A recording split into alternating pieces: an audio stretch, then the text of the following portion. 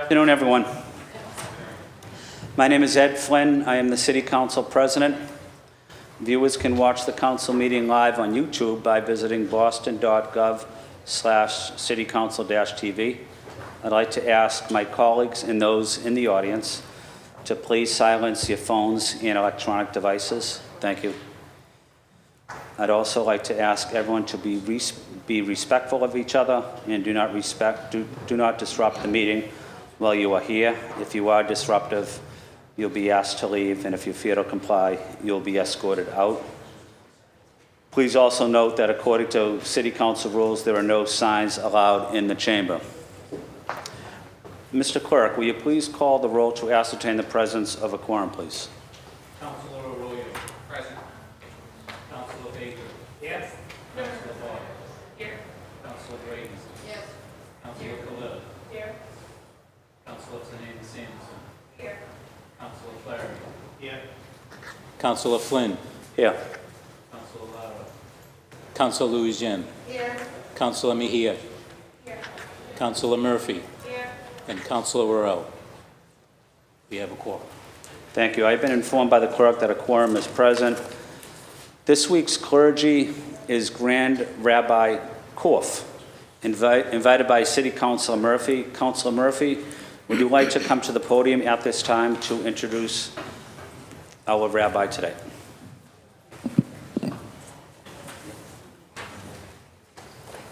Thank you, Council President, and welcome to Rabbi Korf. You told me earlier that the last time you were in this chamber was when Councilor Linehan was president. So welcome back. Grand Rabbi Korf was born and raised in Boston in a family that was very much involved in public service. From a young age, Rabbi Y.A. Korf was encouraged to follow in his grandfather's footsteps to become Grand Rabbi and Chaplain of the City of Boston. His family philosophy was to be committed to public service, but not to earn a livelihood from doing so. This prompted Rabbi Korf to embark on a dual education, obtaining a BA degree from Columbia University and a BJE from Hebrew College and Rabbinical Seminary at the same time. He then earned 2 law degrees as well as 2 ordinations. He spent a year in residence at Harvard Divinity School, examining the examination of law and religion and pursuing an interest in dispute resolution. Simultaneously, he served as a Special Assistant Attorney General for Massachusetts and as a special consultant to the Norfolk County District Attorney. After he began law school at the Fletcher School of Law and Diplomacy, where he earned an MA in International Relations, an MA-LD in International Law and Diplomacy, and a PhD in International Law. Already serving by that time as a community rabbi, along with the growing law practice, and recently appointed to succeed his grandfather and uncle as chaplain of the City of Boston, Grand Rabbi Y.A. Korf then also began to serve as a consultant in international relations in a public and private international law and for lobbying firm in Washington, D.C. I do have to say that is quite impressive. And I first met you at a fire. It was the fire swearing in, yes, at Florian Hall when we had the new recruit, and so it was very impressive. So when I looked you up, you have a very impressive, and we met together and talked several times. So I'm really thankful that you're here. And without further ado, it is my honor to welcome back Grand Rabbi Korf to the City Council. Thank you.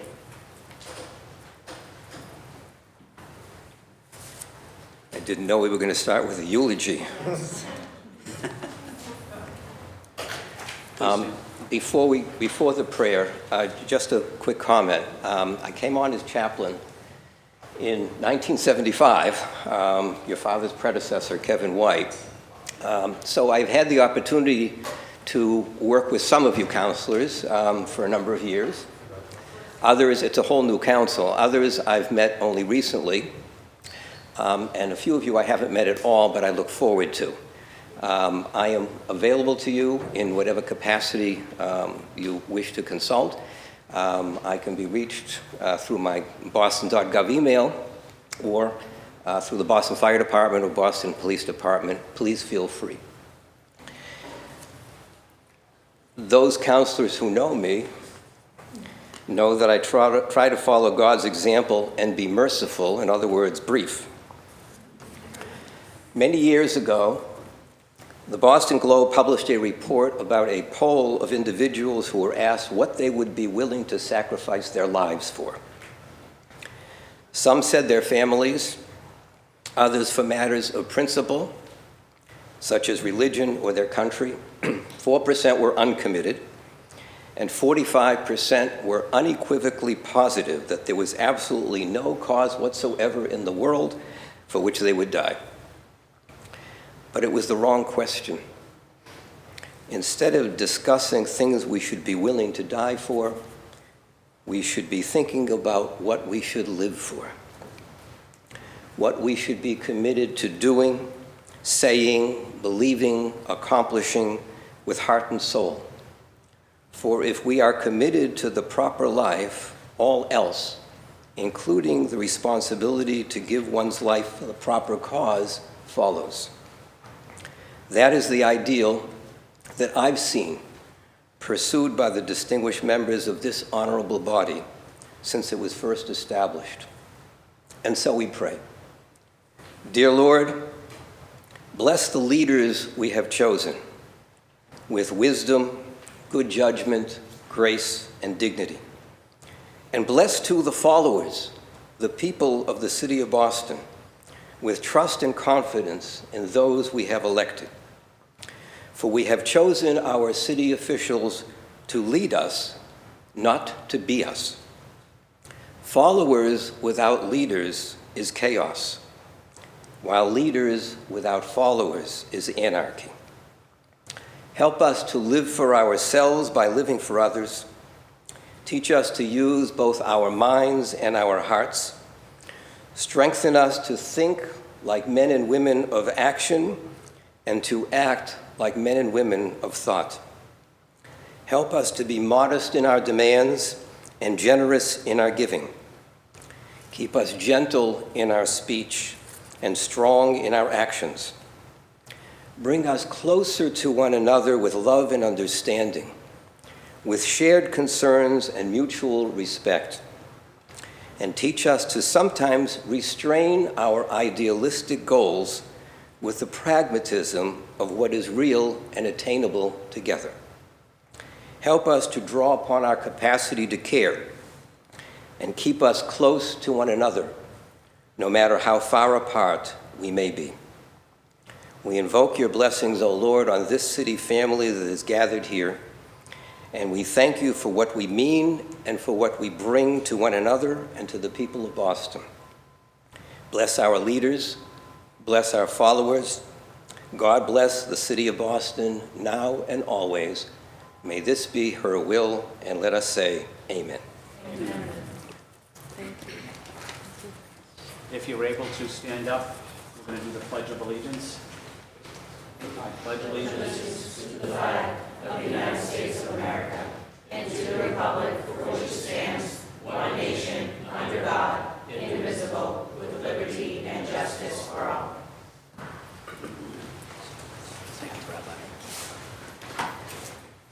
Thank you, Rabbi, and thank you for Councilor Murphy for recommending Rabbi Korf, who has played a critical role in our city, him and his family. So thank you to the Rabbi. At this time, we're going to do a brief presentation to recognize two speakers. At this time, I would like to ask Councilor Mejia if you can come to the podium.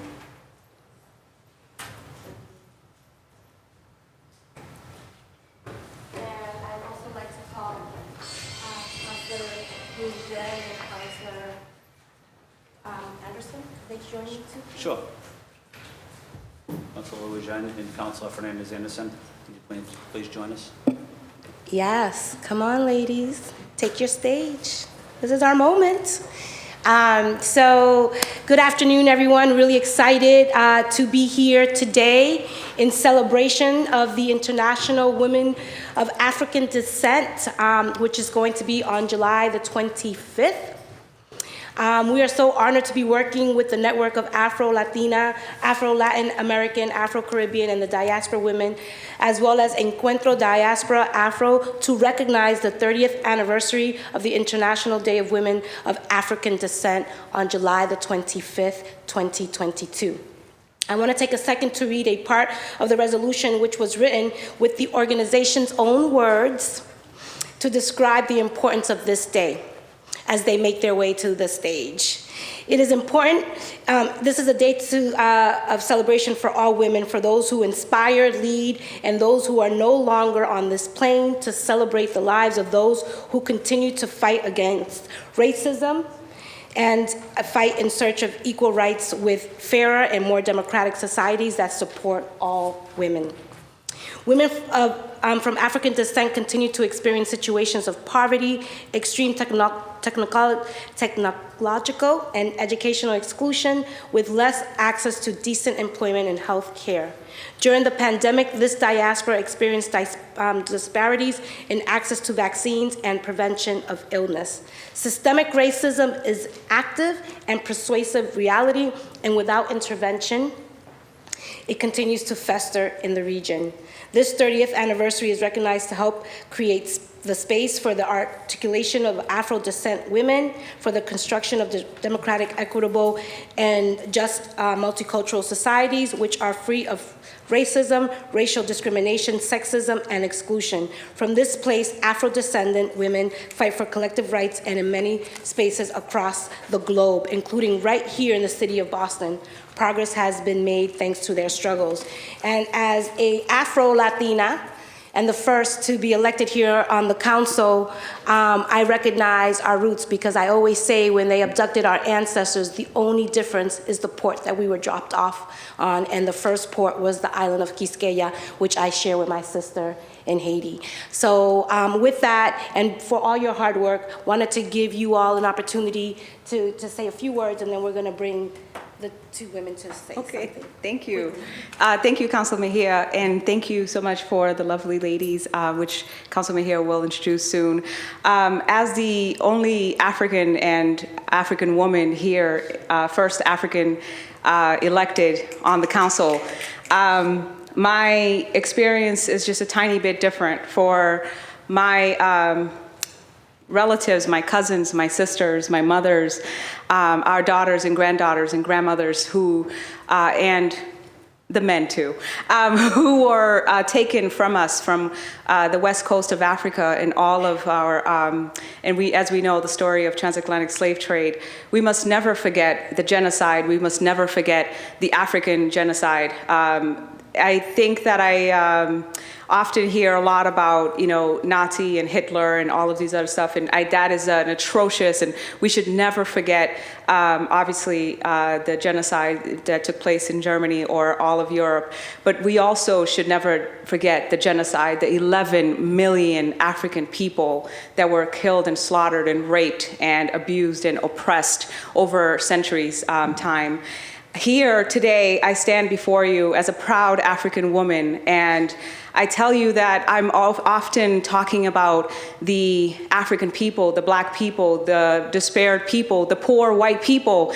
And of course, recently I have gotten a lot of vitriol on this, and I have to stand here and say, I'm not gonna defend, and I'm not going to continue to tell you, my white brothers and sisters, how much I love you and how much we are interconnected and how much we should continue to work together. I'm going to show you with my heart and actions. And as an African woman here today standing, for all of the women that have to pave the way, and for all of the women that have to fight, and for their respect and to make way, even here in City Hall, in government, the educators, the mothers, all of the doctors and people all over the world, all of the African women that have to withstand. The most disrespected woman, as Malcolm X once said, is the Black woman in America. And we have to go through this time and time and time again. And we have to demand it and beg and sweat and bleed and breastfeed your children, and it's still not enough.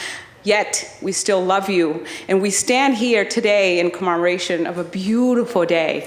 To be able to celebrate our identity is not a threat. It's not a risk. It's not us taking away your position or your livelihood. Rather, it is us asking you that you see us not as equal, because we are not equals. We are totally different, and it's okay to be different. It's okay for us to be individuals and for you to accept me as I am. Today, as an African woman, I proudly ask you that you, my white brothers and sisters, my Asian brothers and sisters, my LGBTQ brothers and sisters, and everyone in the world, come together as one human community. Thank you.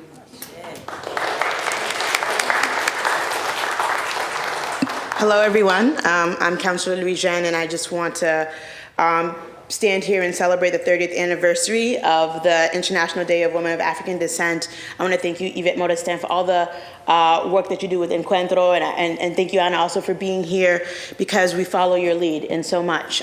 When my counselor said so much, and so there's not so much more for me to say, but as a Haitian woman, as the daughter of Haitian immigrants, thank you. As a daughter of Haitian immigrants, I often speak here about the meaning of Haitian independence. And as the first Black republic, the first free Black republic, and the only republic to be created as a result of a slave revolt, I think in 1804, Haiti is one of the countries that has kept really close to its African roots because of how early we were able to throw off the yoke of slavery and the yoke of white supremacy, which we are still struggling with in other ways. But because of that, my family and my connection to that, our West African ancestry is really strong, something that I was able to strengthen when I lived in Senegal. And I lived with, as I have stated, with the Cape Verdean family, and saw all the beauty of the African diaspora and how Black women hold up not only this country, we see it often time and time again with democratic politics, but our families and around the world. I've talked to Yvette Modestin so many times, well, actually this past weekend, about the work that I used to do in the Dominican Republic with a wonderful woman by the name of Sonia Pierre, who stood and fought for so many for so many Dominican women, Haitian Dominican women, Haitian women living in the Dominican Republic, who passed away entirely too soon in 2011 at the age of 48, and who for me is a guidepost of what it means to fight fearlessly for people, for Black people, for those who have been historically excluded from all sorts of tables. And so I thank you for doing the work of showing what it looks like to really center the struggle of Black women, the beauty of Black women, and the way that we show up in this world, and to continue in the struggle. We know that once Black women are free, we are all free. Once Black LGBTQ women are free, we are all free, right? And so I thank you for this work. Celebrate your anniversary. Je me dis nous merci un peu pour tout travail n'a fait, parce que me connais Haïtien, know that there are Haitians among you, so pour tout Haïtien, moi dis que là nous lutter, là nous travailler ensemble, c'est que ça n'a pas résoudre problème ni un. When we work together across the beautiful tapestry that is women of the African diaspora, and when we don't let white supremacy take hold, we really show our strength. So I thank you for being here, and continue and look forward to continuing working together with you. And I am going to ask my friend and my partner in all things mass disruption. We have been working for years around issues of understanding the importance of the diaspora. My friend, my colleague, my mentor, Yvette Modestin. Thank you so much. Good morning, buenos dias. Giving thanks to those whose shoulders we stand on. I'm gonna have Ann open up with some words. Ann Hernandez, who's one of the founding advisory board members of Encuentro Diaspora Afro and a member of the diaspora team. Good afternoon, everyone. As a Black immigrant from the Dominican Republic who has lived in Boston, a place where many women of African descent hail from all over the world, convene in this small city, I feel like it is important to recognize this day. This is not about your native language, be it Spanish, English, French, Patois, Italian, Swahili, Creole. This is about the blood and the thread that unifies all of us, our African ancestry. Como una mujer negra, inmigrante de la República Dominicana, quien ha vivido en Boston por los últimos 34 años, es importante que reconozcamos este Día Internacional para las mujeres de descendencia afro.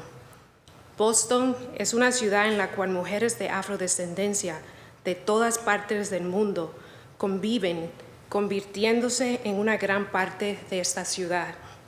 Este día no es acerca de tu lengua natal, sea español, francés, patois, italiano, swahili o criol. Este día es acerca de la sangre y el hilo que nos une a todas, nuestra descendencia afro. Muchas gracias. Thank you, Ann. So I don't want to take too much time, but I wanted to say thank you to this fabulous group of women. Julia, as she shared, is sister in the struggle. Rutzi and I immediately connected around the issue of our friend and dear colleague, Sonia Pierre. And Tanya, that hug just made us sisters earlier today, so welcome to the family and the team.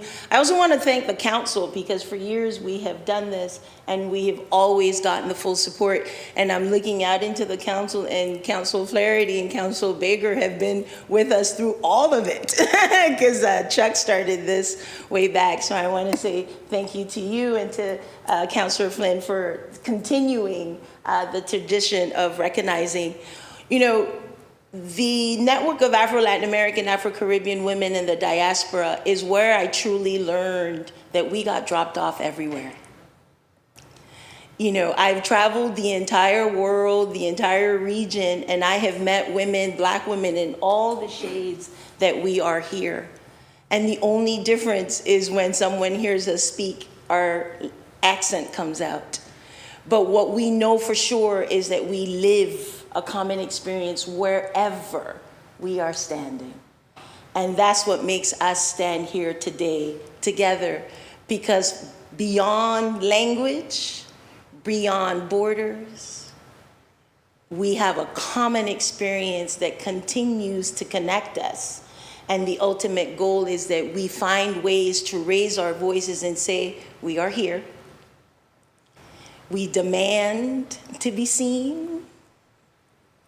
We are human beings.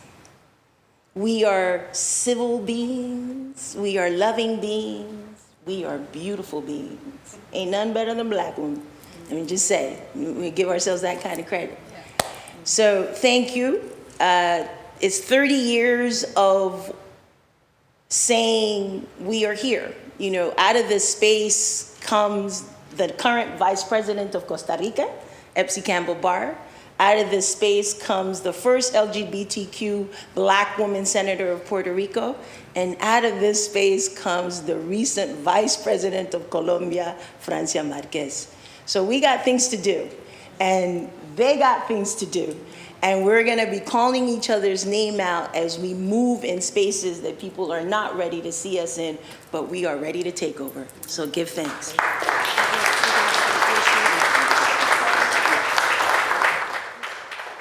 Can our colleagues please come up for a quick photo? Yes, quick. Oh, okay.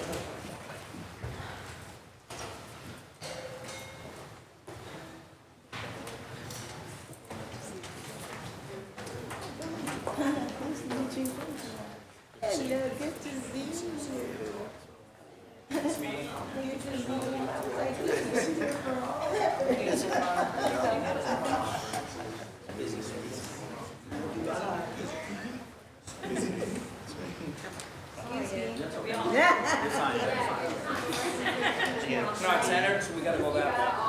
So we gotta slide to the back. Chat now, y'all.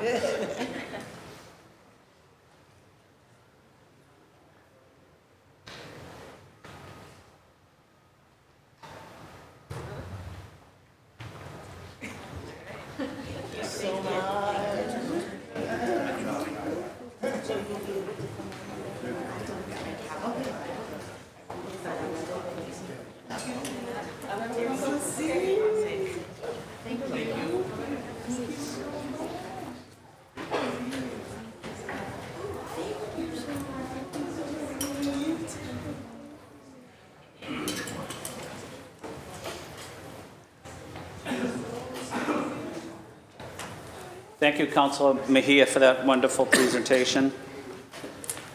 I would also like to acknowledge in the audience with us, I know we're going to be celebrating them later, but members of 32BJ SEIU, thank you for being with us too.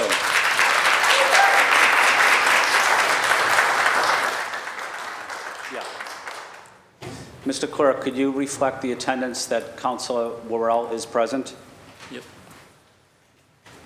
Approval of the minutes? Mr. President, I have a point of clarification. Okay. Yes, Councilor Baker. I'd like to make a motion to amend the city council meetings of June 29, 2020 for docket 050 as follows, replacing the last sentence which states remains in the Committee on Boston COVID-19 Recovery, replace it with docket number 0503 as amended was referred back to the Committee in Boston's COVID-19 Recovery. I'm looking for a second and a vote on this, Mr. President. Do I hear a second? Second. Second. All those in favor say aye. Aye. All those opposed? It has been adopted. Thank you, Mr. President.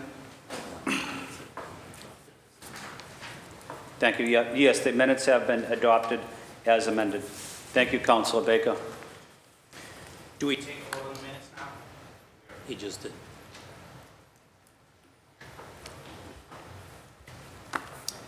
Communications from Her Honor the Mayor. Mr. Clerk, can you please read docket 0861? Docket number 0861, message disapproving an ordinance amending City of Boston Code, Ordinance Chapter 15, Section 10, and establishing the Boston Fair Chance Act, docket number 0259, passed by the City Council on June 29, 2022, recommending that the City Council pass a new draft based on docket 0259 with some technical revisions. Thank you. Docket 0861 will be referred to the Committee on Government Operations and assigned for further action. Mr. Clerk, can you please read docket 0862, 0865 together, please? Docket number 0862, message in order for your approval in order to reduce the fiscal year 22 appropriation for the reserve for collective bargaining by $145,115 to provide funding for the Boston Police Department for the fiscal year 22 increases contained within the collective bargaining agreements between the City of Boston and the Boston Police School Traffic Supervisors Association, Inc., also known as BPSTSA. Docket number 0863, message in order for the supplemental appropriation order for the Boston Police Department for fiscal year 22 in the amount of $145,115 to cover the fiscal year 22 costs contained within the collective bargaining agreements between the City of Boston and the Boston Police School Traffic Supervisors Association, Incorporated, BPSTSA. The terms of the contracts are September 1st, 2020 through August 31st, 2023. The major provisions of the contract includes base wage increases of 2%, 1.5%, and 2% to be given in September of each fiscal year of the contract term, filed in the office of the City Clerk on July 11, 2022. Docket number 0864, message in order for your approval in order to reduce the fiscal year 23 appropriation for the reserve for collective bargaining by $108,158 to provide funding for the Property Management Department for the fiscal year 23 increases contained within the collective bargaining agreement between the City of Boston and the Municipal Police Patrolmen's Association, also known as MPPA. Docket number 0865, message in order for the supplemental appropriation order for the Property Management Department for fiscal year 23 in the amount of $108,158 to cover the fiscal year 23 costs contained within the collective bargaining agreements between the City of Boston and the Municipal Police Patrolmen's Association, MPPA. The terms of the contract include base wage increases of 2%, 1.5%, and 2% to be given in October of each fiscal year of the contract term, filed in the office of the City Clerk July 11th, 2022. Thank you. Docket 0862 through docket 0865 will be referred to the Committee on City Service and Innovation Technology. Mr. Clerk, can you reflect the record that Councilor Lara is present, please? Yes. Mr. Clerk, can you please read docket 0866? Docket number 0866, message in order authorizing the City of Boston to accept and expend the amount of $75,000 in the form of a grant for the fiscal year 23 local consumer program awarded by the Mass Attorney General to be administered by Consumer Affairs and Licensing. The grant will fund staff costs and operational expenses. Thank you. Docket 0866 will be referred to the Committee on Small Business and Professional Licenses. Docket 0867 has been withdrawn. We're on to reports of public officers and others. Mr. Clerk, please read docket 0868 through 0876. Docket number 0868, communication was received from the Mayor's Office of Housing regarding the short-term rentals 2022 report to the Boston City Council. Docket number 0869, notice was received from the Mayor of the appointment of Paul Burke as the Commissioner of the Boston Fire Department, effective July 1st, 2022. Docket number 0870, notice was received from the Mayor of the appointment of Caitlin Passafaro as a member of the Boston Compensation Advisory Board for a term expiring June 30th, 2027. Docket number 0871, notice was received from the Mayor of the appointment of Selena Barrios Milner as a member of the Boston Compensation Advisory Board for a term expiring June 30th, 2027. Docket number 0872, notice was received from the Mayor of the reappointment of John Tobin as a member of the Boston Compensation Advisory Board for a term expiring June 30th, 2027. Docket number 0873, notice was received from the Mayor of the appointment of Jeffrey Y. as a member of the Boston Compensation Advisory Board for a term expiring June 30th, 2027. Docket number 0874, notice was received from the Mayor of the appointment of Kenzie Bach as a member of the Residency Compliance Commission for a term expiring January 3rd, 2026. Docket number 0875, notice was received from the Mayor of the appointment of Ross McDonough as a member of the Residency Compliance Commission for a term expiring January 3rd, 2026. Docket number 0876, notice was received from the Mayor of the appointment of Dr. Isha E. Miller as a member of the Residency Compliance Commission for a term expiring January 3rd, 2026. Thank you. Those dockets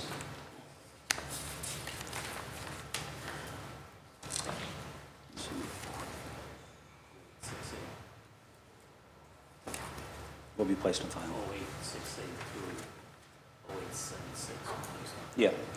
Docket 0868 to docket 0876 will be placed on file. Mr. Clerk, please read docket 0877. Docket number 0877, the constable bonds of Cleveland Burton, Charles Clemens, Marvin Minor, Ligia McKenna,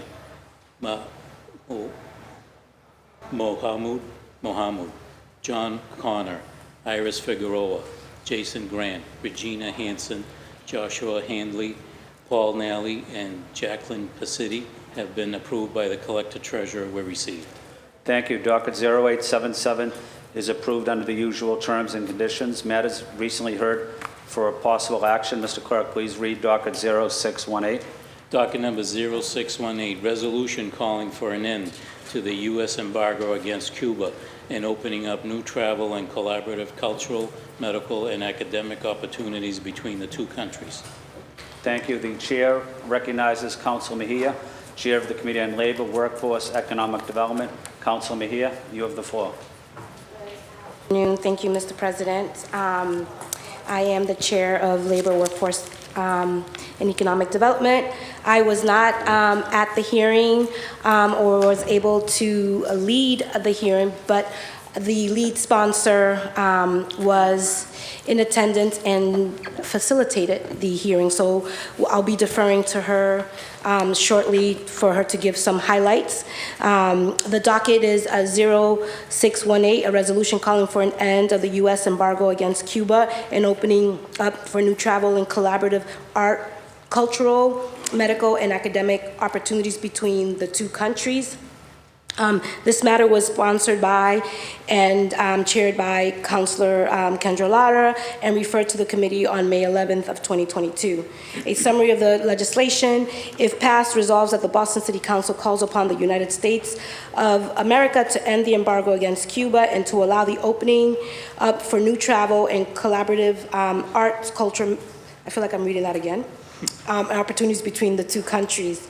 The committee held a hearing on Monday, July 11th to discuss docket 0618. For this hearing, Councilor Lara served as the acting chair of the committee. The committee heard testimony from panelists, which included Pastor Florissant from Equity Now and Beyond, Hislona Gabo from the Brazilian Women's Group, and Equity Now and Beyond, Catherine DeLaroy from the Women's Health Institute, and Sandy Eaton, RN, from Health Justice for Boston. The panelists discussed the importance of uplifting the embargo on Cuba, highlighting the importance of information and resource sharing, specifically when it comes to health care, which is probably what this would have been ended up in the Public Health Committee as opposed to the Workforce Development. You could take a stab at that the next time around. The panelists stated that Cuba's healthcare system outperforms the United States in many public health metrics, and an embargo were lifted in the U.S. could benefit greatly from learning and partnering with Cuba on healthcare efforts, which is probably why it ended in my committee, because it's also about job creation and opportunity and employment. The panelists stated that the pandemic emphasized the need to lift the embargo as the U.S. And was unable to share COVID-19 related information, resources, specifically vaccines. The panelists also discussed Cuba's work in assisting the international community by dispatching numerous healthcare and professionals to developed countries to provide healthcare services and training facilities. The panelists shared examples of Cuba's successful healthcare efforts in Haiti and Brazil. So this resolution was also amended to include the following new draft. Draft is that the Boston City Council condemns reports of human rights violation by the Cuban government. Although the Cuban community has differing views on this issue, we believe our posture for non-engagement has been unsuccessful in changing the conditions on the island, and ending the embargo is our best chance at improving diplomatic outcomes. That was recently amended, and I'm going to ask my colleague who brought this to us and chaired it to give her remarks. Thank you, Councilor Mejia. The chair recognizes Councilor Lara. Councilor Lara, you have the floor. Thank you, President Flynn, and thank you to Councilor Mejia. As mentioned, we had what I seem to be an incredible hearing on Monday, where we heard over dozens of constituents, Cuban exiles, and people who joined us on Zoom directly from the island, who testified about what ending the embargo would mean for them and how they feel that the city of Boston would be joining, if this resolution passes, 30+ cities across the country who are moving these kinds of resolutions forward. We heard from our panelists that talked about the humanitarian work that they have been doing in exchange with the Cuban people here in the city of Boston, and how the Cuban government has been helpful and supportive of humanitarian efforts in places like Haiti and Brazil, where other folks have not shown up to support in the same way. We were joined in our hearing by Congressman Jim McGovern, who gave an impassionate testimony about ending the embargo, and Avi Chomsky, who talked about the impact the embargo has had on her work as a professor at Salem State University. We heard from first and second generation Cuban residents who traveled from Boston to attend school for free in Cuba, Cuban pastors who testified in Spanish about how their communities have benefited from the humanitarian exchanges between Boston and Havana. It's typically unorthodox for the city council to hold a hearing on a resolution, but my intention with the hearing and bringing the Cuban ambassador to speak with the city council was to create more opportunity for dialogue and learning around this issue. And I think that we were able to do just that. As with all things that the city council takes a vote on, there is not a blanket agreement on the impact the embargo has had, even among Cuban Americans. And the changes to the resolution that Councilor Mejia mentioned in its new amended form reflect that opinion and reflect a stance on the City Council against reported human rights violations to ensure not only to the City Council but to the Cuban people in the City of Boston that this resolution is specifically about lifting the embargo and making sure that the Cuban people are able to have what they need and not about support for the government itself. Today, more than half a century since the embargo was put in place, the Biden administration continues to uphold this symbol of hostility between the U.S. and Cuba amid the most challenging humanitarian crisis on the island since the 1990s. In 2014, the Obama administration lifted restrictions for Cuban Americans to travel and send family and donate remittance, and reestablished the U.S. Embassy in Havana, expanded access to the internet, and licensed a range of trade opportunities for U.S. companies. Beyond these specific policies, this shift in discourse by a U.S. president signaled the most significant change in U.S.-Cuba policy in 60 years. It led to 23 bilateral accords on issues of mutual interest between the U.S. and Cuba. Of course, the Trump administration undid all of that progress and imposed new restrictions. And what we know is that when elephants fight, the grass is the one that suffers. I filed this resolution because this embargo complicates humanitarian assistance to Cuba. Complex licensing requirements effectively prevent food, medicine, and medical equipment from reaching Cubans and discourage medical equipment sales to the island. These restrictive policies make it extremely difficult to send aid to Cuba and has damaged the Cuban healthcare system's ability to respond effectively to the COVID-19 pandemic, with a toll on human lives. The City of Boston is home to some of the leading medical, public health, and academic institutions in the United States, and would greatly benefit from the restoration of trade with Cuba by permitting the scientific, biopharmaceutical, medical, and public collaboration and exchange, including the importation of Cuban products that would be useful to the residents of Boston, such as life-saving medicines like Herbaport Pro and Simivax, that is the Cuban-developed vaccine against lung cancer. Our posture of non-engagement has been ineffective for 62 years. And with this resolution, we will be joining 30-plus cities all across the country in asking our Congress to lift the embargo to the benefit of the Cuban people. So it's my hope today that I can have my council colleagues vote to pass this resolution alongside all of our other sister cities and even other people, 5 other cities in New England here and here in Massachusetts to call for the end of the embargo. Thank you, Councilor Lara. The chair recognizes Councilor Flaherty.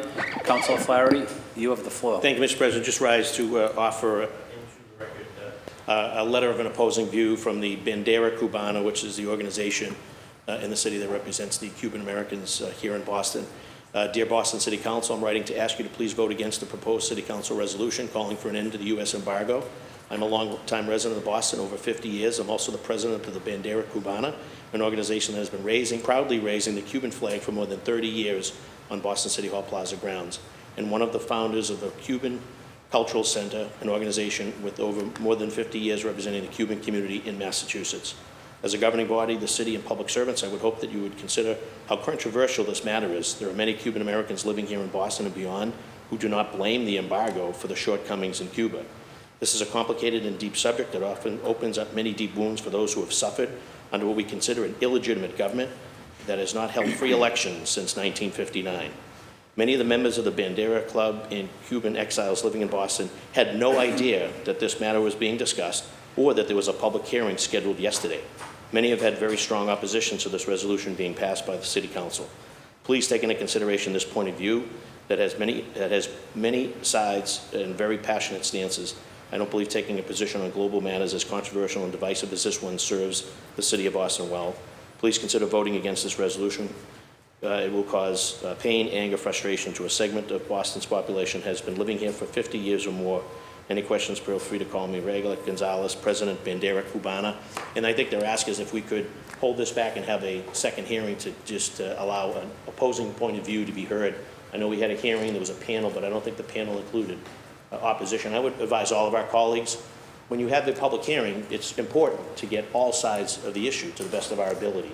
And I think that there's a community here, Boston's Cuban community, that felt left out of this hearing. They didn't feel that they were part of a panel discussion. They were able to call in. I think they were given 2 minutes, but They weren't part of a panel discussion. And I think that as a matter of basic fairness, I would ask through the maker to the chair that we withdraw this today and we have a hearing and allow all points of view to be heard on the topic, and then move the item forward for the Boston City Council to vote their conscience based on the testimony that they heard, taking into consideration all sides of this issue, not just one side.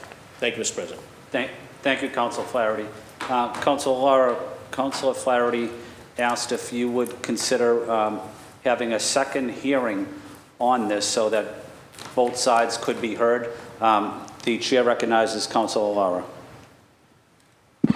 Thank you, President Flynn, and thank you, Councilor Flaherty, for, one, reading that into the record and making that request.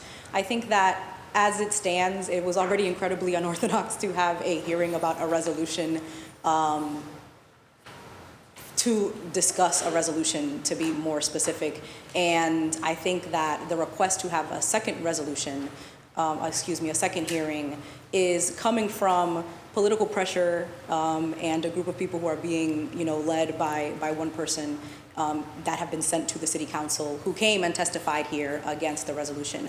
I do think that we have heard opposing views. I think that the City Council, as individuals and both as members of this elected body, are aware of what's happening. I think that we have stated and continue to state, and I continue to state, that this resolution is not at all in support of what's happening in Cuba or in support of the Cuban government, and that this resolution is a call for us, the U.S. government, ultimately, to say that the Boston City Council is supporting a lift to the embargo, which we know will have positive impacts on the people of Cuba, as we have seen before.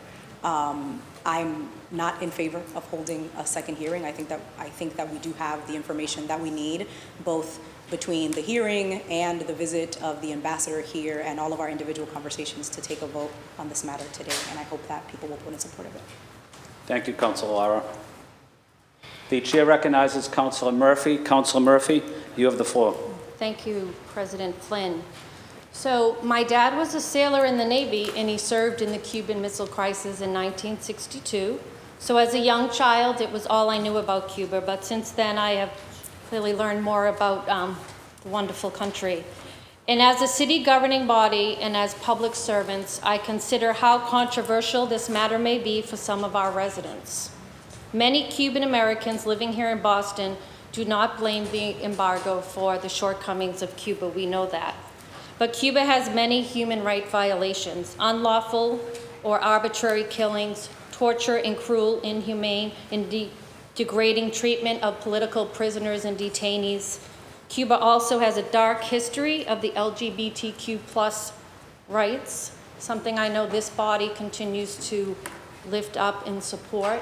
And I also know, so I do just want to say, and I did listen to the whole hearing. I was not present. I had another meeting at that same time, but I did hear the, but I will be voting no today if it is going to go to a vote. But I will continue to work alongside the Cubans here in Boston and make sure that I support them any way I can. So thank you. Thank you, Councilor Murphy. I'm going to call on Councilor Arroyo next, but I should have asked Councilor Mejia the question from Councilor Flaherty if she would consider having a second hearing. But I'm going to call on Councilor Arroyo, and then I'm going to go to Councilor Mejia. Councilor Arroyo, you have the floor. Thank you, Council President Flynn. I just want to be sure that I speak on this openly and on the record, that we have to acknowledge, and I think that this resolution and the edit that has been added to it acknowledges the dictatorship and the lack of rights that are currently on the Cuban island. I just want to make sure that I make clear in my own voice that I understand fully, as somebody who has family members who are of Cuban descent, who have had people who have fled the island, that people aren't allowed to freely leave Cuba, and that one of the complicating issues for me with the embargo is that because they don't have the freedom to leave, the embargo has a disproportionate impact on folks who are stuck essentially without the freedom to travel and who are on the island. And that when we talk about needed resources for these individuals, it is not the dictatorship that goes lacking, it is the people on the streets, the people in the communities in Cuba who go without needed resources. And so this is, at least for me, I want to be as clear as I can be that I am not in support of the Cuban government or the ways in which the Cuban government operates and maintains its power. But I have a very difficult time understanding all of the partnerships that this country has with other countries that have awful human rights records and that do awful harm to those individuals living in their borders. And yet in this one instance, it's the Cuban people on the streets in Cuba who are harmed by this embargo the most. And so for me, I do think you can hold the dual position that the embargo harms Cuban residents and Cuban individuals and citizens the worst, while also holding in position that the dictatorship is wrong and the dictatorship should not exist, and that, frankly, the dictatorship should be condemned. And so, I actually struggle with this one because I think the embargo is unjust for the residents of Cuba, but I don't agree with the dictatorship itself. And so this is one of those situations where we have heard from folks who call the United States their home, not because it was their first choice, but because they felt that they had to flee, or people in their family have felt like they had to flee from a dictatorship that in some instances has taken members of their family, has killed or murdered members of their family. And for those folks, the idea of punishing this dictatorship is a powerful one and one that I understand. But I also understand that the embargo has existed for quite some time, and that those that have been most impacted and most harmed are the very Cuban people who have not had the ability to flee, have not had the ability to leave, and who live there every day. And so with that, I think this is a complicated matter. I defer to the makers on how they want to proceed. But I do want to just make sure that I sit on the record, that I understand the complication here, and I understand that you can be against the embargo and against the dictatorship, that those aren't mutually exclusive. And I would not want, if this goes to a vote today, for anyone to construe this as support for this dictatorship that has done awful things to the Cuban people. Thank you. Thank you, Councilor Arroyo. I just want to go back to Councilor Mejia. There was a question on the floor from Councilor Flaherty and somewhat from Councilor Arroyo as well. Would we want to have a second hearing on this so we're able to get both sides of the position? Councilor Mejia? I see my colleague, Councilor Tanya Fernandez-Anderson, got her light up, but I will say... I'm going to call Councilor Fernandez-Anderson. I want to make sure everybody gets heard. And everyone will get heard, Councilor Mejia. Yeah, so, I think that for me, in the spirit of, because my colleague is the lead sponsor and also chaired the hearing, I really want to honor and support her leadership in this. And I also want to acknowledge that I always talk about here on this council about all means all and making sure that everybody feels heard and seen. And I am somewhat conflicted about the messaging around the fact that, and not to take offense to what Flaherty said about the way we roll here with our public hearings, but we do invite people to show up. We do create space for people to participate. And whether they show up or not, that is very little that we have control over. So I just want to say that as we continue to do this work, is being really super mindful of who is in the room and who is not. And to that point, I'm compelled to really follow the leadership of my colleague. And I also will say at the same time, in the absence of sounding ignorant, but for me, I'm a city councilor, and some of the times, when we're talking about issues that are happening abroad, those impact the families that we serve, right? And those issues are very real for a lot of the folks that live here and come to this country. And so we can't just turn a blind eye to what's happening in other countries, because those things impact those folks that we represent. So I am compelled to create space to allow other folks to be heard, just because the way that I roll. And I am also compelled to create space for my sister to feel like her voice is being heard. And I'm conflicted, to be honest with you. I am conflicted. I'm conflicted. And I need a little bit of time to think. Is that okay? Yes, it is. Thank you. At this time, I'm going to call Councilor Fernandez Anderson. Councilor Fernandez Anderson, you have the floor. Thank you, Mr. President and Madam Chair Mejia, my sister Kendra Lara, who filed this. I was at the hearing, and there was an opportunity, and I think, as she mentioned, unconventional, although unconventional, but she held it so that it could allow opportunity for folks on both sides to come and voice their positions. I am not conflicted. So right is right, wrong is wrong. And the point here is that we're trying to generalize or group an entire country based on policies, based on the harm that its government is doing. So in that case, we should condemn and push back against China for the Muslims that they are keeping in their concentration camp. We should push back on Burma for the Buddhists that are massacring and killing babies and pregnant women, the Myanmar Muslims there. We should condemn India. We should, for what they do to and cross religion fights. We should condemn all of North Africa and what's happening there, the civil rights and the piracy in Somalia. We should condemn even Cape Verde for the atrocities. We should condemn Portugal. We should condemn everyone and say that everybody is bad in a country and do not deserve opportunity. And this is not just about us giving opportunity. This is about, as Councilor Lara was saying, this is about us also benefiting and collaborating in medical fields and other fields that Cuba has shown to be in advance. Now, from a personal perspective, my uncle who raised me, who was everything to me, my Uncle Luis, who is everything to me, who got killed by a drunk driver, who is a gay man and fiercely went to the Netherlands and escaped Cape Verde for the same reasons, because policies back then would not allow him to be a gay man, not closeted, and be himself. He went to Cuba, he would travel the world and met a beautiful man there, and they got married. And they didn't get married in Cuba. It took some maneuvering or whatever. And then because they couldn't, thank you, but I'm speaking, because they couldn't, thank you. And I hate that about that, right? I hate that about Cape Verde. I hate that about other countries that do this to people.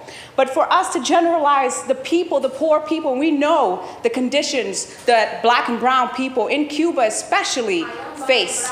Absolutely, I'm not speaking to the audience. Excuse me, only one person can speak, and we don't accept audience testimony. And I'm sorry. I do appreciate your opinion, and I would welcome that we speak. And I'm sorry that you didn't have the time to come to a resolution. But I am not, again, confused. This country is not, everyone there is not the country's policies. And we should not judge or condemn an entire group of people based on the country's government. Thank you, Mr. President. Thank you, Councilor Fernandez Anderson. The chair recognizes Councilor Lara. Councilor Lara, you have the floor, and then I'm going to call Councilor Baker. And other than Councilor Lara, each councilor will only have one opportunity to speak. But since this is Councilor Lara's resolution, I'm going to allow her a second time. But certainly I'm going to call Councilor Baker after this. Councilor Lara, you have the floor. Thank you, President Flynn. I really appreciate your grace on this matter, and I appreciate the thoughtfulness that my colleagues are showing on this specific matter. I think that the fact that we're still having this conversation, the fact that we're hearing from people that have different opinions, the fact that Councilor Mejia is feeling on the fence just shows how much care the Boston City Council is taking with passing this resolution. And so I am no way offended, and I appreciate the discourse that we're having here. I have stated, right, and I think that other members of the council have already stated that this is not a resolution in support of that. I think that one of the things that we often see, and we have seen it with other Caribbean and Latin American countries, is that when a country takes a stance against the status quo, they are continuously and very harshly punished. We have seen it in Haiti, we've seen it in Cuba, and we've seen it in other countries all across the world. And I think that the embargo is a 60-year-old remnant of that level of punishment. It's an unjust stance. It harms the people in Cuba, and it is not lost on me how painful or how difficult this might be for members of the Cuban community here in the city of Boston. But like I mentioned during my speech, there are differing opinions on every single issue that we vote on here on the city council. And ultimately, particularly with a resolution, which is not a statement that the city council is making, not making any policy changes with the resolution, we should take a look at what has worked, what hasn't worked, and ultimately what the end goal is here. If the end goal for the people on the members of the city council and for the Cuban people who are in exile here in the city of Boston in the United States is ultimately a more democratic Cuba, we have 62 years of proof that shows that the posture of non-engagement that the U.S. has taken has been completely ineffective in being helpful to the people of Cuba and has actually made it more difficult for people to send aid to their family members, to be able to send money, to be able to send clothes, and has really created a wall between the people on the island and their family members here in the United States. At minimum, we would be alleviating that level for them and for the Cuban people. So again, I'm asking my council colleagues to vote in support of passing this resolution. If it needs to be restated, as it has already been restated, the Boston City Council is not taking a position of support towards the Cuban government by filing this resolution, but we are taking a position of support of the poor and working class Cuban people who are going to be disproportionately impacted if we maintain this embargo. Thank you, Councilor Lara. The chair recognizes Councilor Baker. Councilor Baker, you have the floor. Thank you, Mr. President. I'm not conflicted. I, for years, have shared the opinion of the late Joe Moakley, who always talked about how he didn't think the embargo worked. I don't think the embargo works, which is what is basic for me. I understand what we're talking about here, people not feeling heard. It is just a resolution that's going to be worked out by the chairs. I will be voting in support of this resolution because I think support of this resolution and ending the embargo will support the Cuban people and maybe opening up. I mean, they're our neighbor. We don't talk to them. So if we end the embargo and we end up building relationships, I think it only helps us in this country as we're helping Cuba also. So I view this as a vote for the Cuban people, not in support of the Cuban government. Thank you. Thank you, Councilor Baker. The chair recognizes Councilor Mejia. Councilor Mejia, you have the floor. So I just want to clarify, I'm not conflicted as to whether or not I support this resolution because I do. What I'm conflicted about, just for the record, for those who are paying attention, is the whole idea of creating space for making sure that those who have not been heard feel heard. So I just want to reiterate that, and you can rewind it and play it over again for those folks who question that. And because I'm all about making sure that people who are leading things that they deeply care about also have a say and a voice in how they want me to proceed in support of their work, it is important for me to defer to the lead sponsor and the one who chaired this hearing to articulate her desires. So, and this is unorthodox? So this whole situation has been unorthodox, okay? Because that's just how we roll, just so you know, take notes.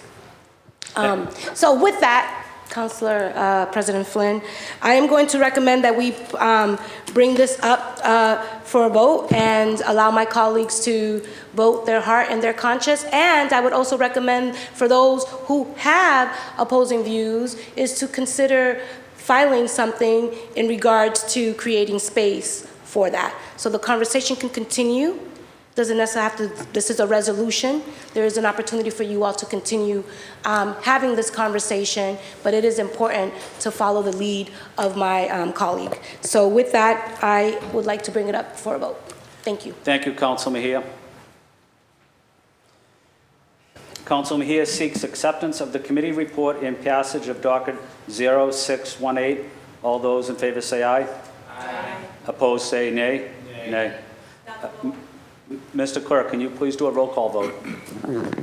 Roll call vote on docket 0618. Councilor Arroyo. Yes. Councilor Arroyo, yes. Councilor Baker. Aye. Councilor Baker, aye. Councilor Bach. Aye. Councilor Bach, aye. Councilor Braden. Aye. Councilor Braden, aye. Councilor Coletta. Present. Councilor Fernandez Anderson. Yes. Councilor Fernandez Anderson, yes. Councilor Flaherty. No. Councilor Flaherty, no. Councilor Flynn. No. Councilor Flynn, no. Councilor Lara. Yes. Councilor Lara, yes. Councilor Louisiana. Yes. Councilor Louisiana, yes. Councilor Mejia. Yes. Councilor Mejia, yes. Councilor Murphy. No. Councilor Murphy, no. And Councilor Worrell. Yes. Councilor Worrell, yes. Docket number 0681 has passed with 9 in favor. Thank you, Mr. Clerk. Mr. Clerk, will you please read docket 0503 and 0855 together, please? Docket number 0503, message in order authorizing the City of Boston to accept and expend the amount of $349,500,000 in the form of a grant awarded by the United States Department of Treasury to be administered by the City of Boston's Chief Financial Officer, Collector Treasurer.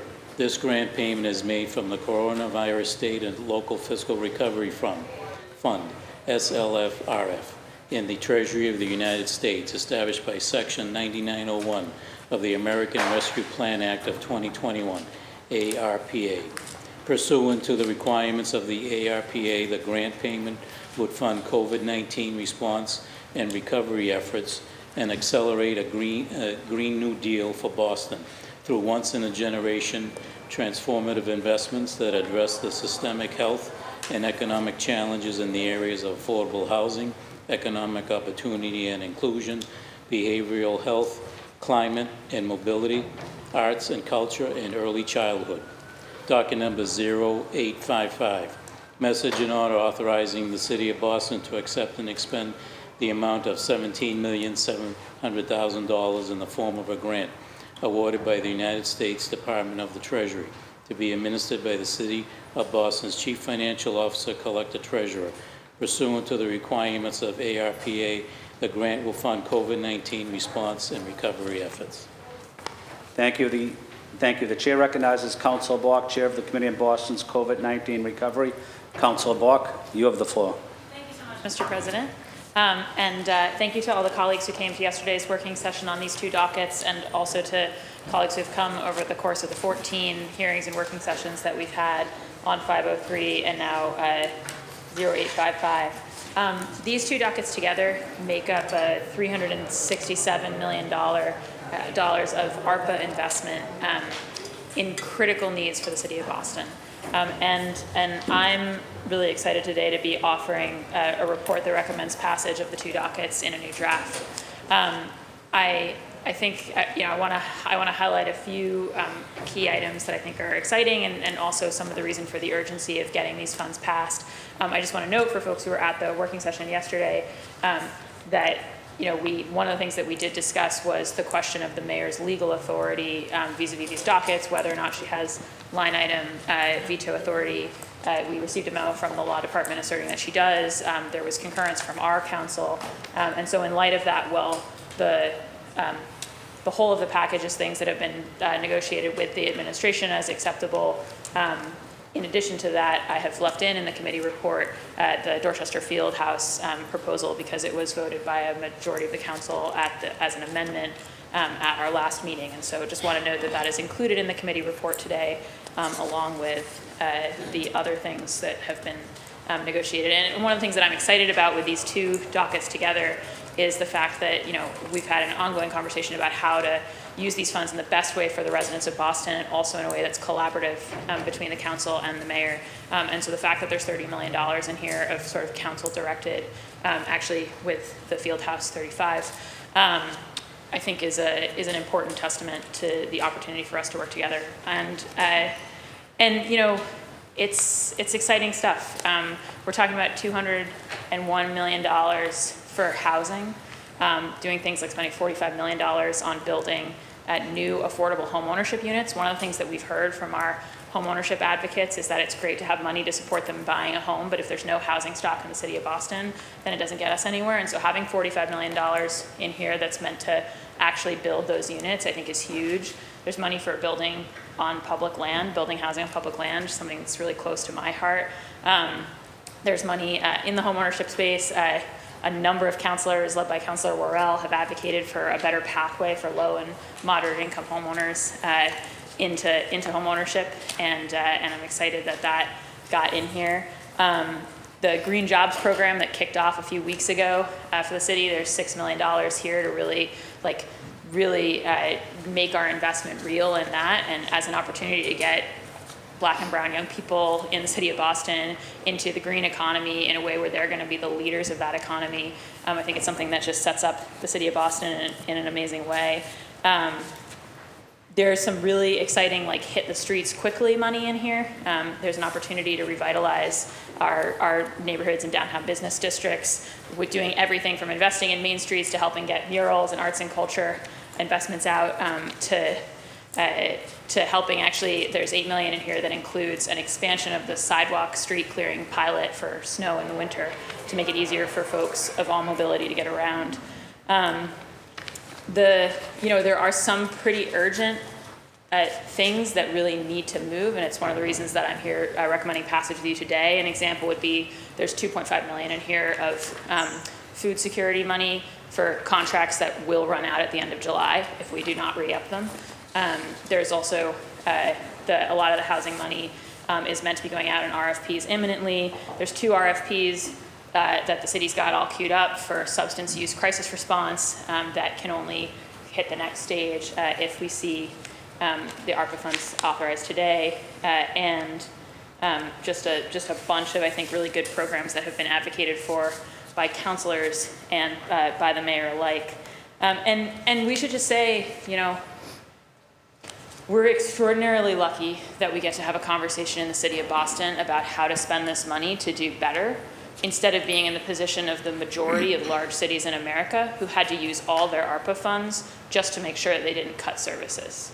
And I'm so glad that we're not in that position, because every one of these things that's funded in this, when you talk about creating a whole new behavioral health center at BPHC, every one of these things is something that's urgent and feels like it needed to be done yesterday, and normally, frankly, we would not have the opportunity to spend $367 million on all of those things. But there is a real ARPA spend down deadline, and a bunch of the things that the council has envisioned, that the mayor has envisioned, are going to require setup and time to really get going. And so today I am urging the passage of both docket 0503 and 0855 in a new draft. Those drafts, the final versions, are attached to the committee report, so that everybody should have all of that. And as I mentioned, it reflects what we've been discussing over the last few working sessions with the change that I mentioned before. So yeah, that's just a few of my comments on it. And Mr. Chair, if I can reserve the right to come up again if necessary, that would be great. But thank you so much, Mr. President. Thank you, Councilor Bok. Yes, you will have the right to come back up, Councilor Bok. The chair recognizes Councilor Baker. Councilor Baker, you have the floor. Thank you, Mr. Chair. I wore my seersucker today. You're welcome. You look good. I wore that because it's a light and airy, easy day. We had some family tension here yesterday, but I have to thank the chair for the way she handled herself, and thank her also for coming around and allowing the Fieldhouse amendment to stay in there. We'll be voting on that today. But I also think that just because this money is passed, I think that we need to be diligent with the administration across the hall to make sure that we're still involved in the conversation. There was some talk around trying to split it up, which I was of the mindset, but that didn't happen. So I'm just happy to be here today. I will be voting in favor of it. There's a whole lot of good things that are going to happen. That some of my speaking points were a little aggressive, saying, yeah, they were a little aggressive. I'll just leave it at that. But I'm thrilled to be here in the position that we're in, taking this vote with the amendment in there, and also appreciate my 7 colleagues that joined me last week and voted for this amendment. Thank you, Mr. President. Thank you, Council Baker. Would anyone else like to speak on this matter? The chair recognizes Councilor Lara. Councilor Lara, you have the floor. Thank you, President Flynn. I just rise in support of voting and passing this today. Councilor Coletta and I have a time-sensitive matter with the Blue Line portfolio that, you know, if we don't vote and pass on it today, ultimately it's going to go to August and into the fall, and we're going to lose our time window to be able to take those 114 units off of the speculative market. I'm really excited that this is moving forward. I'm glad that even with our family tension, we were able to come to an agreement that worked for all of us. And I think that in addition to that, I really want to stand in support of the $3 million that we're looking to create the compost infrastructure. I think it's going to save the city an incredible amount of money that we're going to be able to use for other necessities for our constituents, and it's going to create jobs for the people here in the city of Boston. Thank you. Thank you, Councilor Lara. Anyone else like to speak on this? I'd like to say thank you, special thank you to Councilor Bach for providing positive and engaging leadership during this discussion. It hasn't been easy, but I think you've handled this very well in a professional manner. You've been inclusive, and you tried your best to listen to all sides. So I just want to say thank you to Councilor Bach. Hearing no one else that wants to speak, Councilor Bach, did you want to? Because I know you reserved the right to speak. Yeah. Hold on. Okay. Thank you, Mr. President. No, I think I'm fine. I guess the only other thing was, I mentioned this in the working session, but just a flag that one additional thing that was in the 17.7 is $500,000 for seeding the implementation of the community-led mental health crisis response pilot, something which came up in our budget conversations that it couldn't yet be funded in budget because there wasn't a clear plan, but there's a really eager sense to need to keep momentum on that, and it's something that my office is excited to see implemented, and we've been talking about since Councilor Mejia and the mayor and Councilor Edwards introduced the idea back in summer 2020. So just really excited and wanted to flag that as one addition also on the floor. So thank you, Mr. President. Thank you. Councilor Mejia, you have the floor. Thank you, President Flynn. So just wanted to thank my colleague, Councilor Bach, because dealing with all these personalities, girl, and there's lots of them here, including mine. Oh, wow. I can't believe we're even here. But I wanted to just rise and say I'm really excited, especially around the alternatives to 911, having worked with Councilor Edwards and Wu back in the day around this issue, just to have some investments to help support this. I'm really excited to see that moving through, and so really eager to get these dollars passed. And I also just want to make for the record that during the working session, I was very clear around the addition with the amendment for the field house, that I stand still in concern around the fact that there are some nonprofit organizations. You know, Frank, while I really do appreciate, you know, your efforts and your advocacy on behalf of the field house, I would not be who I am if I did not speak on the record and state that I am concerned about what that is going to mean and how other nonprofit organizations who have also applied for capital funding to support their initiatives are not going to be moving forward. And I think that it is important for us to continue to sound the alarm around equity and making sure that if we're going to be thinking about all and all means all, that we're fair and that we set criteria and don't do one for one and not the other. So I just want to say that I have some reservations about that. And so, but I am really excited about all of the amazing things that we do have here ready for passage, so that we can get these dollars out to the people who need it most. Thank you, Councilor Bach. Thank you, Councilor Mejia. Councilor Bach seeks Councilor Louis-Jean. Yes. Thank you, President Flynn. I just wanted to also say thank you to Councilor Bach for her leadership here, and I also wanted to say that I'm incredibly excited about the opportunities that we have here. I want to thank Councilor Arroyo for working in partnership with my office to make sure that we get funding for emergency housing for populations that are really in need. The Haitian migrants who, and not just Haitian migrants, folks who are coming in from the border in need of shelter. We have our formerly incarcerated residents who struggle to find housing, and with this money, when we're talking about an equitable recovery, we think about those who have been pushed into unfortunate circumstances. So I'm excited about that. I'm excited about the funds that we'll get to help our seniors who've disproportionately in this pandemic suffered. When we talk about those who have died and passed away, our senior residents have suffered disproportionately, and they've also suffered from isolation.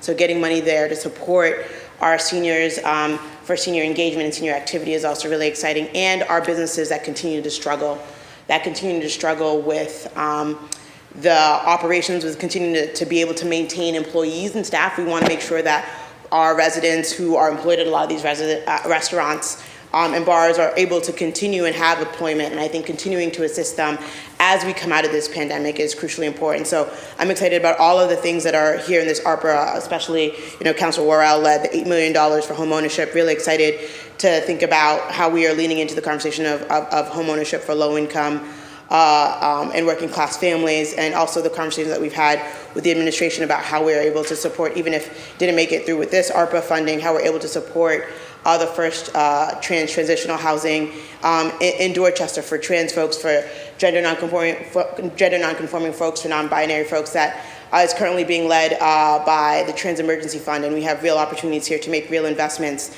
in conversations that were sparked by ARPA. So I'm really excited. I want to thank Councilor Bach and my colleagues who partnered with me in getting dollars to the communities that have been the hardest hit by the pandemic. Thank you. Thank you. The chair recognizes Councilor Fernandez-Anderson, and after this, we're going to take a vote. Councilor Fernandez-Anderson, you have the floor. Thank you, Councilor President Flynn and Madam Chair Bach, for your leadership, your patience, and your grace throughout facilitating these processes.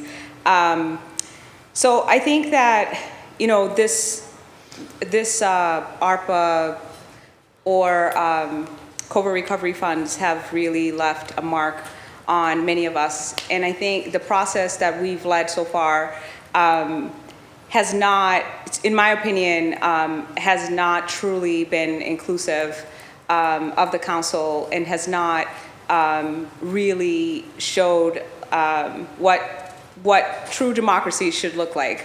So I advocated for several agencies, Nonprofit Capital, which is for Children's Services of Roxbury, as well as many Black and Brown nonprofit businesses, as well as small businesses, as well as programs, as well as different entities in D7, as well throughout Boston.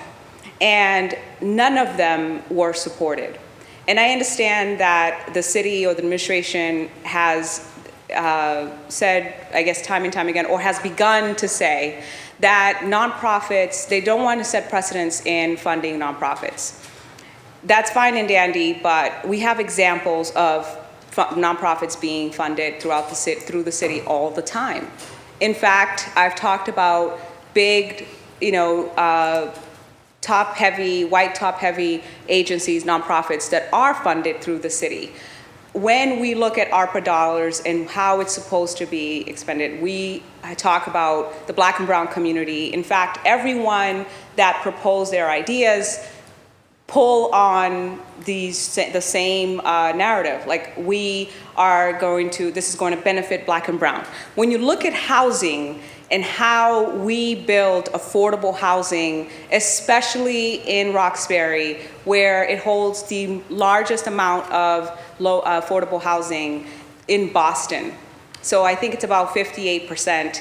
And then you look at 75% of all of Roxbury has rents, they don't own. Then you look at the stats that basically in the last year, we've displaced 20% of Black people out of Roxbury. So even if we are going to spend ARPA dollars, and we talk about these narratives, we say we're going to help the Black and Brown communities, But yet, the housing that's going to be built, and I've talked to departments and I've talked to different people in the community, and shout out to my advisory council, to all the civic association leaders in D7 who has helped me in the last 6 months to have these conversations and do our research. We feel that the affordable housing that Boston is providing does not actually address the issue of District 7. The issue is that we don't want any more affordable rental in Roxbury or South End. District 7 does not want any more affordable rental. We don't want any more rentals. We have enough.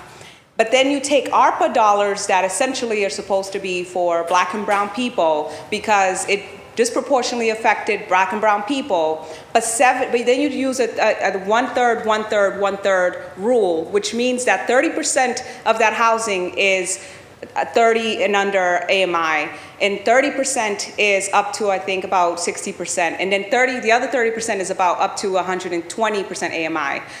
The average AMI in Roxbury is about under 50.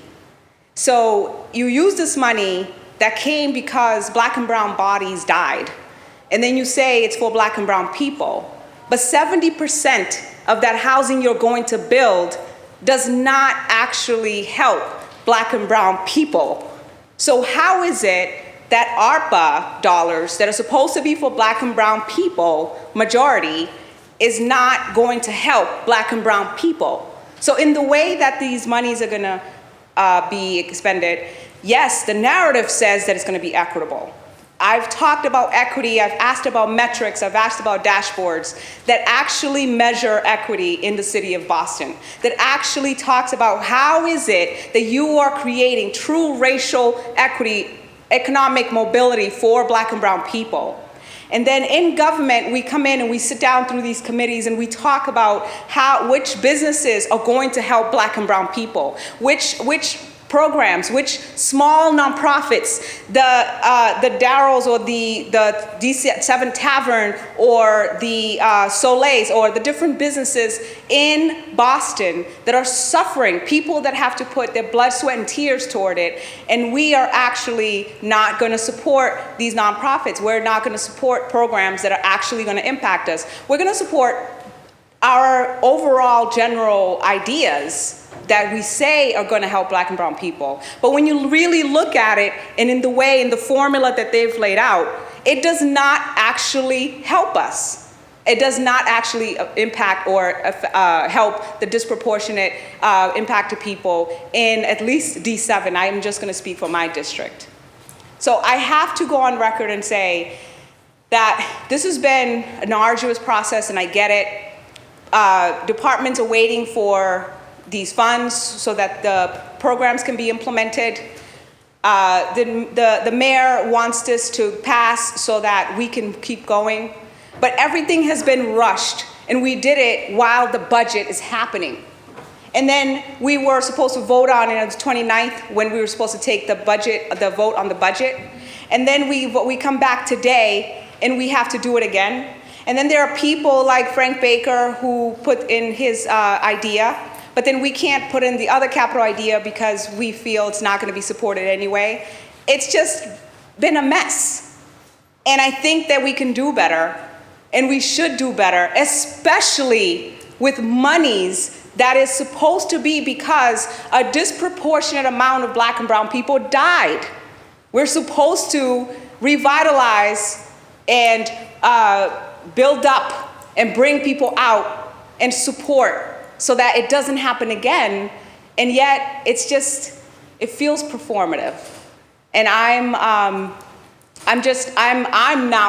now not conflicted, but I am disappointed that it's going this way, that we haven't had the time, that I've asked for support for my ideas, I've put it out, I've advocated, you cry, you scream, you do whatever, and guess what? It's not heard. It's about, ultimately, the agenda.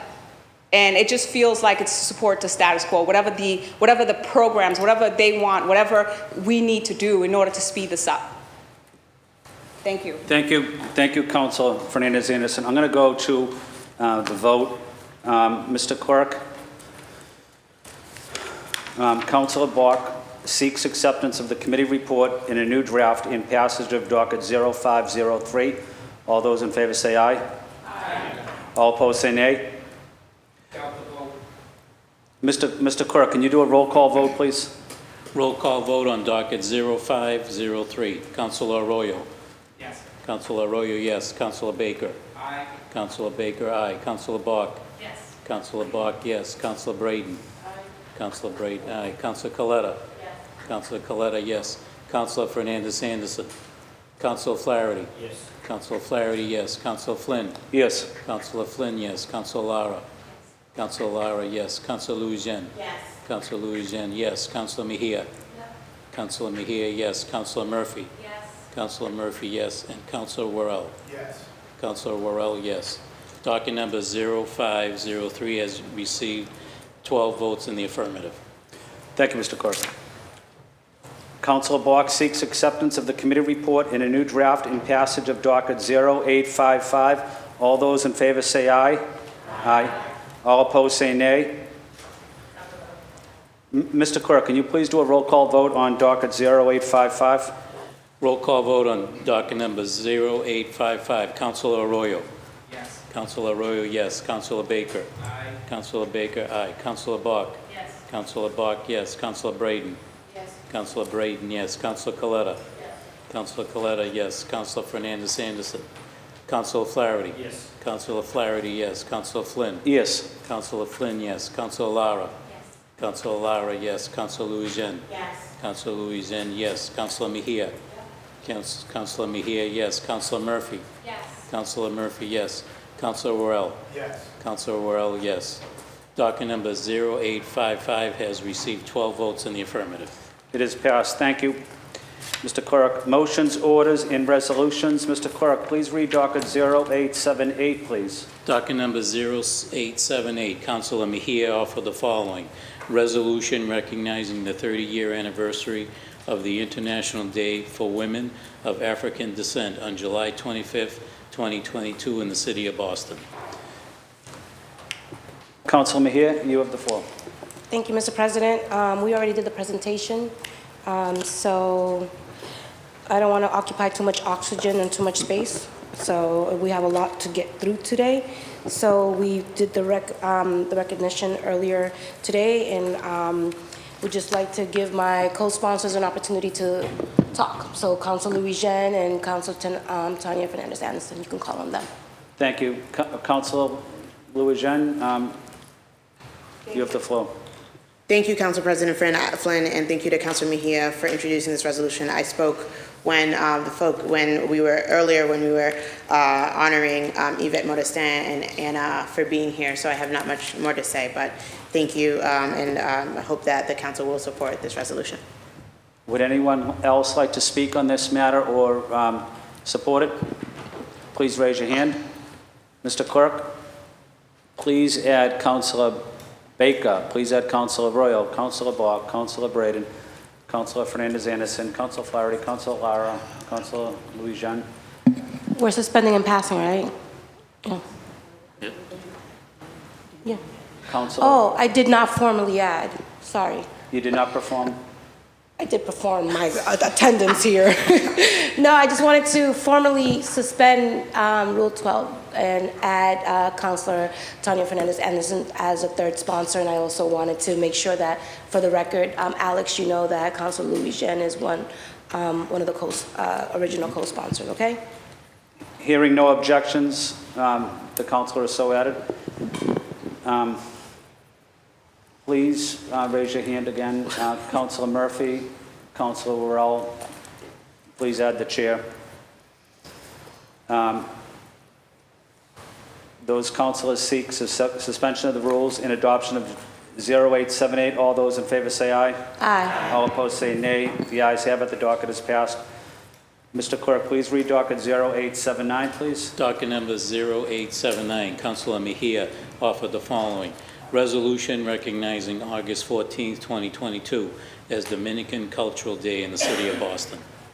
Thank you, Mr. Clerk. The chair recognizes Councilor Mejia. Councilor Mejia, you have the floor. Thank you, Mr.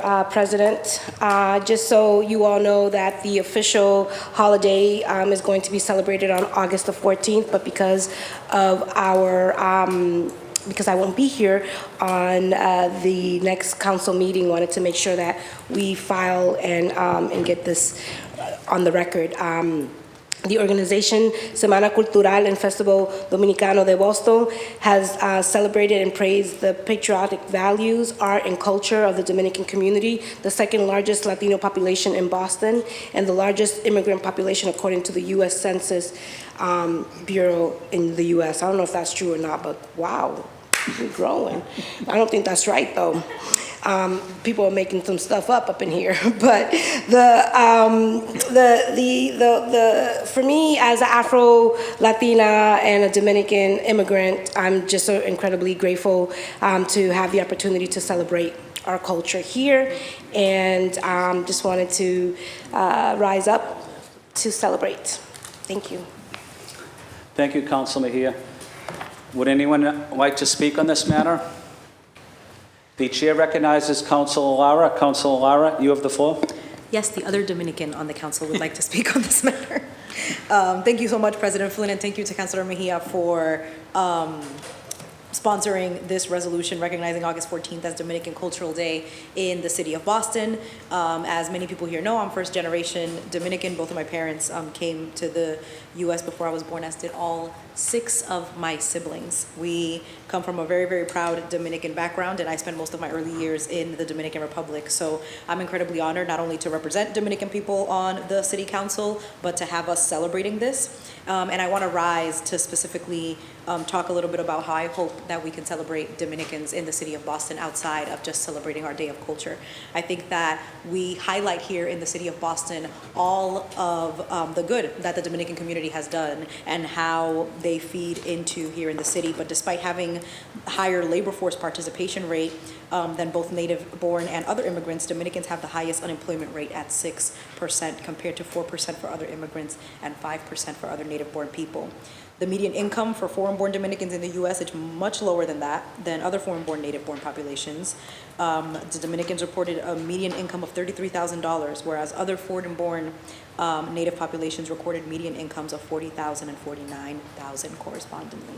I think that oftentimes here on the City Council, we talk about how Black families have a median income of $8, and Dominican families are not left from that figure. But one thing that we do know, and that research also showed, is that Dominican families here in the city of Boston have a median income of $0.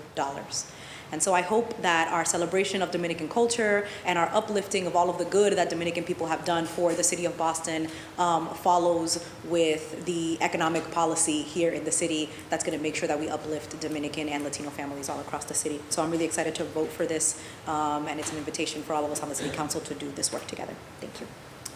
Thank you, Councilor Lara. The chair recognizes Councilor Louis-Jean. President Flynn, I'm not going to repeat everything I said earlier when we were honoring the International Day of Women of the African Diaspora, but want to rise in support of this resolution introduced by Councilor Mejia. I worked in the Dominican Republic with Dominicans and Haitians, and a lot of the people I love in my life here are Dominican. Obviously, Haiti and Dominican Republic share the island that is properly known as Hispaniola, but its technical name, its indigenous name is Quisqueya. So I just rise in support and in recognition of the contributions of the Dominican community here in the city of Boston. Thank you. Thank you, Councilor Louis-Jean. Would anyone else like to speak or add your name? Mr. Clerk, please add Councilor Arroyo, Councilor Baker, Councilor Block, Councilor Braden, Councilor Coletta, Councilor Flaherty, Councilor Louis-Jean, Councilor Lara, Councilor Mejia, Councilor Murphy, Councilor Worrell, and the Chair. Councilor Mejia seeks suspension of the rules and adoption of docket 0879. All those in favor say aye. Aye. All opposed say nay. The ayes have it. The docket has been adopted. Mr. Clerk, please read docket 0880. Docket number 0880, Councilor Arroyo offered the following. Order for a hearing to discuss the Boston Regional Intelligence Center, also known as BRIC, and the Boston Police Department's response to the escalation of white supremacist groups in the city of Boston. Thank you. The chair recognizes Councilor Arroyo. Councilor Arroyo, you have the floor. Thank you, Council President Flynn. I also just want to note, due to council rules, I was restricted in the amount of original sponsors I could add to this, but I was approached by Councilor Fernandez Anderson, Councilor Lara, and Councilor Mejia to be added as original sponsors. I think we have rules about how many we can add, so I promised all of them that I would note that they had asked to be originally sponsoring this in lieu of the fact that we couldn't add all of them. But I do want to get right into this, which is on July 3rd, the Patriot Front came and marched not that far from here, from the Old State House on about a 1.5 mile route to what ultimately ended up being the Back Bay Station. And the response in real time for me had two things that raise many questions that I think we should have a hearing to have answers on and discuss how we can get ahead of these things in the future. I want to note that I think, unfortunately, there will be future events like this because we've seen an alarming uptick in trend of white supremacist organizations trying to gain a foothold here in Boston, whether it's Patriot Front and March doing graffiti of propaganda on their websites in Dorchester, whether it's the National Socialist Club 131 in South Boston, and then the Patriot Front coming down. And this isn't an accident. It's because much of the new ideology the children of the Klan here have come up with is the idea that this country was founded for them, specifically white supremacist individuals. And because the country, as we know it today, had its very first steps, its infancy, it was essentially birthed here in Massachusetts, there is a draw here for them. This is a propaganda piece for them to be able to stand outside of our old State House, to be able to stand around the things that we take and treasure here in Boston as proof of our sort of history being the founders of this country and amongst the very architects of this country. And I think one of the issues that I had with this, I'll separate this into sort of two, it's really three now, but there's two issues. The first is the intelligence issue. The Boston Regional Intelligence Center was founded to combat terrorism. That's one of its major functions. It's in its mission statement. That includes being a fusion center for data. Former Boston Police Department Lieutenant Thomas Nolan, who also worked within that fusion center, described this as an intelligence failure. I would have to agree. I don't think that it's necessarily the intelligence failure on the part of BRIC or BPD. I think that there are federal partners here, there are state partners here, and I think that should be noted as well. We are talking about Thomas Rousseau, who was one of the founding members of the Patriot Front, was arrested now 4 weeks, but at that time 3 weeks prior in Idaho, after taking this very same group, these Patriot Front groups, in similar getup with a U-Haul van similar to here, on his way to disrupt and cause a riot at an LGBTQ rally. That was in Idaho, and it was brought to my attention that the FBI had investigated the Patriot Front there, including Thomas Rousseau, for almost a year. It's very difficult for me to believe that Thomas Rousseau, who is a founding member of this organization, was able to plan a meeting and a gathering with other people from outside of the state that we're in right now, coordinate times, locations, while just having been arrested, while just being the target of an investigation for over a year, and they just didn't know where he was going or what he was doing. That's a very difficult thing for me to hear, and that's either an incredible intelligence failure or an issue with information sharing. Either way, I'd like to get to the bottom of what happened there. The second issue with this is the response itself. At this point, everybody knows Mr. Morell was assaulted by this organization. I understand that by the account that we were given, that there was very little notice for BPD, that the Boston Police Department essentially received a phone call around 12:30, and that phone call alerted them to their presence. I think, frankly, that the response should have had folks in front of that caravan and that little parade or march or rally or whatever they were trying to do there, and behind it, simply to warn pedestrians away from the fact that there was this white supremacist Patriot Front group marching down the street. What I was told in a meeting that we had with BPD was that the concern was for the optics of this, that it would look like they were escorting the Patriot Front through the city.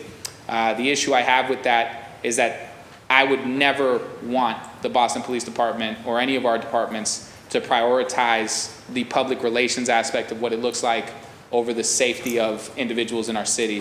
And so I think the decision-making and how they came upon these decisions and how we are preparing for these decisions in the future should be discussed, and people in Boston should know that there's a plan for incidents like this, whether we have lots of intelligence up front and we know what's happening, or we have a situation like this where allegedly there is no intelligence and we're sort of emergency responding to this event. And so I think those two things need to be asked. And I think the third thing is there's a victim of this beyond just the psyche of the city and people who were triggered and harmed by seeing a group of white supremacists holding sort of Benito Mussolini flags and doing sort of fascist actions in the city of Boston in front of the Copley Library, in front of the Tasty Burger. Besides that, there's an actual victim here who was physically assaulted, who has had questions about what has happened post that assault. And so I think all of these things are fair to have a conversation about, to have a discussion about, to ensure that the city of Boston is fully aware that this city will always take these kinds of hate crimes seriously. We are seeing a rise in hate crimes, whether it's anti-Semitism, whether it's anti-LGBTQ communities, like in my own district, where they had spray painted these awful, violent terms, had threatened arson for a senior affordable housing center in my district, in the heart of the neighborhood that I live in. And so we have to have a zero tolerance policy on that. And for me, you know, this isn't about coming down on an organization and just being critical. I want to ensure that if there were failures here, which I think there were clear intelligence failures, I don't know that that necessarily lies with BPD. I think some of that might lie with our federal and state partners. If there were response failures in terms of what the rules of engagement are and how they've determined what those rules of engagement are, we should just have a conversation about how do we make sure that what happened, which I think everybody agrees was not a good reflection for the city of Boston, doesn't happen again. And so that is what I'm seeking to do here. This is not about teeing off on our law enforcement partners. This is about making sure that in the future, because unfortunately I do believe that there may be future events, that we are prepared, that we are ready, that there is a plan, that the people of Boston know that this is something we take seriously, and that we will not just rest on, you know, we'll get them next time, don't worry about it. I want to make sure that there's a plan, that we know what that plan of action is, that if there is something like this where they take it to the neighborhoods instead of to the downtown area, that all of the district councilors understand what the protocols are and what should be happening. And so that is why I'm presenting this. And with that, President Flynn, I see my time, and I look forward to a hearing on this soon. Thank you. Thank you, Councilor Arroyo. Would anyone else like to speak on this matter? The chair recognizes Councilor Lara. Councilor Lara, you have the floor. Thank you, President Flynn. I just want to stand in support of this. This is something that Councilor Mejia and I were, like Councilor Arroyo mentioned, we're going to work on together to file to continue having this conversation. So we're really glad that Councilor Arroyo has put it on the floor, and I'm eager to have this hearing to make sure that we can hear from it. As the District 6 City Councilor, these folks have made it a point and have made a home in my district more than once. They have felt welcome there.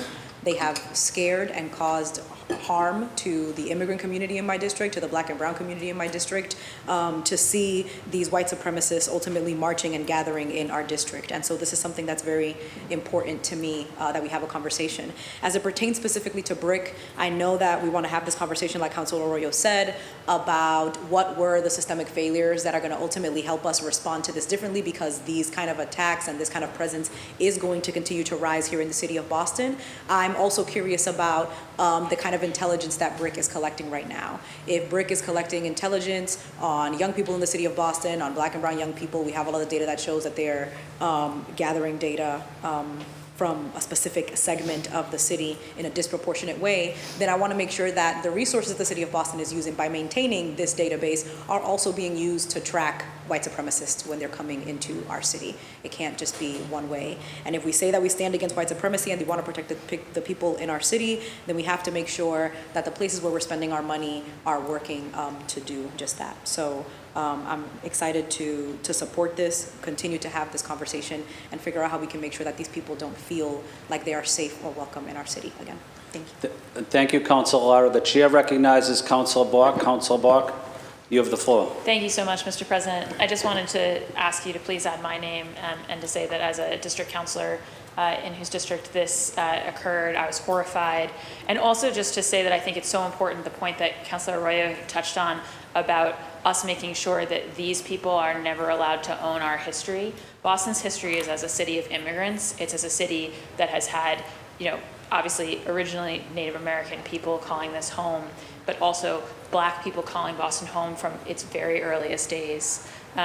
Like immigrants coming in again and again. I just think that as we come up especially on the anniversaries of some of this revolutionary history, it's gonna be so important for us to claim that and claim it for the inclusive and whole Boston that we see before us today, and that is the actual revolutionary Boston.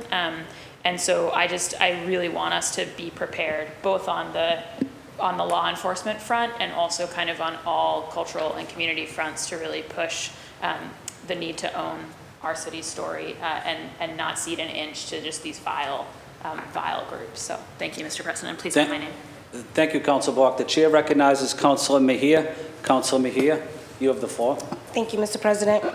I want to just thank Councilor Arroyo for bringing this to the floor and hosting a hearing. For those folks who have been following us since 2020, we have been very loud about the discrepancies that exist within the BRIC. More specifically around the fact that the gang database, if you look at it, in early 2019, more than 90%, that's, just to break it down for you, that's 4,700 individuals in the gang database at that time were Black or Latino. The gang database has been used to wrongly implicate the Boston residents that are part of gangs, even when they're not. We use the gang database to go after people of color, and people know that out in these streets. But when dozens of white supremacists marched through the streets of Boston, BPD did not witness their attacks, nor did they even anticipate their arrival, which for me is baffling. The BPD is willing to purchase surveillance equipment under our noses using civil asset forfeiture dollars, and yet none of the vast surveillance infrastructure the BPD has purchased could pick up on the fact that white supremacists were planning on marching here. That is a question that I think during the hearing we will uncover. So with that, I think one of the things that we always talk about here, or at least I do, is that when we think about this moment in time here in the city of Boston and the lack of trust that exists in communities of color, we have an opportunity to really lean in instead of just calling BPD out, invite them into the conversation and create space for real accountability and transparency that does not pit us against each other, but that we're willing to listen and learn and figure out and own, oftentimes, what we could be doing differently. So I look forward to the hearing, and I thank my colleague for bringing it onto the floor. Thank you. Thank you, Councilor Mejia. Councilor Fernandez-Anderson, the floor is yours. Thank you, Councilor Arroyo. We have a policing apparatus that it's often used quite well against immigrants, Black protesters, union activists, and many others, right? So we need to guarantee that these forces are utilized as well to combat the right-wing, white supremacist forces that are actually a threat to our collective well-being. And therefore, I support Councilor Arroyo in this offer and look forward to the work. Thank you. Thank you, Councilor Fernandez-Anderson. I'm going to go to Councilor Worrell and then Council President Flynn. Thank you, Councilor Arroyo, and thank you for bringing us to this floor. Boston Strong not only speaks to the resiliency of its people, but of a city coming together around its differences in all demographics. The thinking here, Councilor Arroyo, is timely, and I believe it's far overdue, but it's crucial that we revisit how we use BRIC to prevent the over-criminalizing of Black and brown youth in here in the city of Boston. And it's intelligence failure when a group of suspected crimes can fly under the radar, and we need our agencies to be able to better collaborate with national and federal agencies to be able to provide that intelligence. The message that our police department will be monitoring hate needs to be heard loud and clear to white nationalists and put people on notice that hate does not live in our city of Boston. So I'm looking forward to this to discussion and looking forward how we can make sure that our community is protected.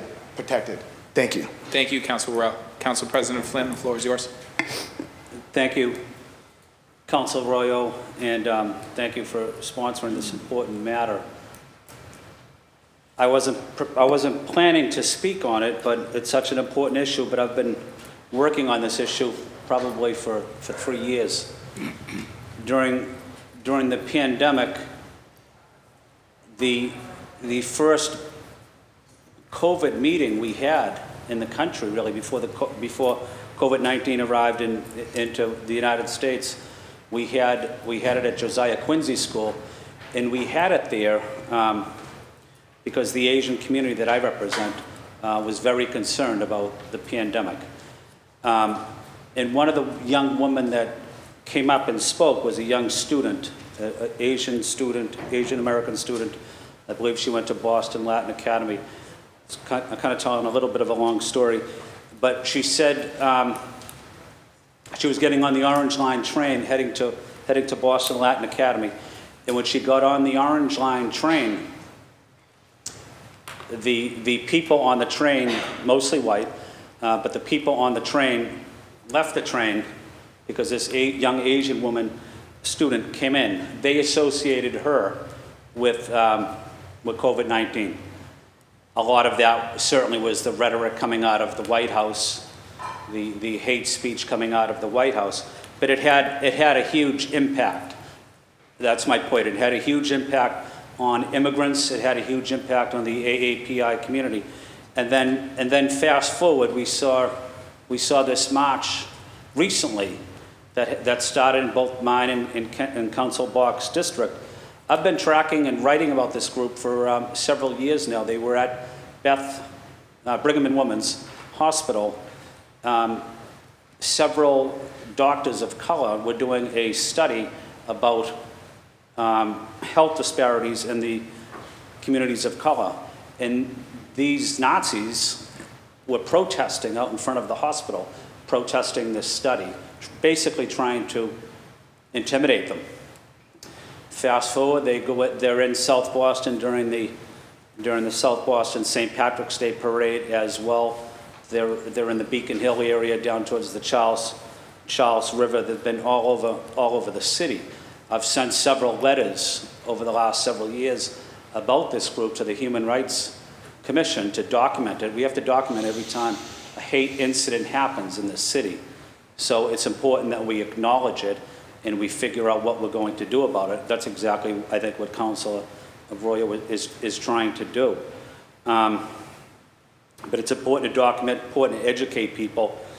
But the last part of my story is the march started at the Haymarket area. Again, borders myself and Council Block, and Councilor Coletta is right there too.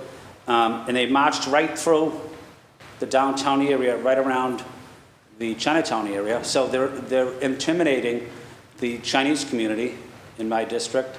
They continued walking through downtown around the south end, which has a large LGBTQ community as well.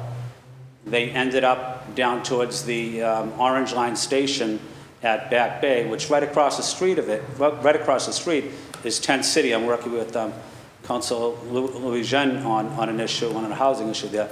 That housing development is mostly people of color, mostly African American and Latinx. But they chose those sites to really intimidate immigrants and to intimidate people of color. So my final point is Boston doesn't tolerate this type of bullying, intimidation, hate crimes. Our colleague, Councilor Lara, who I agree with, this white supremacist group should be on the brick. And I think that's an important fact that you called out, Councilor Lara, is they should be on the brick. They should be arrested and prosecuted. I know the U.S. Attorney, Rachel Rollins, has also called for that as well.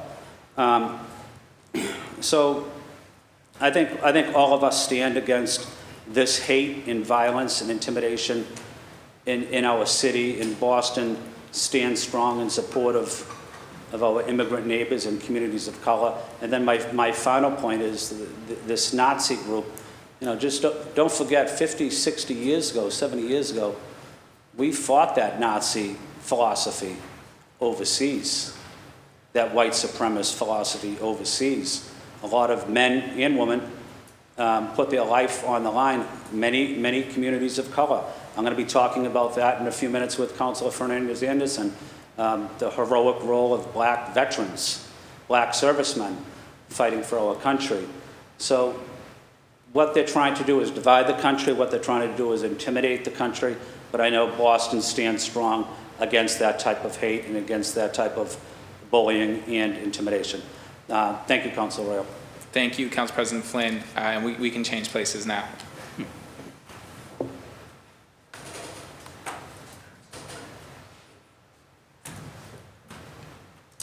Please raise your hand if you would like your name to be added. Mr. Clerk, please add Councilor Bach, Councilor Braden, Councilor Coletta, Councilor Fernandez-Anderson, Councilor Flaherty, Councilor Lara, Councilor Louis-Jean, Councilor Mejia, Councilor Murphy, Councilor Worrell. Please add the chair. Docket 0880 be assigned to the Committee on Public Safety and Criminal Justice.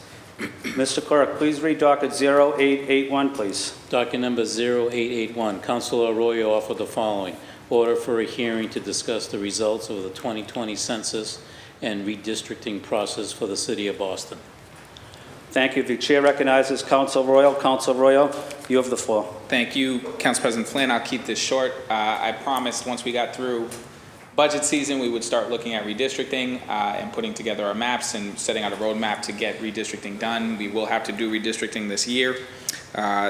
It's done every 10 years.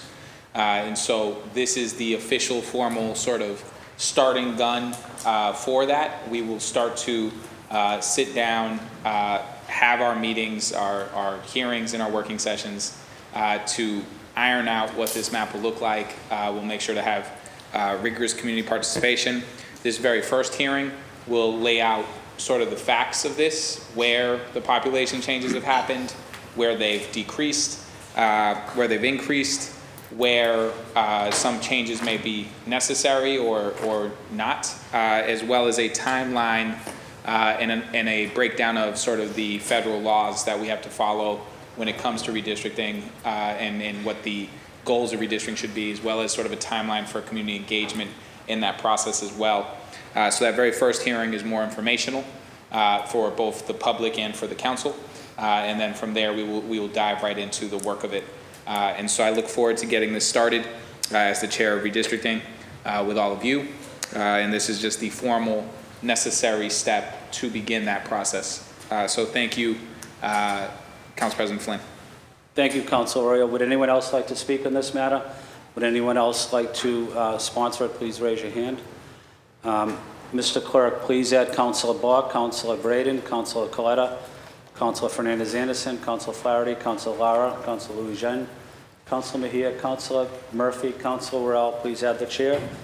Docket 0881 will be assigned to the Committee on Redistricting. Mr. Clerk, please read docket 0882, please. Docket number 0882, Councilors Lara and Braden offer the following. Order for a hearing to discuss Boston's plan to eradicate youth and young adult homelessness, receive updates on implementation and progress specific to LGBTQ+ youth. Thank you.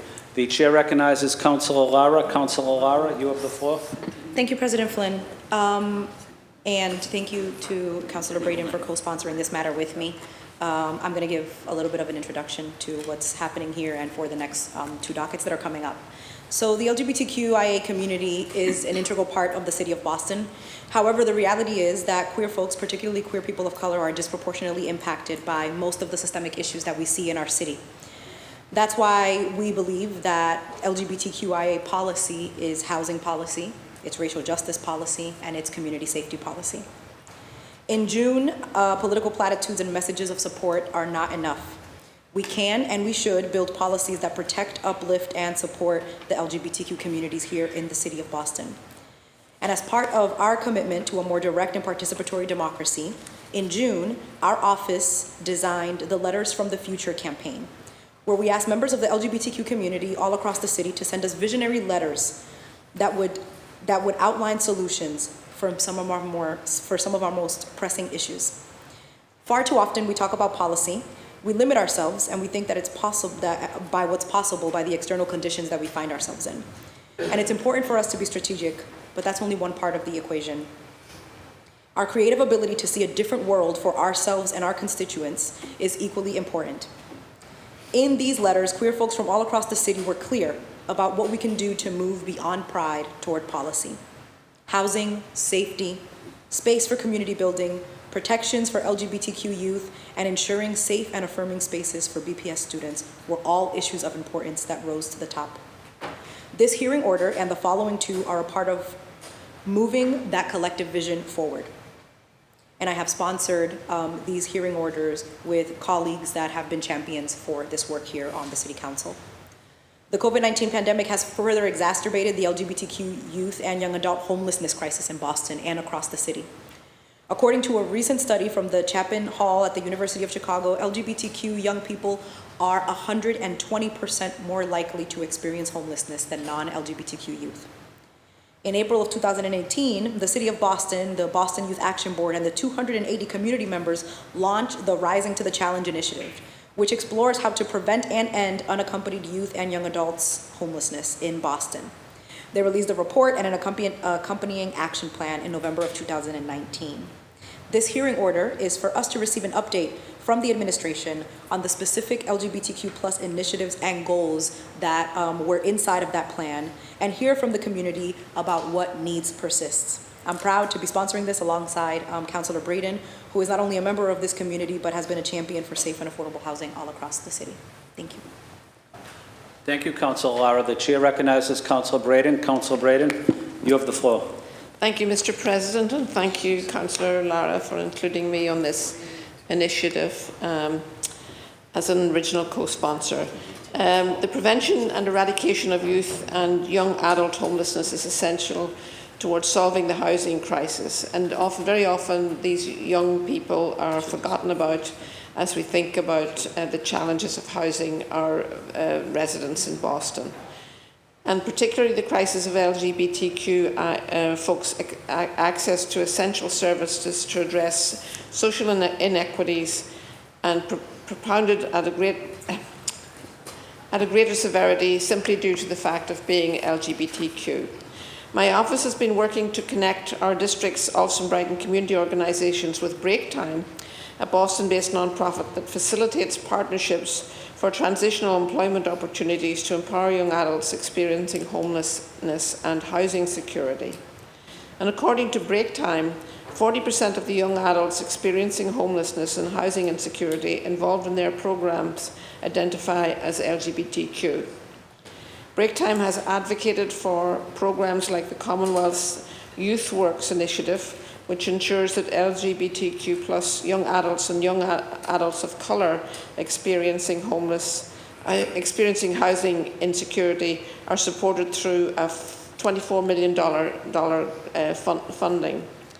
Further, every approach and solution to tackle systems and structures of inequality need to have culturally relevant and competent, informed grounding targeted to the unique needs of every community, and targeted strategies specific to LGBTQ youth to eradicate youth and young adult homelessness is essential.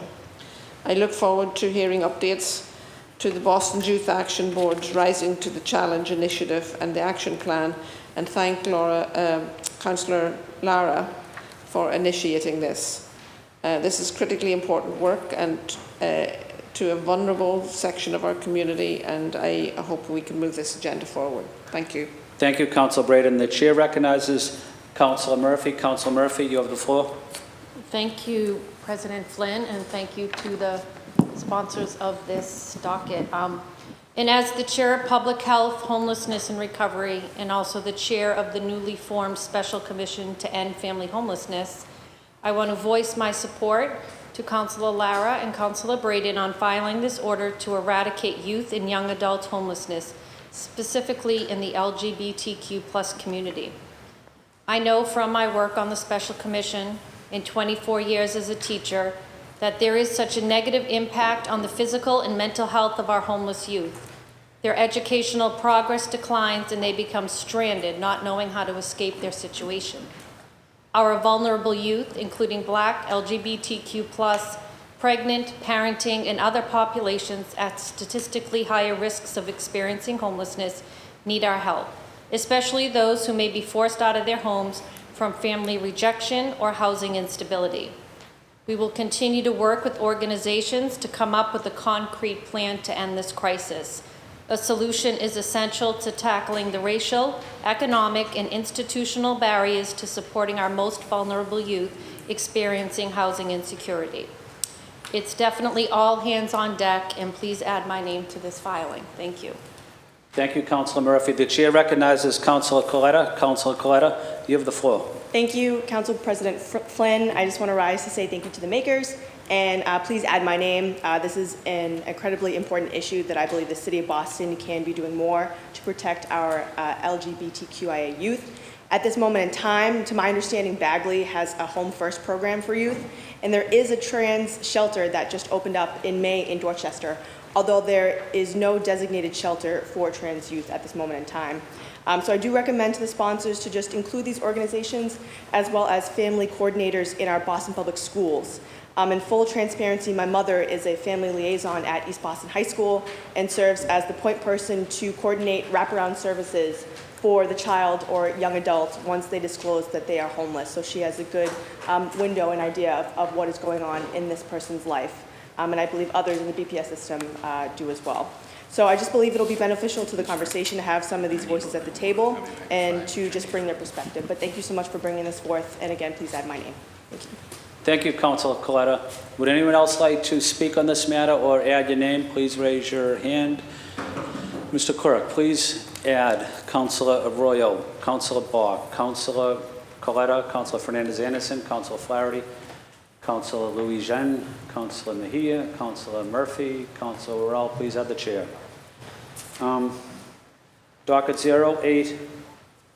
Docket 0882 will be referred to the Committee on Public Health, Homelessness, and Recovery. Mr. Clerk, please read docket 0883. Docket number 0883, Councilors Lara and Arroyo offer the following. Order for a hearing to discuss the disproportionate criminalization of the LGBTQ+ community and their health and well-being while incarcerated. Thank you, Mr. Clerk. The chair recognizes Councilor Lara. Councilor Lara, you have the floor. I'm getting tired of saying thank you, President Flynn, today, but thank you, President Flynn. Like I mentioned earlier, the LGBTQ community in the city of Boston, and particularly queer, Black, and Indigenous people of color, are disproportionately and have been disproportionately impacted by most of the systemic issues that we see in our city, and that includes disproportionate criminalization. According to the William Institute in 2017, lesbian, gay, and bisexual people are 3 times more likely to be incarcerated than the general population, and 85% of them have experienced solitary confinement while they have been incarcerated. Police disproportionately harass transgender, Black, and Indigenous people of color. 1 in 5 trans people who have had contact with the police have reported that they have been harassed by them, including 38% of those people being Black trans individuals, compared to 18% of white trans individuals and 23% of Latinx trans individuals. 6% of all trans individuals have reported that the police have physically assaulted them. And in Boston specifically, the Boston Police Department's policies do not explicitly prohibit the use of gender, identity, or expression as a basis to stop, question, or search or arrest any individual as a sole basis for basically initiating the contact or as evidence of a crime. And their policies do not require training on interactions with transgender people as part of their officer training. This is a timely issue as we're seeing physical and systemic violence against LGBTQ people skyrocket across the country, as we've seen here in Hyde Park with the Pride. And the City of Boston has a responsibility to lead on this issue and not wait for something to happen here before we take action to make sure that these policies are in alignment with protecting all of the people in the city, particularly those most vulnerable. I'm happy to co-sponsor this with Councilor Arroyo, who has been and continues to be a champion for making sure that all of the people in the city are safe. Thank you. Thank you, Councilor Lara. The chair recognizes Councilor Arroyo. Councilor Arroyo, you have the floor. Thank you, Council President Flynn. I think from where I'm at on this, I just want to ensure that our LGBTQ plus population feels safe when they interact with our police department, and that they feel as though they are respected the same way we want that for everyone else. It is alarming to me, the percentage disproportionately of transgendered individuals, as well as LGBTQ plus juveniles that are coming into contact with our criminal justice system, and I think that's something that also requires some analysis. I do want to note that in 2013, under then Commissioner Ed Davis, there were policies put in place in partnership with the Massachusetts Transgender Political Coalition, and so I'd like to see what the status of those policies are, because Commissioner Davis is now, as of today, 3 commissioners, or 4 commissioners actually, ago. And so I want to make sure that we know how those orders that were put in place in June of 2013 are holding up, where they can be updated, where they can be put into training, and what we can do to ensure that we're doing a better job of making our streets safe and individuals feel safe when they communicate and interact with our law enforcement. So thank you, Council President Flynn. Thank you, Councilor Arroyo. Would anyone else like to speak on this matter? Would anyone else like to add their name? Please raise your hand. Mr. Clerk, please add Councilor Bach, Councilor Braden, Councilor Fernandez Anderson, Councilor Louis Jean, Councilor Mejia, Councilor Worrell. Please add the chair, Councilor Coletta.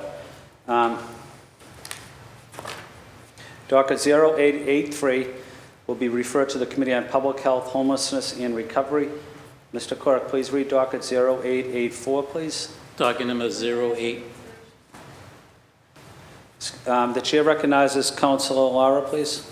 Councilor Lara, you have the floor. Thank you, President Flynn, and sorry to interrupt. I think that the docket 0882 belongs rightfully in that committee, but I think that the 0883 docket would be better fit on the Committee for Public Safety, as it relates to the overcriminalization of people and the Boston Police Department's own policies around how they deal with LGBTQ, members of the LGBTQ community, and the well-being of people while they're incarcerated.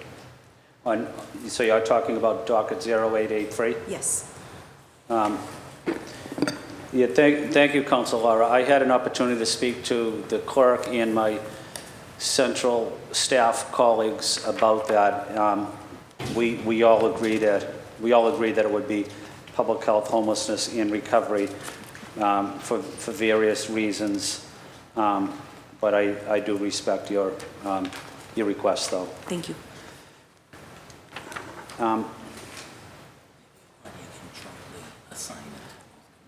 Yeah, I'm not going to do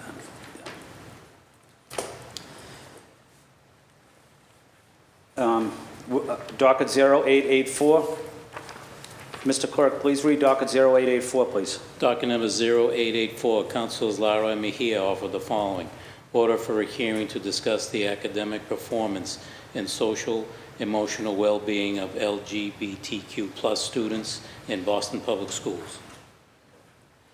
The chair recognizes Councilor Lara. Councilor Lara, you have the floor. Thank you, President Flynn. And this is the last hearing order that I am filing today in alignment with moving this collective vision of the Moving Beyond Pride towards Policy platform and the work that our office has been doing for the last month.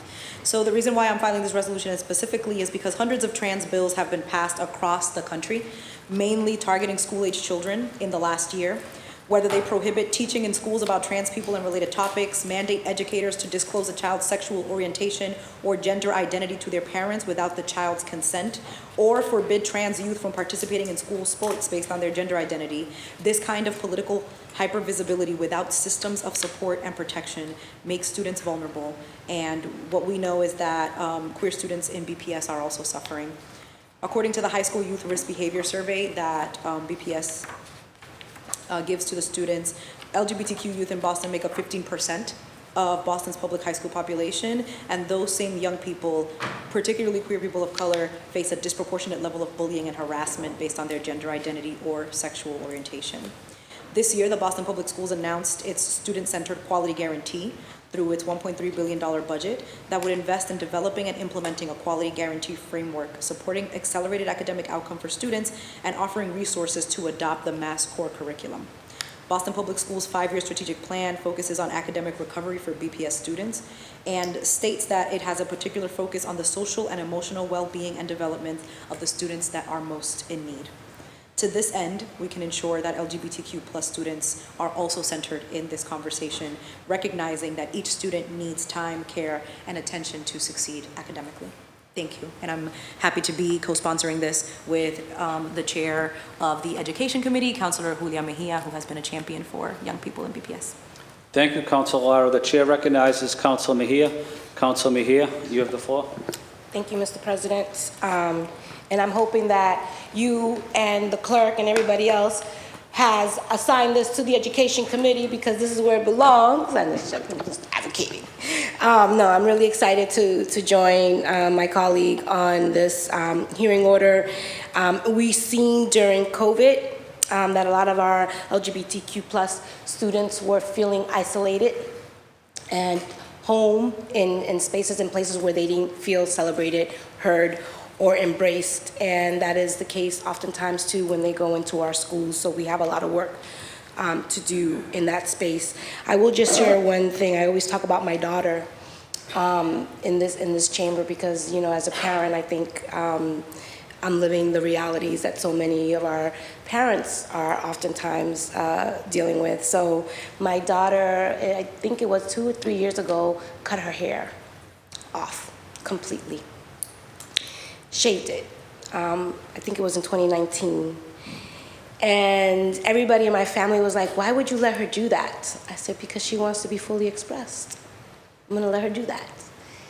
But what really was troubling for me is that when we would go out, everyone would call her a boy, or they didn't know what to call her, and she called it out. She said, you don't know what my gender is. Don't label me. Right? What if I'm non-conforming? Like, she talked about pronouns at the age of 9. And it is important for us as parents to create space for our kids to recognize themselves and be fully expressed. She also joined her school's Gay and Lesbian Alliance as an ally. And as a parent, for me, it is important for whatever expression that my daughter has, whatever emotions she might be going through, is for me to create an environment where she is fully embraced and loved. And so when it comes to the social, emotional, and mental well-being of our students, that is where I think the opportunity lies for us in the Boston Public Schools in particular, to look at the mental health and wellness of our children when we ask them to be silent, when we ask them to put their feelings to the side, when we ask them to not be fully expressed. And that is oppressive. And so I am really looking forward to having this hearing and uncovering all the many ways that we can be more supportive in our Boston Public Schools to ensure that our kids are fully embraced, loved, and more importantly, that our policies reflect our values, and that if we have to shift things around, we do so. Thank you. Thank you, Councilor Mejia. The chair recognizes Councilor Braden. Councilor Braden, you have the floor. Thank you, Mr. President. I really want to thank the co-sponsors for taking this very, very important issue and raising this. You know, when I came, I grew up at a time when you didn't talk about your sexuality, unless you're a heterosexual, of course. That was a given, but if you were queer or questioning, there was no safe spaces in your church, your school, or your community to talk about it. And I really feel it's detrimental. I know of young people of my age group in my high school who committed suicide because they were not able to be themselves and be accepted. It's a cruelly devastating impact on young people at their very formative age. And you know, when I came to Boston and I talk about my first experience of going to Gay Pride and standing, coming out of the interfaith service at Old South and walking out into the sunshine and seeing the mayor of Boston with the police colour guard and all of it. And the one thing that touched my heart the most was seeing the gay straight alliances from all of our high schools marching in the parade with their allies. And I think there's so much work to do in a climate of the moment when there's things like in Florida where don't say gay, or we're really having an all-out assault on people's ability to express themselves, and transgender and LGBTQ people all over the country. We have a very, very toxic civic climate right now. And I think the appearance of white nationalists marching through our streets, the appearance of anti-Asian attacks and verbal and physical attacks on our Asian community, attacks on our religious minorities, all of it is something that we have to really work every day to try and push the tide back. Because this is not who we are. This is not what this country is meant to be, and we have so much work to do. So thank you to the this is so important, taking care of our young people at this very critical time and creating safe spaces and trying to change the conversation to accept everyone for who they are. Thank you. Thank you, Councillor Braden. The chair recognizes Councillor Murphy. Councillor Murphy, you have the floor. Thank you, President Flynn, and the makers of this order. So as an educator and parent, I fully support this hearing order to protect our most vulnerable students in our schools against bullying and harassment. As I filed a similar hearing order this week as well. Bullying affects our children's physical and mental health and increases the chance of suicide, which is frighteningly on the rise for our youth. In addition, if students are not socially and emotionally well, we know their education falls behind. Our Boston Public Schools need to handle bullying matters more responsibly so that all of our students feel safe, regardless of their sexual orientation, gender, identity, or race. The Massachusetts anti-bullying laws require that each bullying prevention and intervention plan recognize that certain students may be more vulnerable to becoming a target of bullying or harassment based on actual or perceived differentiating characteristics. As a council, we need to ensure that our BPS system is complying and using the correct methodology in pursuant to the state's anti-bullying law to protect our students from further damage to their well-being. We also need to work together to tackle the mental health crisis in our youth. Mayor Wu appointing Boston's first chief of behavioral health, Dr. Kevin Simon, is a significant first step as we move forward. Dr. Simon's initial focus will be on immediate and long-term strategies to support youth mental health, exactly what we need. So thank you to the makers. I will be adding my name to this and look forward to working together on this. So thank you. Thank you, Councillor Murphy. Would anyone else like to speak on this matter or add their name? Mr. Clerk, please add Councillor Bach, Councillor Royal, Councillor Braden, Councillor Coletta, Councillor Fernandez-Anderson, Councillor Flaherty, Councillor Louis-Jean, Councillor Murphy, Councillor Worrell, please add the chair. Docket 0884 will be referred to the Committee on Education. Mr. Clerk, please read docket 0885, please. Docket number 0885, Councilor Lujan offered the following. Order for a hearing to discuss an increase in racist incidents in Boston and the Human Rights Commission's role in tracking, reporting, and addressing discrimination and civil rights violations. Thank you, Mr. Clerk. The chair recognizes Councilor Louis-Jean. Councilor Louis-Jean, you have the floor. Thank you, President Flynn. I'd ask to suspend Rule 12 and add Councilor Fernandez-Anderson as an original co-sponsor here. Councilor Fernandez-Anderson is so added. Thank you. As we've heard with discussions on when Councilor Arroyo filed his hearing order on the BRIC, we have seen an increase, an undeniable increase in racist incidents here in our city. Sparked most recently by the July 2nd white supremacist march throughout our city, as we saw with the attack on the Pride, but even prior to that. And in April of this year, a 70-year-old Asian American woman was attacked in Chinatown. There are more incidents in Chinatown and around our city regarding anti-Asian incidents. In East Boston, there are several incidents of violence have been documented against Latinx individuals for merely speaking Spanish. And in 2021, reports identified more than a dozen hate groups in Massachusetts, including 388 specific incidents of racism, extremism, and anti-Semitism. We've also all witnessed the attacks on our mayor, Mayor Wu, and how many of those have been race-based attacks.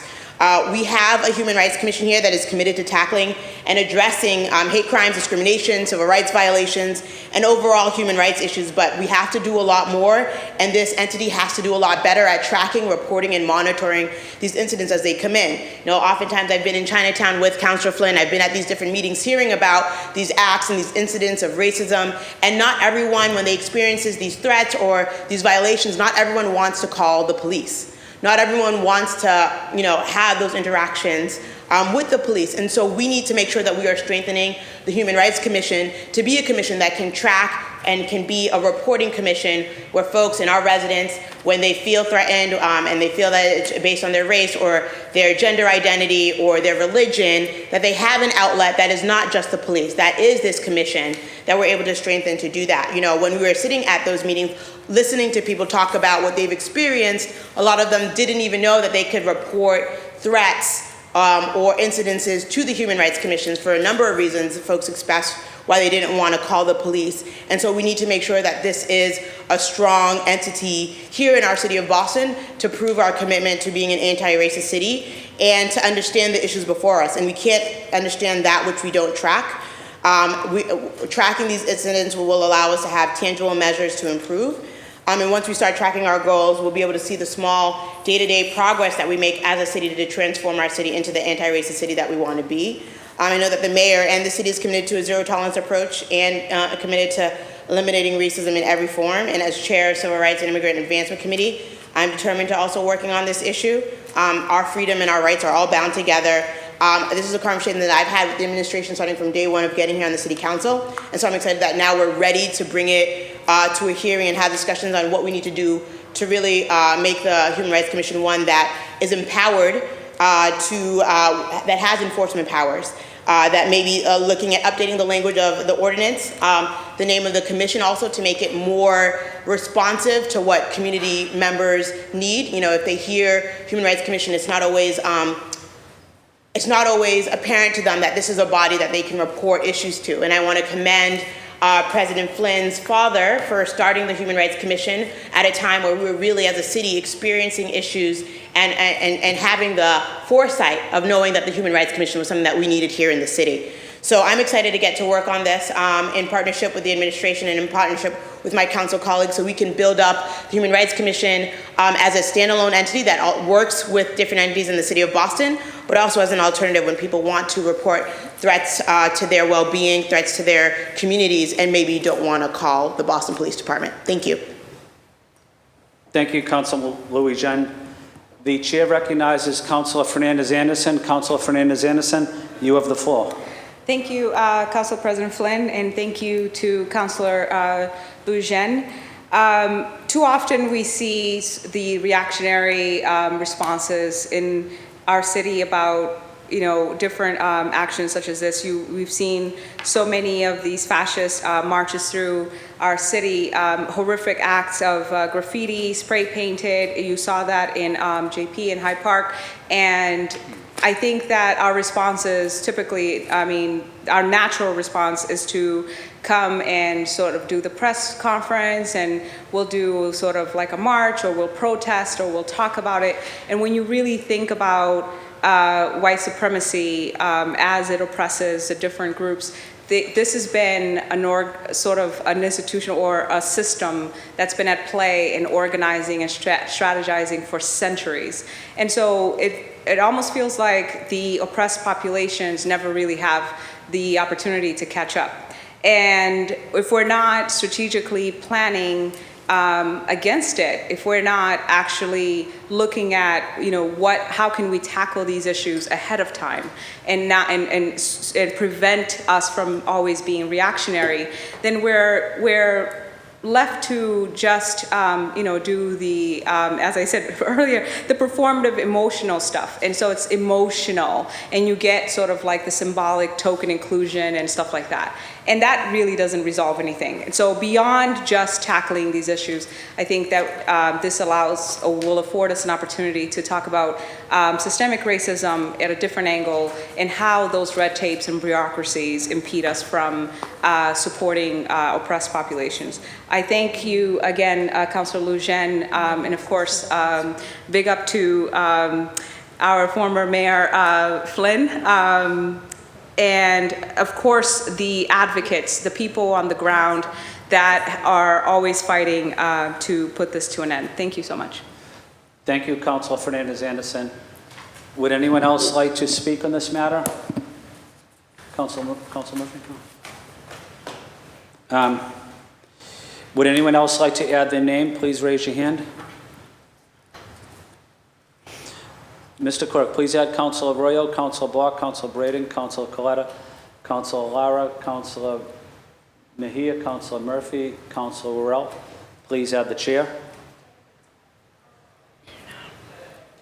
Docket 0885 will be assigned to the Committee on Civil Rights and Immigration Advancement. Mr. Clerk, please read docket 0886, please.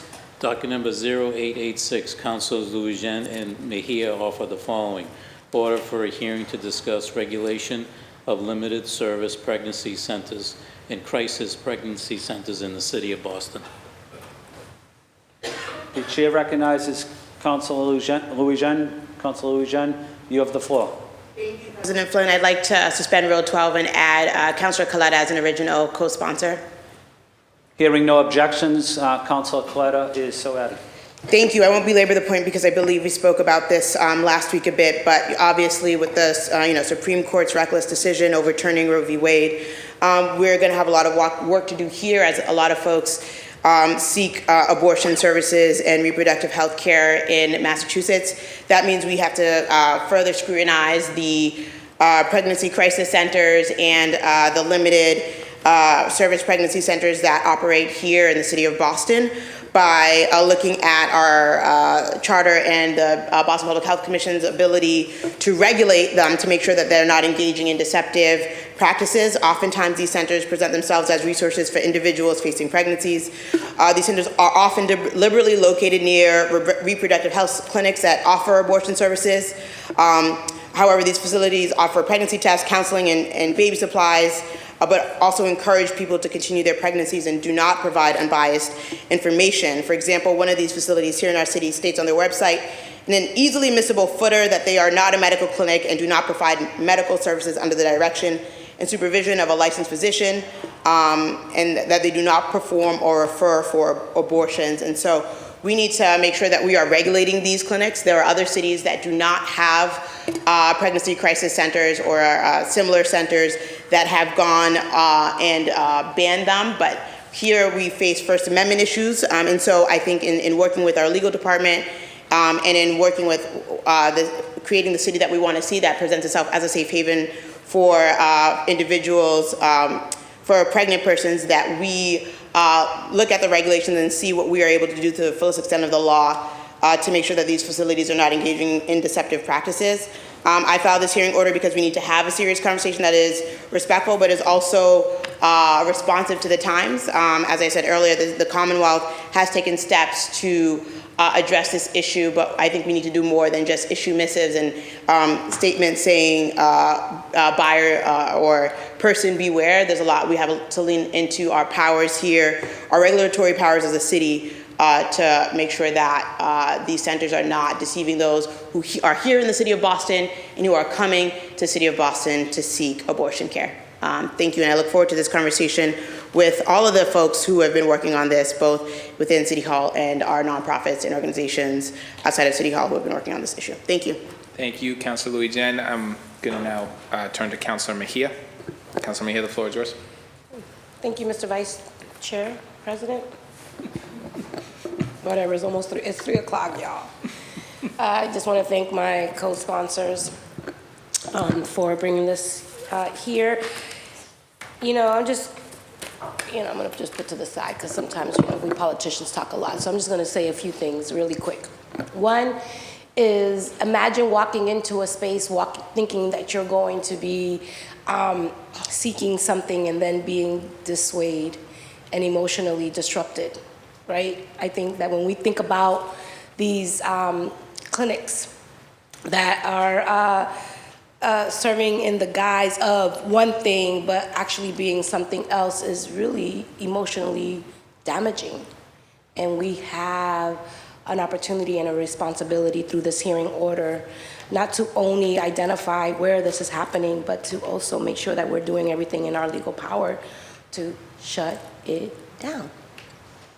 Because if you walk into a space with your mind made up to do something that you feel is the best choice for you, who gives anyone the right to try to dissuade you otherwise?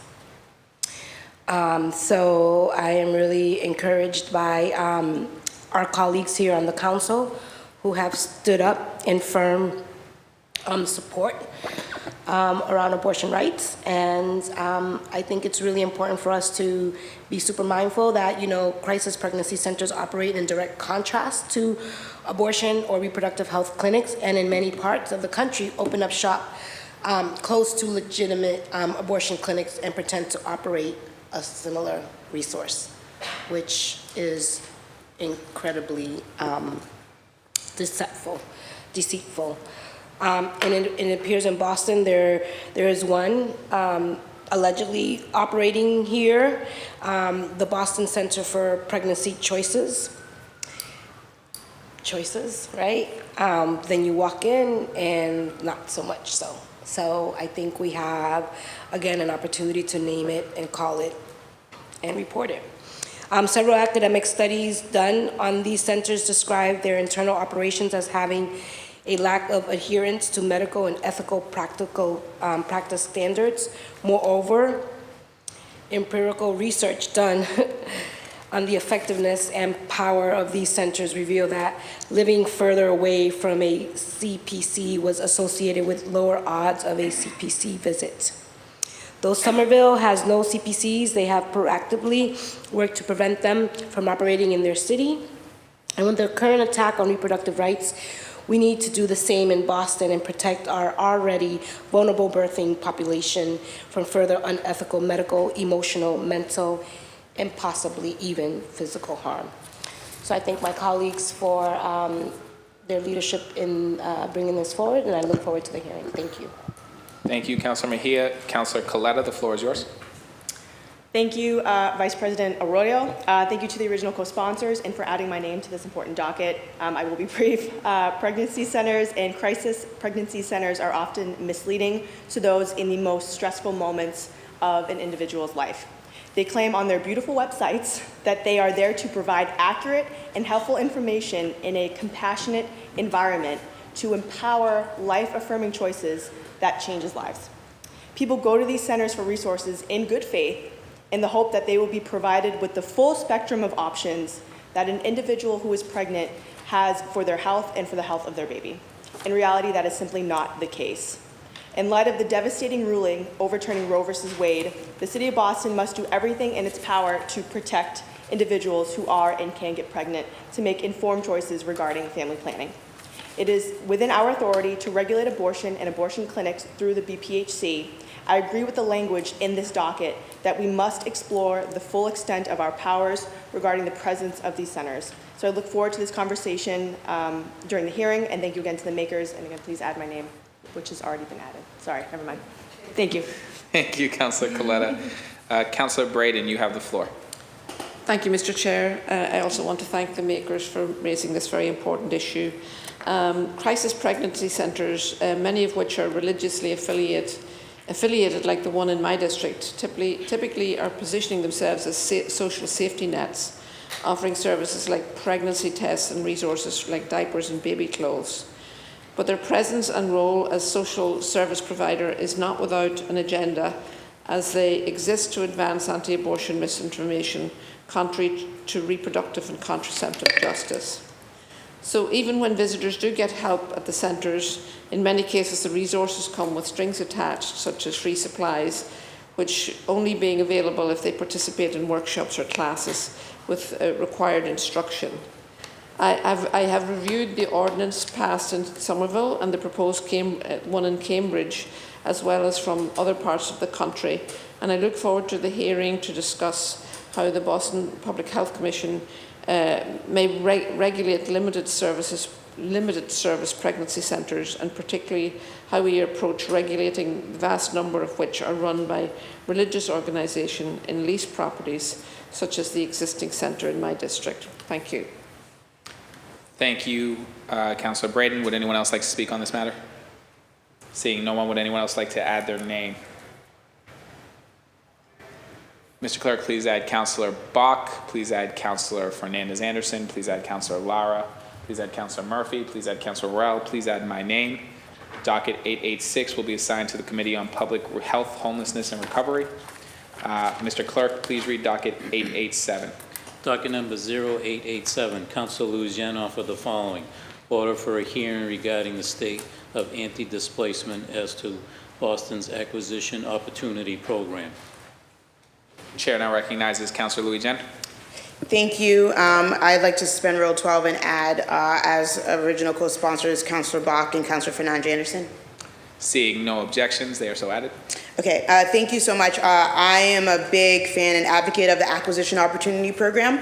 It's still relatively new, and I think this hearing order is a friendly hearing order to hear about the ideas on how to expand and support the program. There have been a lot of really great ideas. They're getting $27 million in funding from our ARPA vote that we just voted on today, and I think this is an incredible opportunity for us to work in partnership with those who are doing work both in the city of Boston and around the state to expand things like the Acquisition Opportunity Program and to bring it statewide. We know that nonprofit developers, community land trusts have been able to take advantage of the Acquisition Opportunity Program. Renters, families, seniors, immigrants, and long-term Bostonians are getting displaced at rapid pace given our housing crisis. And the AOP was created to support the acquisition of existing rental housing in order to prevent displacement and preserve its affordability. It's probably one of the best tools that we have here at the city level to really prevent displacement. And it is one of the most promising programs that I think we should continue to build out. You know, as I stated earlier, in wanting to get support for the first transitional house that exists in Dorchester, it's the first one of its kind in New England. I wanted to get that through the ARPA process. The AOP program actually presents a really incredible opportunity to support that work.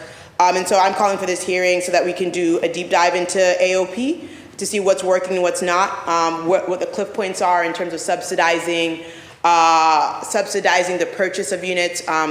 There is a point at which, you know, more and more community land trusts and nonprofit developers have been asking the city of money for more dollars per unit to prevent displacement, and the city has actually done a really good job at responding to those increased requests for funding, but there will come a cliff point where it may not make the most financial sense for the city to, for the method of supporting anti-displacement to be via this program. So I just think that this hearing would be a really great opportunity to hear from those. We heard from Jessica Boatwright, when we were talking about AOP during ARPA, some really creative and innovative ways that they're thinking about this program. And so I think that this is just an important conversation for us to have as a body, and it's been made acute by this moment when discussions about ARPA. Housing affordability and insecurity, eviction and displacement threaten the economic, physical, and mental health of all of our neighborhoods, especially our Black and brown communities that are being displaced, whether we're talking about low-income poor folks, or whether we're talking about middle-income folks who are trying to buy. We need to do everything that we can to prevent that displacement, and I think AOP is a really great opportunity to protect our working class residents and to stabilize tenancies in partnership with other things that we want to see, of course, like the Tenants Opportunity to Purchase Act at the state level. But I think that this is an important hearing, and I know that there are those here on the body here who really support AOP and want to see us lean into see what more work we can do through this program. So I'm excited to have this conversation and excited for this hearing order. Thank you. Thank you, Councilor Louis-Jean. The chair recognizes Councilor Bork. Councilor Bork, you have the floor. Thank you, Mr. President. I'm going to be really brief. I'm thrilled that, about the fact that we just authorized this $27 million more for AOP. I think the Acquisition Opportunity Program is something this council has led in. That $27 million is on top of another 20 that this council authorized last June for the Acquisition Opportunity Program. And I think what we've recognized and what I've heard so many councilors talk about is this is one of our best bangs for our buck in terms of actually keeping our communities in place and fighting displacement. It's a place where we can, take housing that's already occupied, that's already got key members of our community in it, and just anchor folks in place and make sure that people aren't displaced. And I think that, taking the deep dive that Councilor Louis-Jean's suggesting and really making sure that the program is living up to its fullest potential is all the more important when we've just funded it further. And I just think that, we live in a society in which the desire to commodify housing and the desire to actually provide places for people to live, like the inherent value of housing, are constantly at odds. And so the more that we can snatch housing out of that commodified market and turn it into a place that's focused on people's living in our communities, the better. So I just think AOP is a really, really important piece of the puzzle for the city of Boston, pushing back on displacement, and I'm thrilled that we're going to continue a partnership with the mayor's office on that front. Thank you, Mr. President. Thank you, Councilor Bork. The chair recognizes Councilor Fernandez-Anderson. Councilor Fernandez-Anderson, you have the floor. Thank you, Mr. President, and thank you to Councilor Louis-Jean for filing this, and my co-sponsor, Councilor Bach. We know that the Acquisition Opportunity Program is in place to combat gentrification, but it'd be nice to have, as my council colleagues so eloquently have already expressed, concrete data that demonstrates the extent to which its impact in that stated endeavor, right? We should know how many folks are being reached by this program, or if masses of people are aware of the program, and more. Our city is getting more and more expensive, with the average apartment rented in June going for more than $3,000 a month, essentially pricing out all poor working class people and middle class folks and Boston families. Therefore, the more mechanism in place to combat this, the better. And of course, I look forward to working with the co-sponsors, the original sponsor, as well as with the administration. Thank you. Thank you, Councilor Fernandez-Anderson. The chair recognizes Councilor Coletta. Councilor Coletta, you have the floor. And Council President Flynn, I rise once again to thank my colleagues and to please add my name. I wanted to underscore how timely this conversation is, given how effective the AOP program is as a tool, as many as others have said, to stabilize communities. As of late, we have heard from our local CDCs who have incredible intentions to preserve naturally affordable housing stock, that the $100,000 cap is just simply not enough to make the financials work. So we should be doing everything we can to empower these proven organizations who are doing incredible work in fighting against displacement and gentrification. So I do look forward to this conversation, especially as it relates to my beloved home of East Boston, where the fate of our community and our families really relies on the success and predictability of this program. So thank you so much. Thank you, Councilor Coletta. The chair recognizes Councilor Braden. Councilor Braden, you have the floor. Thank you, Mr. President, and thank you, Councillor Louis-Jean, for introducing this hearing order. I greatly appreciate the city's Acquisition Opportunity Programme and its impacts towards housing units, taking housing units off the speculative market It really is, as we read in the paper every day, Massachusetts has a crisis, we have a crisis, and this is a very useful and valuable tool that we can use in trying to stabilise and remove our housing from the speculative market.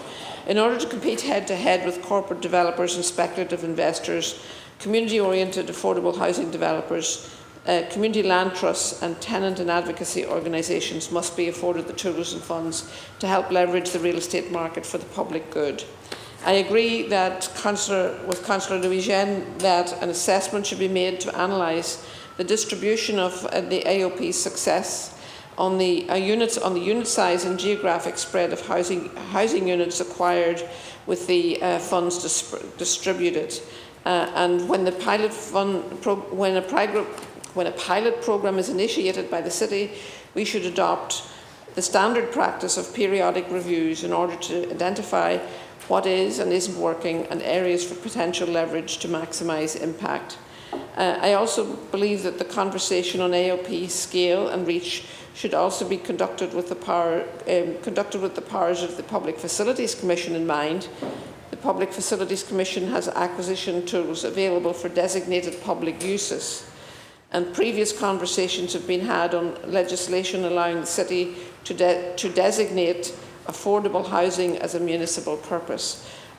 We should revisit that and review its potential as another possible tool that could be used in conjunction with AOP. Please add my name, and I am very excited to participate in this hearing. Thank you, Councillor Braden. Would anyone like to add their name? Please raise your hand. Mr. Clerk, please add Councillor Braden, Councillor Coletta, Councillor Lara, Councillor Mejia, Councillor Murphy, Councillor Worrell, Councillor Arroyo, the Chair, Councillor Bach. Docket 0887 will be assigned to the Committee on Housing and Community Development. Mr. Clerk, please read docket 0888. Docket number 0888, Councillor Murphy offer the following. Order for a hearing to ensure that all incidents of bullying and violence are properly reported to ensure a safe environment for all students and staff in the Boston Public Schools. Thank you, Mr. Clerk. The Chair recognizes Councillor Murphy. Councillor Murphy, you have the floor. Thank you, President Flynn.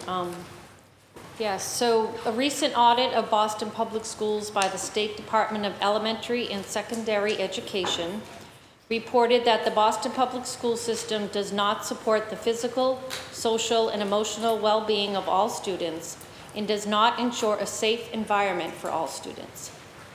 That audit also found that the district system for managing, responding to, and resolving complaints is not responsive to parent and guardian concerns.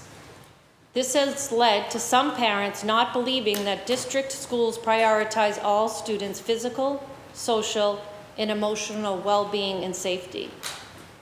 Acts of violence in Boston Public Schools, including physical assaults, bullying, and sexual assaults, are much to blame for this report from DESE.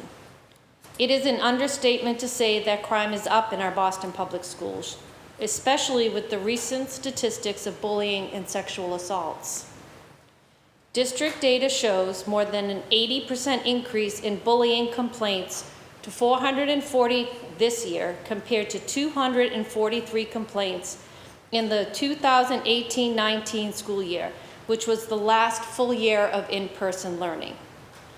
Data from the Office of Equity in the BPS department also shows that sexual assault cases are increasing from 493 in 2018-19 to 744 in this school year alone. Councilor Mejia and I had a hearing last month to address the sexual assault cases in our system. And the school department came to that hearing, but they didn't have any of these numbers with them. I've recently received these numbers just a few days ago. The recent report on the Mission Hill School makes painfully clear that unabated sexual and mental abuse of students took place there for nearly a decade to countless students as young as 4 and 5 years old. With all the recent tragic incidents in schools nationally, it's clear that sensible, timely communication regarding dangerous school situations is important more than ever. Now is the time for law enforcement in Boston Public Schools to cooperate rather than alienate. Due to the 2020 school policy to protect students' privacy, schools now provide less information to law enforcement than ever before, which in some cases adversely impacts the safety of our students. The policy requires law enforcement officials to get approval from Boston Public School lawyers or obtain a subpoena or court order for information about students except in extreme emergencies, such as active shooter situations. State legislators passed an anti-bullying law about a decade ago after the death of Phoebe Prince in Hadley, Massachusetts, that does not seem to comply with this 2020 school policy.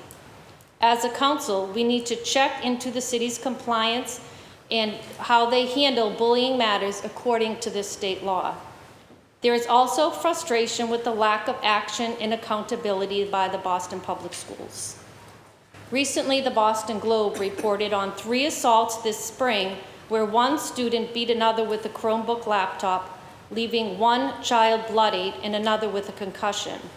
In all 3 of these cases, the parents, rather than the school, contacted the police. Crimes happening outside school grounds are also a growing worry for many people. The May 11th stabbing at Nubian Square Station is one recent incident.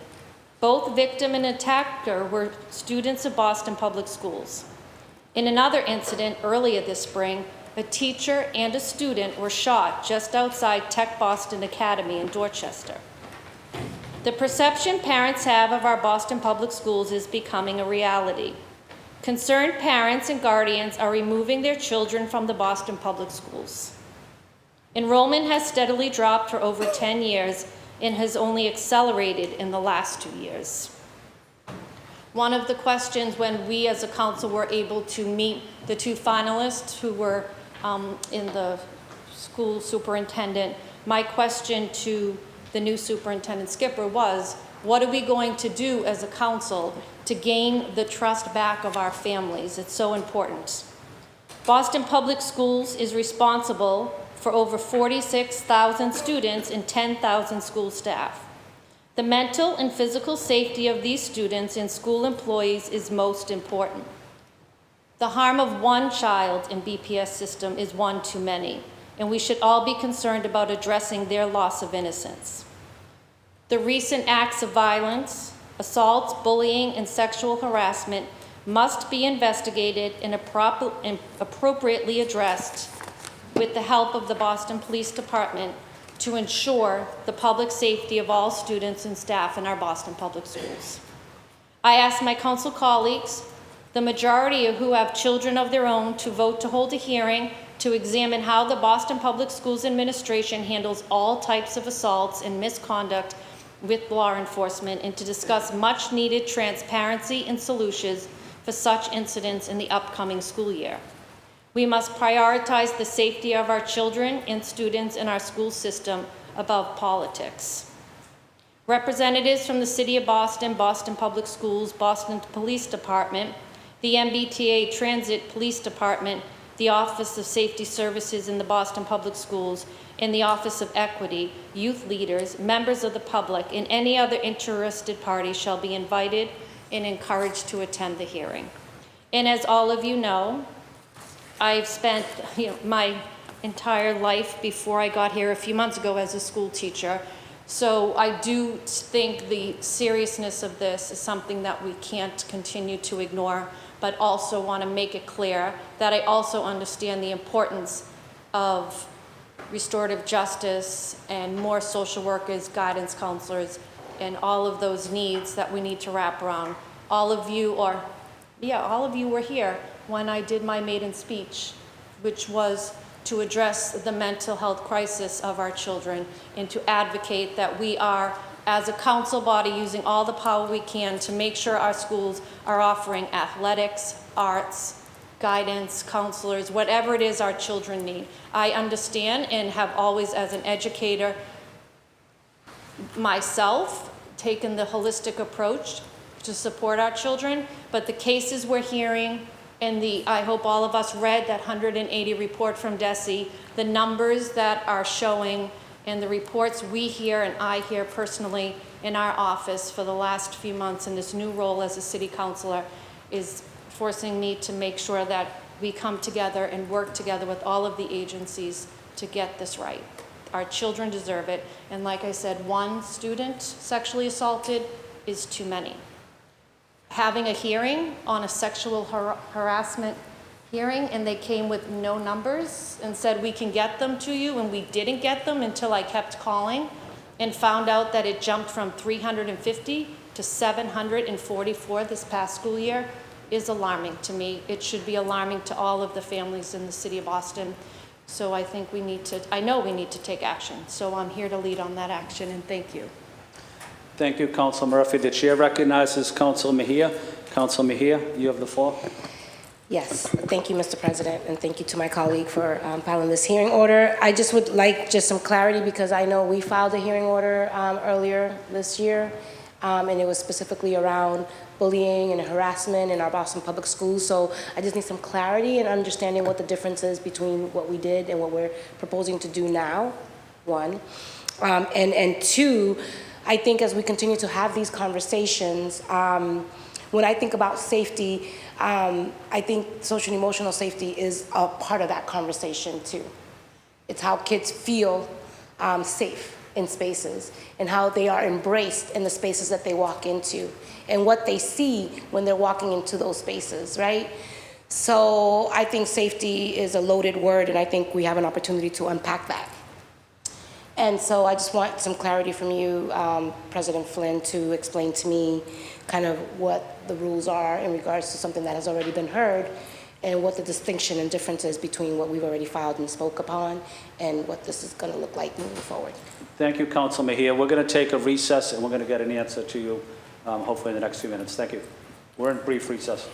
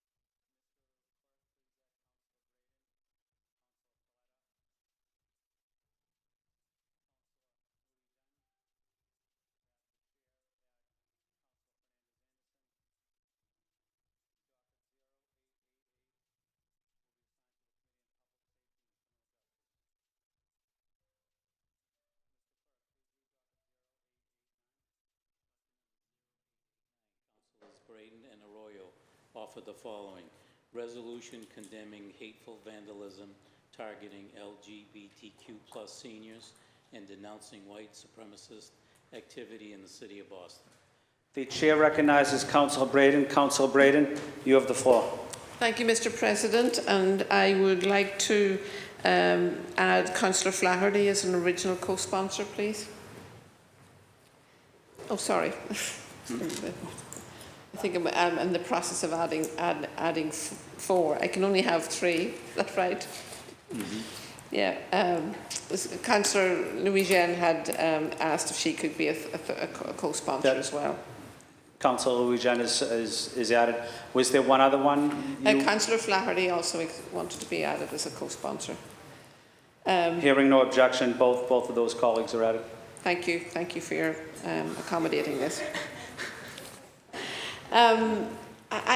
We spent so much of our time this afternoon talking about bullying and abuse and vandalism and white supremacy. It just seems that this is the climate that we're living in right now. It's such an unhealthy and toxic time that we're living in.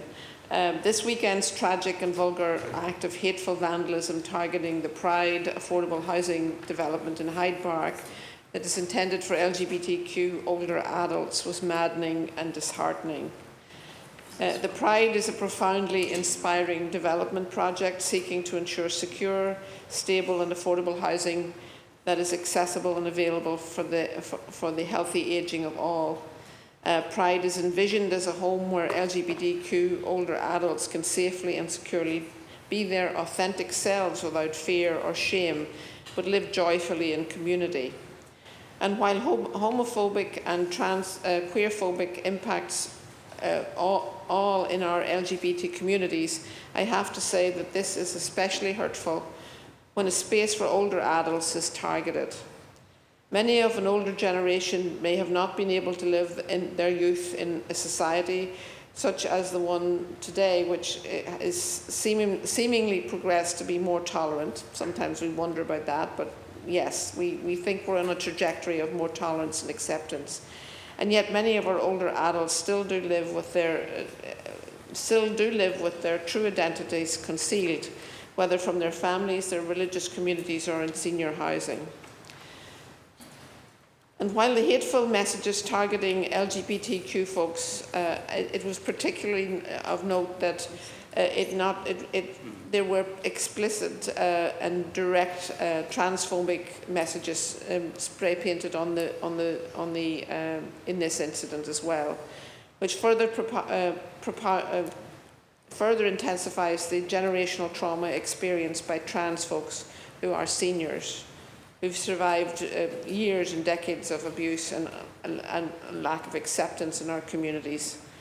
Unfortunately, I was unable to make it to the standout in Hyde Park on Sunday afternoon, but I want to extend my love and appreciation to LGBT Senior Housing, Aileen Montour and Gretchen Van Ness, and all of those who showed up to display of love despite the display of hate which came so shortly after the events of the previous week when the white supremacy group marched through the streets of Boston. Again, I think we just have to reassert our principles that Boston is a welcoming and safe place for all, and keep working to make that a reality. Thank you. I would like to suspend the rules and ask for passage of this resolution today. Thank you, Mr. President. Thank you, Councilor Braden. The chair recognizes Councilor Arroyo. Councilor Arroyo, you have the floor. Thank you, Councilor Flynn. Thank you, Councilor Braden, and co-sponsors for sort of the urgency behind this. I want to make first clear that there are probably no one that I look to more for leadership on these issues than Aileen Montour and Gretchen Van Ness. And in lieu of that, I think it's important to give some background here. This occurred not just in the district that I represent, but in my home neighborhood where I was born and raised, and where I currently reside.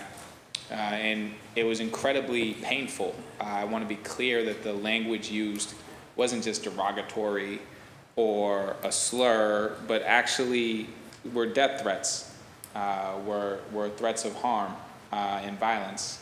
And in light of that, I think this is an appropriate response. And I think that there's a couple of things that I want to note, which is first and foremost, there's district counselors here. We've had development projects in our districts, and everyone here has that group of folks who hate every project that has ever been proposed, period, in any district. This project won those folks. This project is the only project that I've had in my 3 years that has won almost nearly unanimous support within my district. And with that in mind, we had a wonderful sort of groundbreaking behind this, where the community came out less than a month ago, frankly, to support this project. And there was so much love and support in that space, because Hyde Park, like much of Boston, like much of our state and country, has not always been welcoming. And this was the first, and is the first, LGBTQ plus senior facility in the entirety of New England. It's a historical place. And to then see it marred this way, less than a month later, is a reminder of the harm and the abuse that LGBTQ plus people have been facing in this country their entire lives. And here we have a home that is for them and individuals who identify that way to age gracefully in community with inclusivity and with love for one another. And the thing isn't even built yet, and people are threatening to burn it down. And so I just want to be clear that that won't be tolerated, that whoever was responsible for that, or whatever group is responsible for that, I hope that they get the message that this is not an isolated thing where you can attack our residents and then walk away. I hope that you are found. I hope that you are caught. I hope that you are prosecuted to the fullest extent of the law. But beyond that, I hope that you understand that you failed, that this will be built, this will be built, more will be built. This is the first, it will not be the last. This is a model. For people in my community who identify as LGBTQ plus, and many do, I want you to understand that you are loved, that you are seen, that your leadership represents you, understands the pain and the harm that came from this, and that we won't rest until it's very clear that these kinds of things should never happen, and that when they do, they should be condemned as powerfully as we can. It's an incredibly emotional thing for me, because I saw the pain and the hurt. I'm still getting texts about the pain and the hurt. This is a current active investigation, so these signs are still not down, and I've continued to receive, they're coming down today for folks who have emailed and texted, but that's because they were an active investigation. And just in the hearing it and seeing it, I've seen people say, you know, I knew what they said, but I wasn't ready for the impact it would have on me when I read it. And so for the folks who are feeling that way, who are seeing that, I want you to know that we feel it that same way, and that our response will be a powerful one beyond just a resolution. We will continue to support projects like this. We will continue to see projects like this grow. And I think it speaks to the importance of projects like this, because for those well-meaning individuals who want to say, well, why do we need to be so clear about the fact that this is LGBTQ? Can't we just say this is inclusive senior housing? This is why we have to be clear, because we have to say with the full force and authority that we have that being LGBTQ plus is not just acceptable, but it is how you were born, it is how you identify, and we respect you and we love you, and that you deserve to be seen in that way. It can't be put to the side because those who hate our LGBTQ plus brothers, sisters, and non-gender conforming don't take days off, and so neither can we. And so thank you, Councilor Braden, and thank you to our original sponsors on this, and I just hope that those that were harmed find some measure of solace in this resolution today. Thank you. Thank you, Councilor Arroyo. The chair recognizes Councilor Louis-Jean. Councilor Louis-Jean, you have the floor. President Flynn, I rise to thank Councilor Braden for adding me as an original co-sponsor, and for all the community work. You know, this happened, it came to everyone's attention Sunday afternoon while many of us were at Open Streets, and the community quickly rallied together to support our LGBTQ plus community, and to say that we will not tolerate this and that we condemn this in the loudest of voices. And I'm an at-large city councilor, which means the entire city, but Hyde Park is home. And the Pride building is we were there, as Councilor Arroyo said a few weeks ago, we were there for the groundbreaking a few weeks ago. But it actually used to be a middle school. And it's a middle school that my sisters all went to. The only reason why I didn't go is because I was rebellious and wanted to go to middle school in Dorchester. But it is a place, a point of pride, actually, for my family, and for it to be called the Pride. So that because it's an affordable housing, senior development, to welcome our LGBTQ plus community, we need to make sure that we stand by it and say that in all unequivocal terms that we want this type of affordable housing, this senior facility for our LGBTQ plus community in our neighborhoods. And I also just want to say to pause and reflect that when these things happen, although we come together and we rally and we push back and we say, not on our watch, this is our city, there's no way, and we stand together in unison and in love and in solidarity, that these are really hurtful. And that the messages that we see on these buildings and the hoods and masks that we see on these white supremacists, they hurt us. And so Emily, my chief of staff, was the first to find out about what happened at the Pride and informed me. And just, she herself is queer, and the messages hurt. They hurt us. And as we as electeds and as people working in these spaces are responding and showing up for community, just also need to make sure that we take time and space for ourselves. Because these attacks, while we're responding and being there for community, they also hurt us. And they hurt people on our teams. And that it's important that we check in with each other with love as we're responding to these incidences, know that they're very deeply personal and hurtful and are triggering and harken back to traumatic experiences that so many of us have had.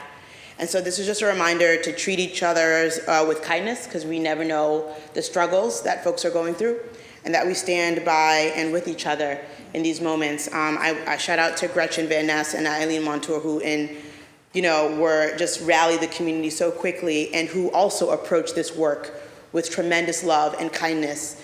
And no homophobic, anti-trans language will change their tenacity and the kindness and love with which they approach this work. So thank you. Thank you, Councilor Louis-Jean. The chair recognizes Councilor Murphy. Councilor Murphy, you have the floor. Thank you, Council President Flynn.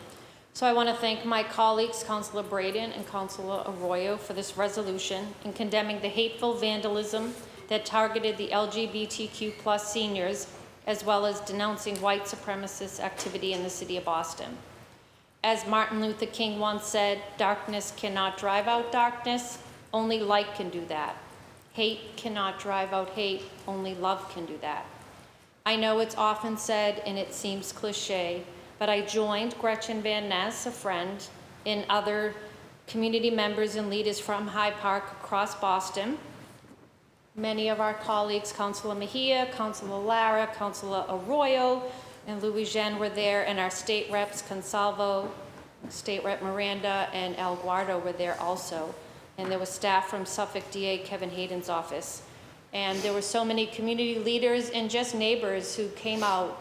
And in a short period of time, and like my colleague, Councilor Louis-Jean said, many of us were either still at the Jamaica Plain Open Streets or at other events across the city.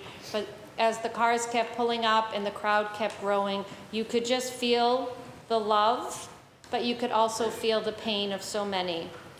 And the signs that so many made to tape over the hate signs were so inspirational. It was moving, and I know many of the pictures on the news and others who posted showed that when the rally ended and we started to tape up the signs over the hate signs, it really showed that your words do hurt and your words matter, but we can conquer, and if we work together, we can make a difference. So I'm here to say thank you again to the makers, and as a city and community leaders, we must stand and act together like glue during times of hatred that attempt to divide us. So please add my name, and I look forward to the work ahead, and also look forward to continuing to support that strong community in Hyde Park, and we'll be there along the way, especially as we open the doors to our senior community there. So thank you. Thank you, Councilor Murphy. Would anyone like to speak on this matter or add your name? Please raise your hand. Mr. Clerk, please add Councilor Bach, Councilor Carter, Councilor Fernandez-Anderson, Councilor Lara, Councilor Mejia, Councilor Murphy, and please add the chair.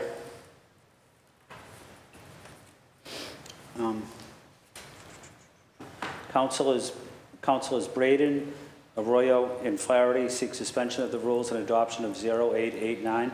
All those in favor say aye. Aye. I'm sorry, Councilor Louis-Jean. I'm the third co-sponsor. Oh, Councilor Braden, Arroyo, and Louis-Jean. Louis-Jean, yeah. Okay. I apologize about that. Councilors Braden, Louis-Jean, and Arroyo seek suspension of the rules and adoption of docket 0889. All those in favor say aye. Aye. All opposed say nay. The ayes have it. The docket has been adopted.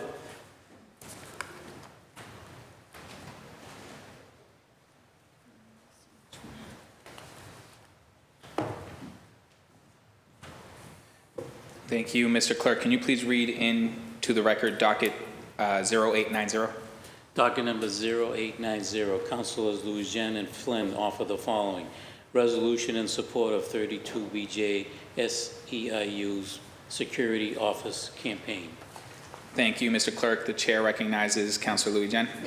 Thank you, Mr. Vice Chair. Approximately 3,000 Boston area security officers are in the middle of negotiations for a fair contract.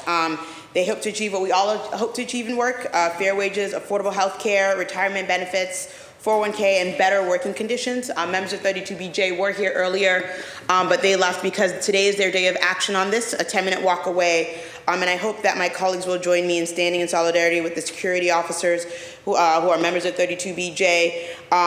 We shouldn't forget that a lot of people were able to work from home during the pandemic. Our security officer workers weren't able to do so, nor did they receive any hazard pay, although they were forced to work in person. Security officers are essential workers, and a majority of them are people of color and immigrants who call Boston home. A lot of my family members and folks that I know have been and are security officers in buildings. These jobs can be good union jobs and a stepping stone for future job growth in a growing industry. A lot of cities, when we looked during the pandemic, their commercial spaces and life science spaces weren't as robust, but we in the city have a robust commercial and life science space where we often have security officers, and these security officers deserve to have fair wages, deserve to pay less in health care, deserve to have a 401k, which they're still fighting for. And many of them work at places that we all traffic and go to all the time. That includes institutions of higher education like Northeastern, Emerson, and Berkeley. It includes the booming life sciences industry, Novartis, Vertex, Biomed, Realty Trust. It includes our commercial office partners like Liberty Mutual and State Street Corporation.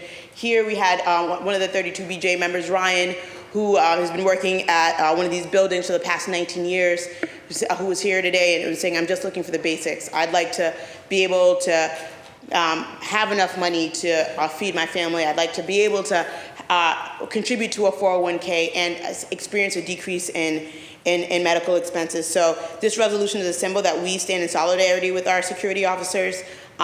Many of us were on a call last week with them as they were talking about how we can help them. Their contract expires July 31st. A shout out to 32BJ. We're talking about a number of different private companies here that negotiate with either institutions of higher education or life sciences facilities. 32BJ has managed to get them all the different private companies to the table at one time to talk about contract negotiations and a fair bargaining process for our workers. The biggest company is Northeast, and they actually are the ones that work at Northeastern and throughout our city. So I just hope that my council colleagues will join me in suspending and passing this. I should have said this at the beginning. I want to thank my co-sponsor, President Flynn, and would also like to suspend the rules and add Councilor Worrell as an original co-sponsor. Thank you. Seeing no objections, Councilor Worrell is so added. Council President Flynn, the floor is yours. Thank you. Thank you, Councilor Arroyo, and thank you to our colleague, Councilor Louis-Jean, for adding me, and Councilor Worrell as well. This is an important issue. I know Councilor Louis-Jean outlined the issue very well. The unions are a clear path to the middle class. These security officers, as the councilor mentioned, most of them are communities of color and immigrants. They work in downtown Boston and in other neighborhoods across the city. They're struggling, they're working hard, they're trying to pay their bills, they're working hard to support their families, to try to educate their children. They're trying to make it to the middle class through hard work and determination. We admire these workers for their love of this country, but also their hard work as well. We support these workers because they're really the backbone of our city. They make our downtown area, which is many financial area, is the financial area too. They help make Boston move forward, especially especially during this pandemic.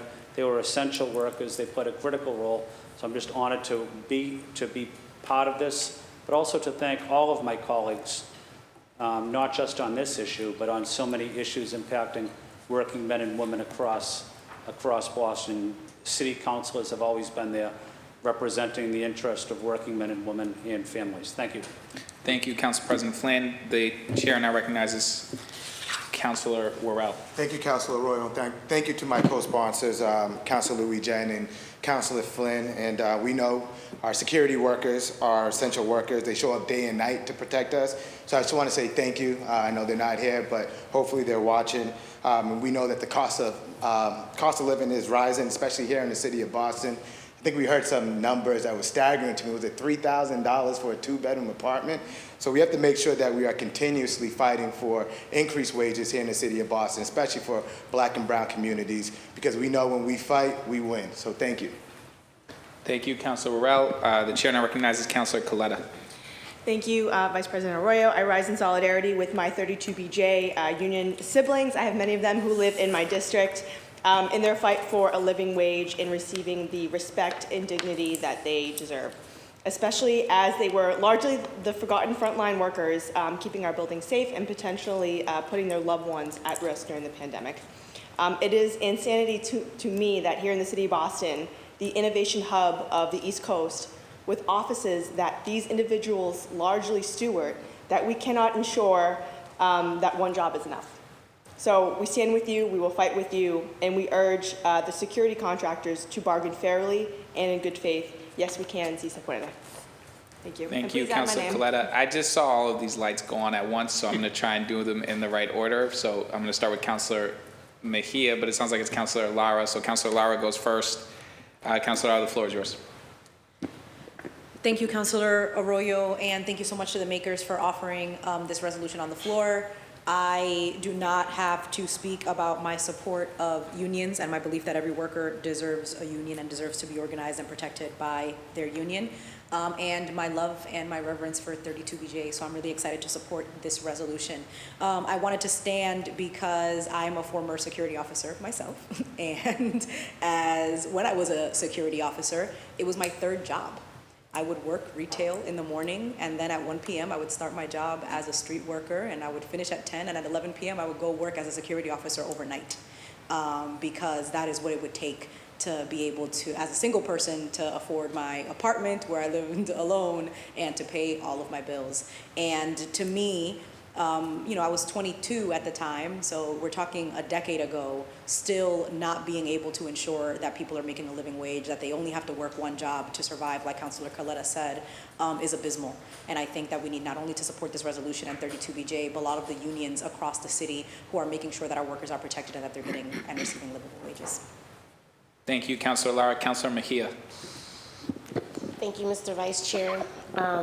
And this is one of the reasons why I absolutely love you, right? Because, no, for real, seriously. I mean, I've had my moments today, but just really, like, to be honest, you really lead with the personal is professional and political. And oftentimes, we see a lot of political theater here in this chamber, but I know when I see you and I hear you talking, I know that for you, this is your lived experience and you lead with your heart. And I think that's what these moments call for, is more of that. And so I just want to say thank you for your lived experience and bringing that into the chamber so that we can center it and who it is that we're here to fight for. So thank you. And thank you to the sponsors for bringing this on to the floor as well today. You know, I always talk about the fact that my mom is, 73 years old and too poor to retire because she's never had union representation. and she's barely making $20 an hour, right? So when we talk about justice, when we talk about workers, when we talk about supporting our low-wage workers in that, you know, this resolution is great. Showing up at protests is great, and I'm here for all of that. And I think that this council, and I'm so incredibly happy that my President Flynn, my president, not Biden, you, is always so adamant about fighting for workers.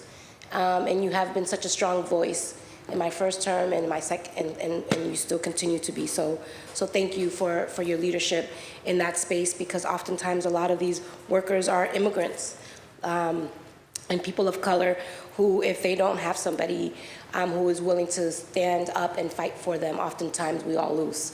So thank you for that. As they say, when we fight, we win. And that's what this is all about. Thank you. Thank you, Councilor Mejia. Councilor Fernandez-Anderson, the floor is yours. Thank you, Vice President Arroyo. I just heard my sister, Councilor Coletta, say that, and I just want it to be official. It is. I honestly, this is the first time that I'm saying that, and I'll make sure that it's correct next time. I think, so shout out to Delita Rasha. If you're watching, sis, you know I love you. This woman is unbelievable and incredible, and even though she's no longer with 32BJ, she is still grinding and fighting on behalf of the unions, and her work speaks for itself. The incomparable Delita Rasha, I love you. And I've said it, and I'll profess my love for 32BJ because they truly do represent everything that my council colleagues have said here on the floor. I always say that 32BJ and Local 26, myself and my 2 kids and my sister, probably a handful of volunteers, won my campaign. And 32BJ happened to be the union that jumped in first and believed in me and really went out and worked with me. And after learning a lot about unions and them explaining all of the things, I do not have experience with union, but my grandmother was in Local 26, and having to go through that experience and understanding exactly what they're about. Of course, my advocacy on racial justice within the unions are consistent as well, but nonetheless, I share the same experience as Councilor Lara, but I was 15 years old working at the piano craft on Tremont Street, and I didn't know what the hell I was doing. I was just trying to get as many jobs as possible without a green card. But anyway, the point is that all aside, I'd like to mention the extreme vital work that SEIU does, and in supporting a plethora of workers in a number of fields. We appreciate you, and I just wanted to go on record and say that I fully support this, and thank you, Councilor Lujan and Councilor Flynn and Councilor Worrell for filing this. Thank you.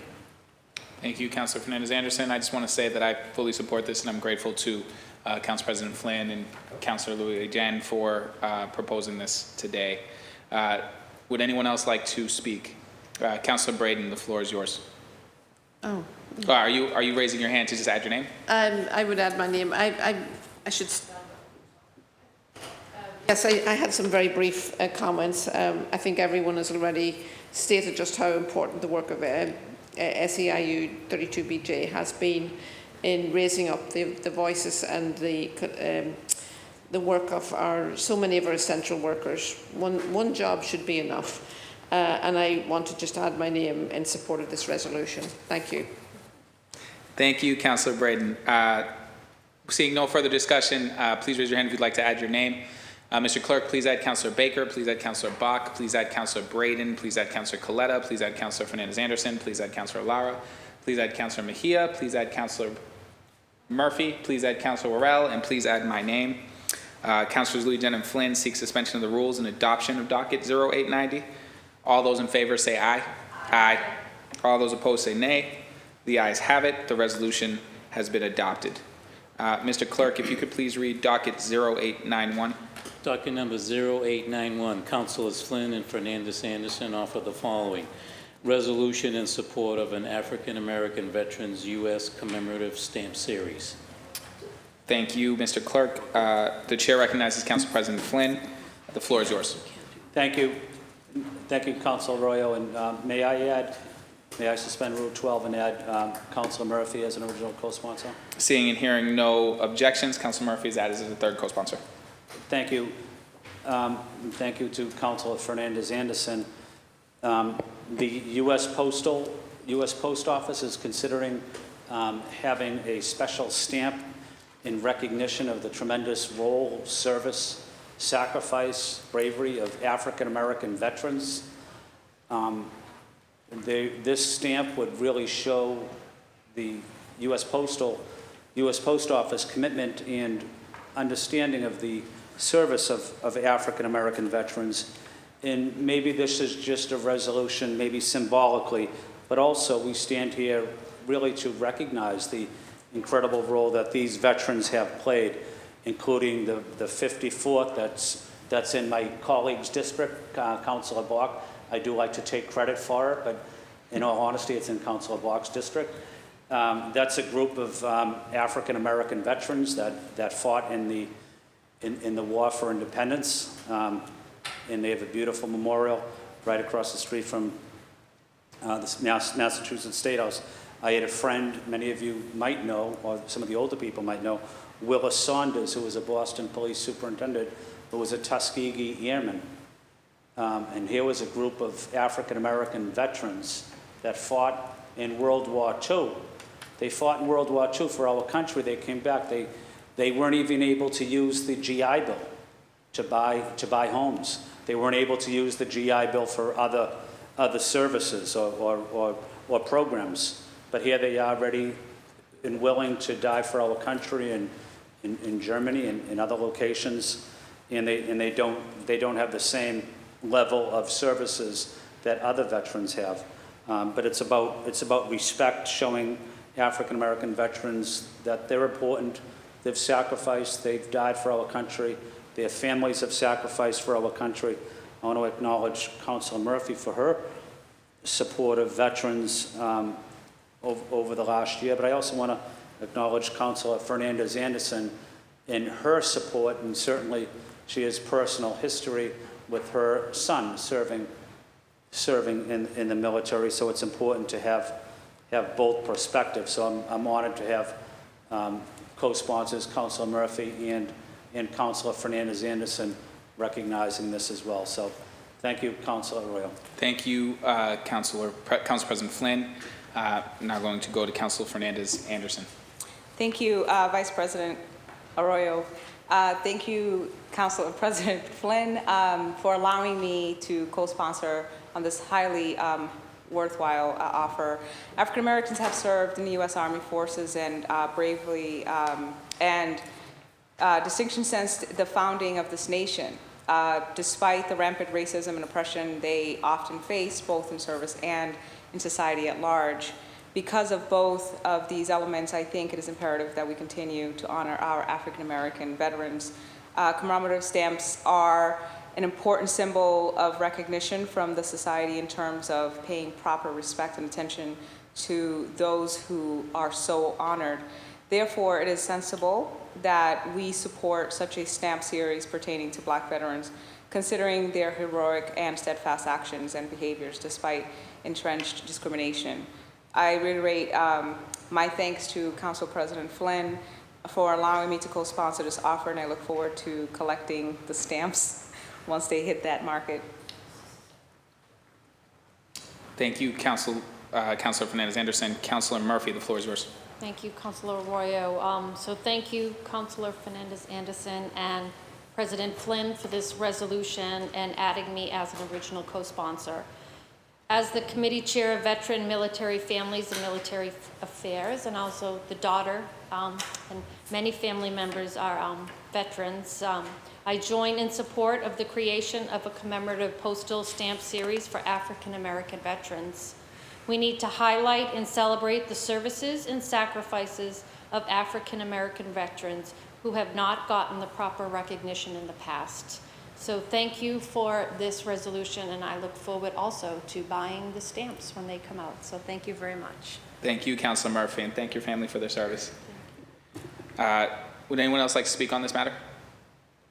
Seeing no further discussion, would anyone else like to add their name? Mr. Clerk, please add Councilor Bach, please add Councilor Coletta, please add Councilor Lara, please add Councilor Louis Jen, please add Councilor Mejia, please add my name, please add Councilor Worrell.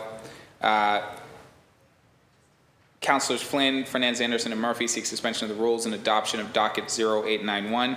All those in favor say aye. Aye. Aye. All opposed say nay. The ayes have it. The resolution has been adopted. Thank you, Mr. Clerk. Thank you.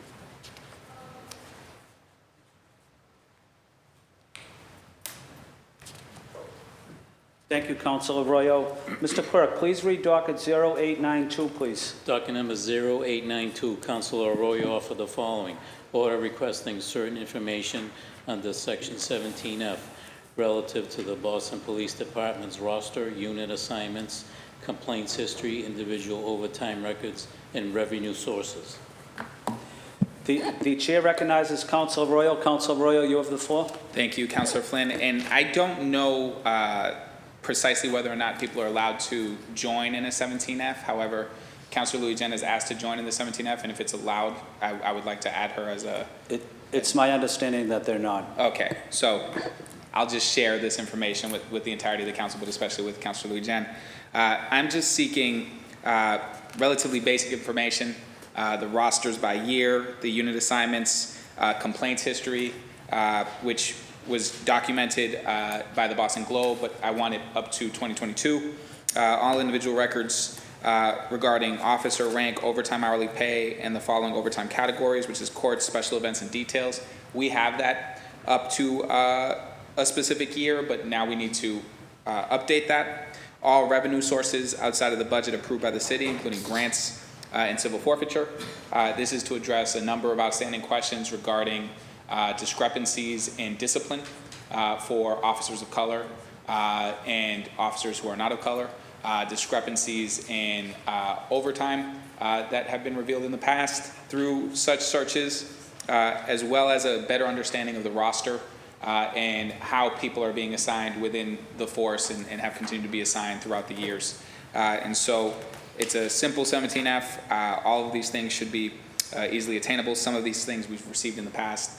And so for that reason, I am offering the 17F. Thank you, Councilor Arroyo. The chair recognizes Councilor Louis Jen. Councilor Louis Jen, you have the floor. Flynn, the reason why I just wanted to be added, it was an incredibly frustrating budget process when we didn't have access to this data and information. And so it is it's a game of hide and seek. They just hide the ball.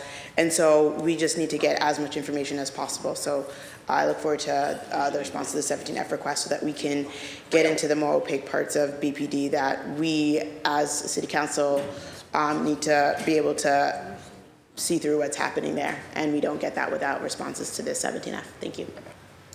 Thank you, Councilor Louis Jen. Councilor Fernandez Anderson, you have the floor. Thank you, Council President Flynn. And thank you to Councilor Arroyo for filing this. As my girl Mary J. Blige said, what's the 411? We need information from BPD to better understand what's going on within the department and learn how we can better assist them and the communities that they serve. For example, we just spent months talking about BPD overtime. It will be highly informative if we can have specific concrete details on what officers are accessing this overtime and also under what conditions. Similarly, we need to know about the complaints history and specific officers and how these complaints have been handled, and if officers has received inordinate amount of complaints, perhaps we can assist them in helping that officer find another line of work. I'm just saying. In short, I endorse this offer and look forward to learning more about these records regarding the BPD. Thank you, Councilor Fernandez Anderson. Councilor Arroyo seeks suspension. of the rules and passage of docket 0892. All those in favor say aye. Aye. All opposed say nay. The ayes have it. Docket 0892 is passed. We're on to personnel orders. Mr. Clerk, please read docket 0893, please. Docket number 0893, Councilor Flynn for Councilor The Fernandez chair seeks Anderson. suspension of the rules and passage of docket 0893. All those in favor say aye. All opposed say nay. The ayes have it. The docket is passed. Mr. Clerk, please read docket 0894. Docket number 0894, Councilor Flynn for The Councilor chair seeks Fernandez suspension of the Anderson. rules and passage of docket 0894. All those in favor say aye. All opposed say nay. The ayes have it. The docket is passed. Mr. Clerk, please read docket 0895. Docket number 0895, Councilor Flynn for Councilor The chair Mejia. seeks suspension of the rules and passage of docket 0895. All those in favor say aye. Aye. All opposed say nay. The ayes have it. The docket is passed. Mr. Clerk, please read docket 0896. Docket number 0896, Councilor Flynn offer the The chair following. seeks suspension of the rules and passage of docket 0896. All those in favor say aye. All opposed say nay. The ayes have it. The docket is passed. Mr. Clerk, please read docket 0897. Docket number 0897, Councilor Flynn for Councilor The chair Coletta. seeks suspension of the rules and passage of docket 0897. All those in favor say aye. Aye. All opposed say nay. The ayes have it. The docket is passed. Mr. Clerk, please read docket 0898. Docket number 0898, Councilor Flynn for The Councilor chair Mejia. seeks suspension of the rules and passage of docket 0898. All those in favor say aye. Aye. All opposed say nay. The ayes have it. The docket is passed. Mr. Clerk, please read docket 0899. Docket number 0899, Councilor Flynn for The Councilor chair Murphy. seeks suspension of the rules and passage of docket 0899. All those in favor say aye. Aye. All opposed say nay. The ayes have it. The docket is passed. We're on to late files. I am informed by the clerk that there are four. What? That there are four late file matters. The late file matters include a hearing order from Councilor Coletta and Louis Jean, a revised ordinance from the mayor's office, a hearing order from Council Flaherty and the chair. So maybe just for me. Okay. A hearing order from the chair, a resolution from Council Lara, a personnel order. The late file matter should be on everyone's desk. We will take a vote to add these items into the agenda. All those in favor of adding the late file matter into the agenda say aye. Aye. Thank you. The late file matters have been added to the agenda. Mr. Clerk, can you please read the first late file matter, which is a hearing order from Councilor Coletta and Councilor Louis Jean? Order for a hearing regarding contraception and menstrual product vending machines in the city of Boston, offered by Councilors Coletta and Louis Jean. Whereas the accessibility of affordable contraception has emerged as the forefront of public discourse since the Dobbs versus Jackson Women's Health Organization U.S. Supreme Court decision overruling both Roe versus Wade and Planned Parenthood versus Casey. And whereas it be it ordered that the appropriate committee by the Boston City Council hold a hearing to discuss vending machines that provide contraception and menstrual products in the city of Boston, and that the Mayor's Office of Women's Advancement with other advocacy organizations, including Mass Now, Reproductive Equity Now, Planned Parenthood, and other stakeholders invited to testify. Thank you, Mr. Chair. Thank you, Mr. Clerk. The chair recognizes Councilor Coletta. Councilor Coletta, you have the floor. Thank you, Council President Flynn. I'd like to suspend Rule 12 and add Councilor Arroyo as a third co-sponsor. Seeing and hearing no objections, Councilor Arroyo is so added. Thank you all for your grace and acceptance of this late file matter regarding a hearing on contraception and menstrual product vending machines in the city of Boston. With the devastating ruling coming from the Supreme Court just weeks ago, overturning Roe versus Wade, we must act with urgency to break down any and all barriers to accessible and affordable contraception. In the fight for bodily autonomy, everyone should have the right and power to choose if, when, and under what circumstances to get pregnant and carry a child to term. Reliable, safe, and proven birth control methods like condoms and emergency contraception are vital in safeguarding and limiting the chances of becoming pregnant if someone does not want to be. We are lucky in Massachusetts to have been awarded recent protections from our friends and colleagues in the State House, and this docket is meant to start the conversation of first launching these vending machines, expanding them across the city of Boston with the ultimate hope of having them in municipal buildings. I also hope to increase public dialogue, not just in this city, but in other cities located in trigger states that are desperate for any ideas and relief or protections. Providing free or affordable condoms in Plan B are already taking place in the city. Boston University recently launched Plan B vending machines on their campuses, offering it to students at a lesser price than what they get over the counter. BPS already supplies our high schools with access to condoms with a parent or guardian opt-out program. It is the City of Boston's responsibility to affirmatively provide these products across the city in easily accessible vending machines in some of our most high-need or reproductive healthcare deserts. As I was initially researching this idea, I was very pleased to hear that the Mayor's Office of Women's Advancement is already working with a company to launch a pilot program for menstrual product vending machines across the city, 4 to 5 to be exact, so it's not a large pilot program. Period poverty affects young people, and particularly members of our BIPOC community. Period poverty is still stigmatized and not talked about enough, even though half of our population's lives literally depend on having access to these products. I want to give a special shout out to Sasha Goodfriend at Mass Now, who is leading the coalition around the I Am bill that seeks to expand access to menstrual products across the Commonwealth. It recently passed the Massachusetts Senate in March and is awaiting approval in the House at the close of session this month. So I'm wishing her the best of luck in that effort.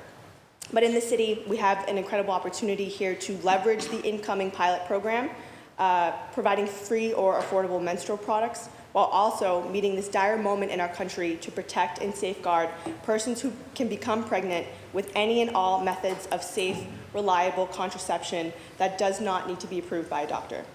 I look forward to this hearing and having advocates from Mass Now, Reproductive Equity Now, and Planned Parenthood, as well as the administration in attendance. Thank you. Thank you, Councilor Coletta. Would anyone like to speak on this matter?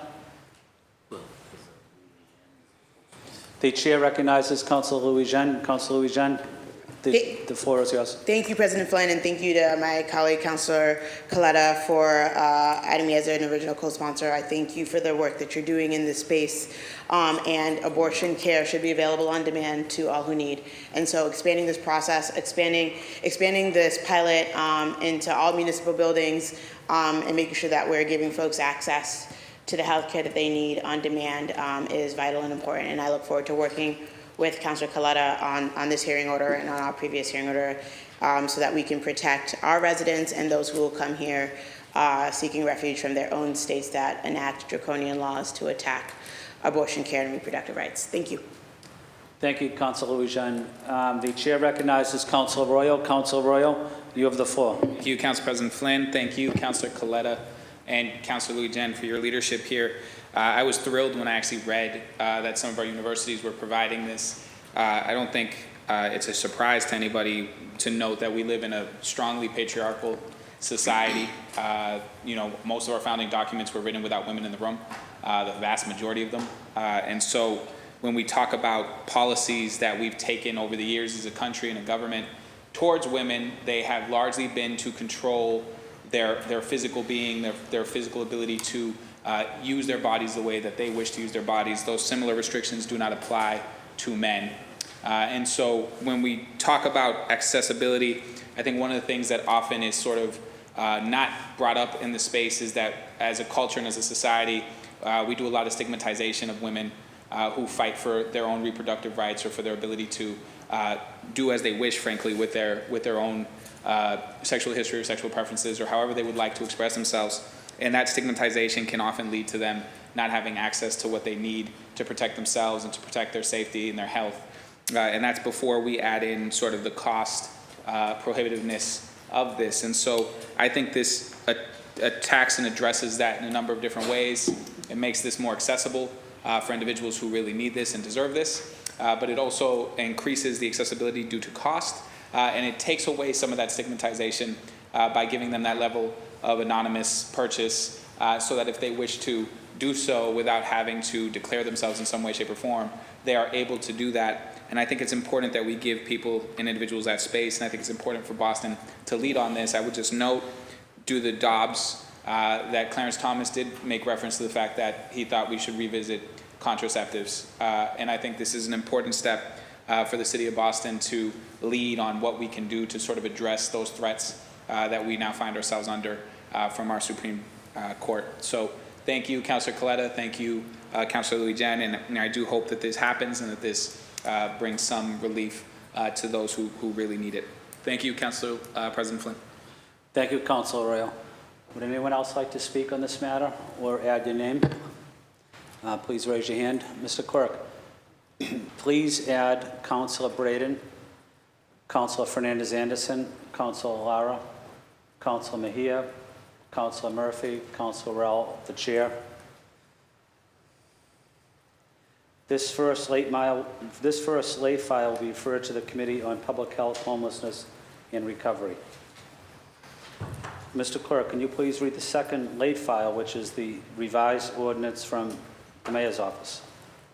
Second late file matter filed by Mayor Michelle Wu. Dear Councilors, I hereby transmit for your approval an amendment to the City of Boston Code Ordinance Chapter 15, Section 10. The proposed amendment to the ordinance is submitted along with my disapproval of a similar ordinance passed by your honorable body on June 29, 2022. I urge your body to pass the amended ordinance so the City of Boston can bring talent into our workforce and showcase all the city has to offer as an employer. Thank you. The second late file matter will be assigned to the Committee on Government Operations. I'm sorry.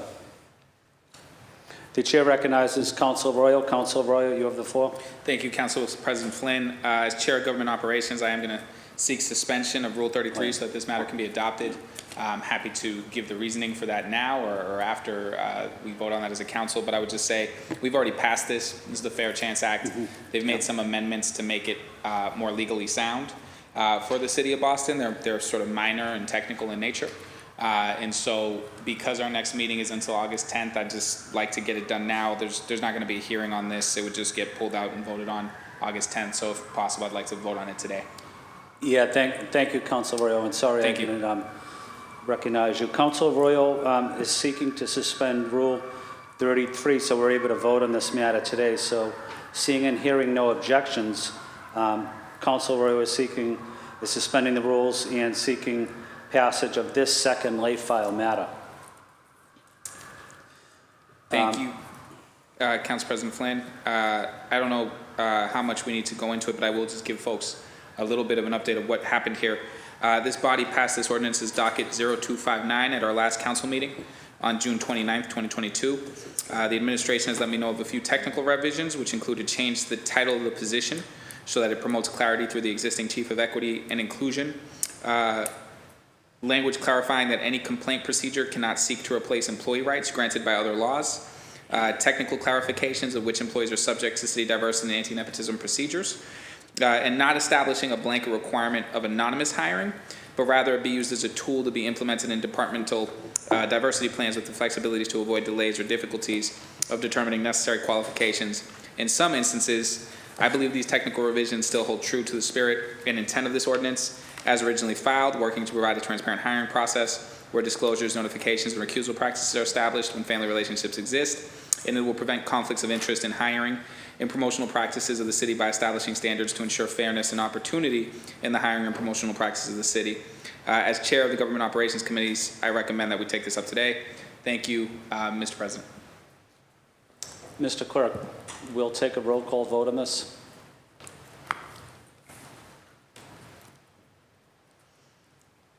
Roll call on the amendment to the Fair Chance Act. Docket, Councilor Arroyo. Yes. Councilor Arroyo, yes. Councilor Baker. Aye. Councilor Baker, aye. Councilor Bach. Councilor Braden. Yes. Councilor Braden, yes. Councilor Coletta. Yes. Councilor Coletta, yes. Councilor Fernandez-Anderson. Yes. Councilor Fernandez-Anderson, yes. Councilor Flaherty. Councilor Flynn. Yes. Councilor Flynn, yes. Councilor Lara. Yes. Councilor Lara, yes. Councilor Louis-Jean. Councilor Mejia. Yep. Councilor Mejia, yes. Councilor Murphy? Yes. Councilor Murphy, yes. And Councilor Worrell? Yes. Councilor Worrell, yes. The amendment has passed. Thank you, Mr. Clerk. Mr. Clerk, can you read the next late file matter into the record, which is a late file matter hearing order for myself and Councilor Flaherty, but knowing Councilor Flaherty is not here, I think it'll just be myself.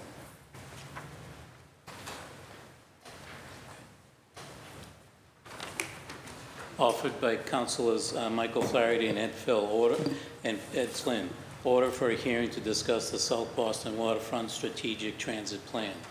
Whereas the South Boston Waterfront has been the center of Boston's development boom with a large number of existing and future big-scale projects that add thousands of housing units as well as office, commercial, and laboratory spaces in the area. And be it further ordered that the appropriate committee of the Boston City Council hold a hearing to discuss the South Boston Seaport Transit Plan. Representatives from the Boston Transportation Department, Boston Planning and Development Agency, and other interested parties shall be invited to attend. Thank you, Mr. Clerk. Council President Flynn, the floor is yours.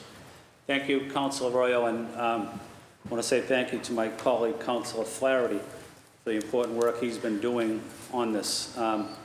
The South Boston waterfront is a critical part of our city, the economic development boom that we're seeing. A lot of it is happening in this area.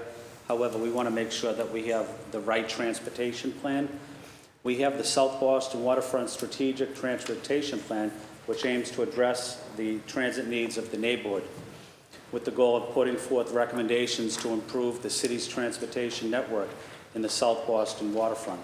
The draft plan recommendations were released in March, and the city seeks to release its final recommendations for the plan during the winter of 2020. However, there were many concerns in the community regarding the recommendations set forth. There are concerns that recommendations for Summer Street, Congress Street, Seaport Boulevard would negatively impact residential and commercial areas, as well as the port, which is a significant economic engine in the city. Concerns remain about a lack of direct and meaningful engagement with both the greater South Boston community and the marine and fishing industries located in the Raymond L. Flynn Marine Industrial Park. So I hope that we can have a hearing to discuss this plan. It's important that residents' voices are heard. It's important that businesses are heard in the waterfront. A lot of these owners and businesses are in the fishing community, fish processing, and it's a tremendous job for someone that doesn't graduate from college. If you're willing to work hard, there's a job for you. And we want to keep the fishing industry in the Port of Boston because it plays a tremendous role in our city, and it's an economic engine, but it's also important for our economy, but also important to working class families that they're able to work in the fishing community. But what we're seeing is a lot of these trucks that are in and out of the fishing industry in the South Boston waterfront, the roads are being changed on them. It's making it more difficult for them to pick up fish, drop off fish, because of the change in the roads. So we want to make sure that their voices are heard as well. I want to say thank you to my colleague, Councilor Flaherty, but also I want to say thank you and recognize Congressman Stephen Lynch, Senator Nick Collins, Representative David Beal as well, and including Councilor Baker that also works with us on this issue. So thank you, Councilor Royal. Thank you, Council President Flynn. Councilor Flaherty, the floor is yours. Thank you, Mr. Chair. Just to add on to that, as Council President had alluded to, and just something that I think we all as elected leaders need to take responsibility for, and that's when we're promoting policy, you have to engage all sides of the equation. It just makes for better policy.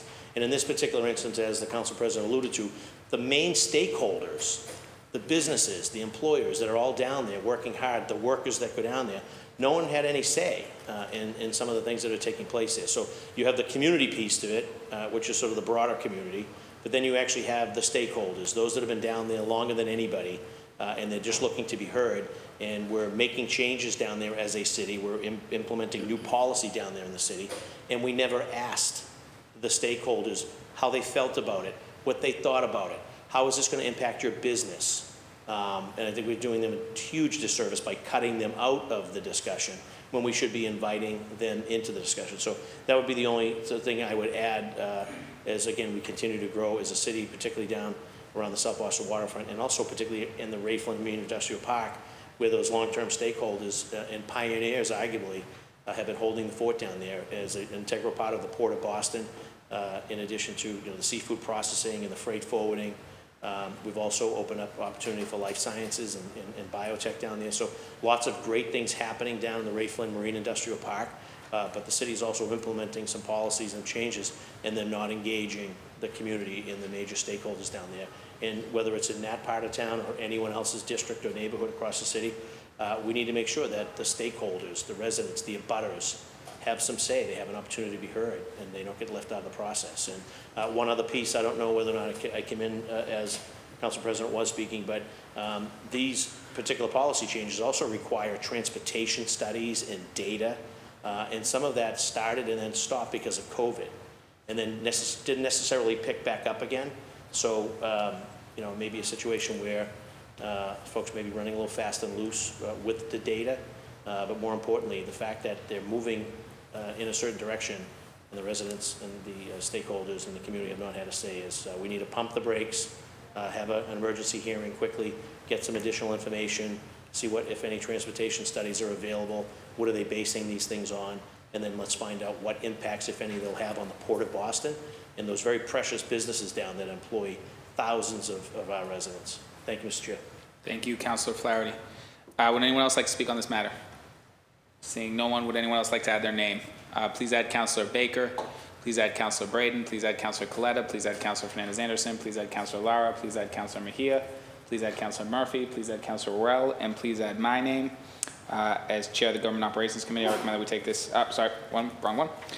This late file matter will be assigned to the Committee on Planning, Transportation, and Development. Thank you, Mr. Clerk. Thank you.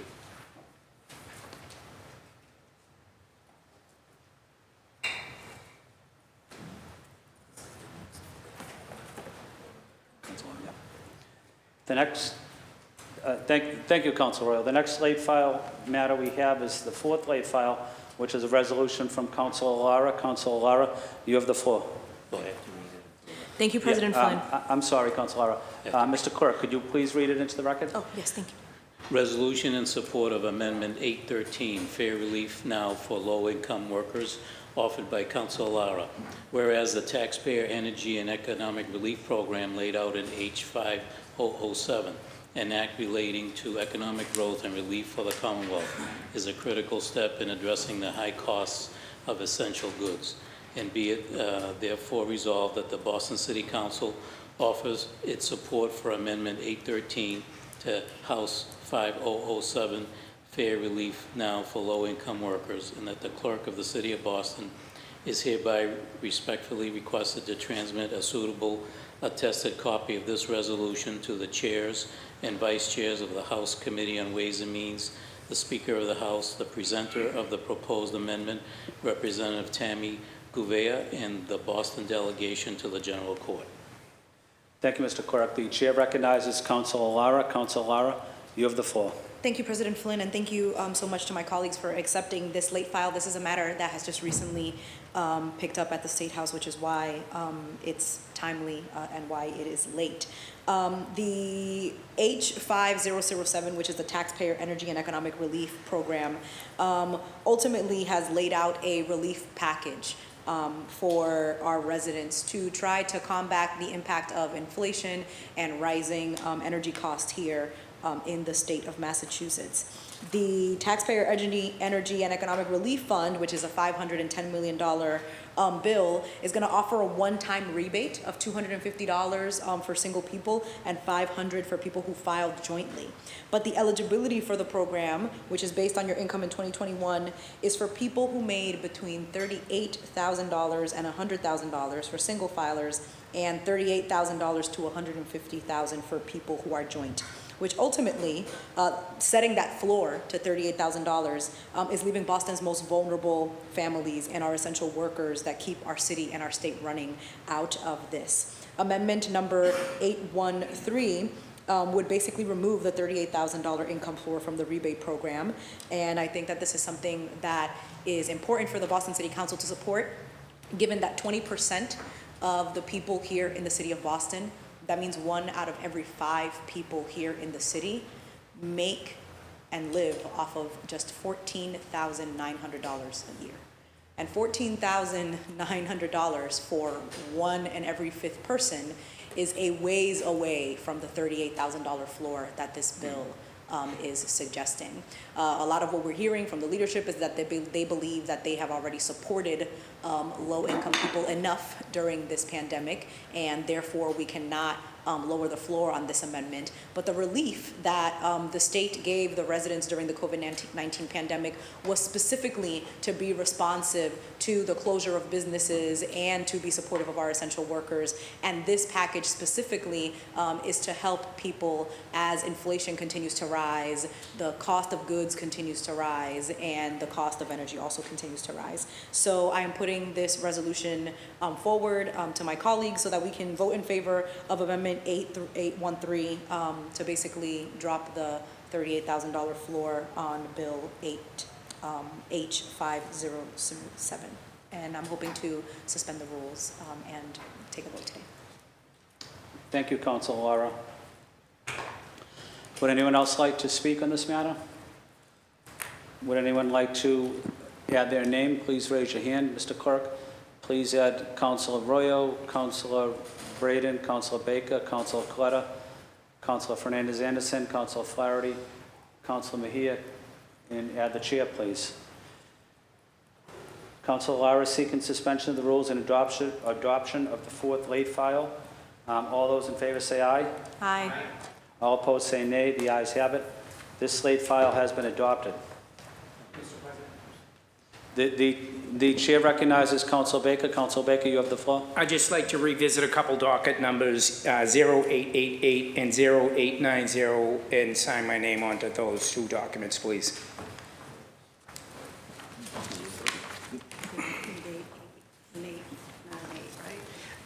0888 and 0891. 91? Yeah, the veteran stamps. Okay.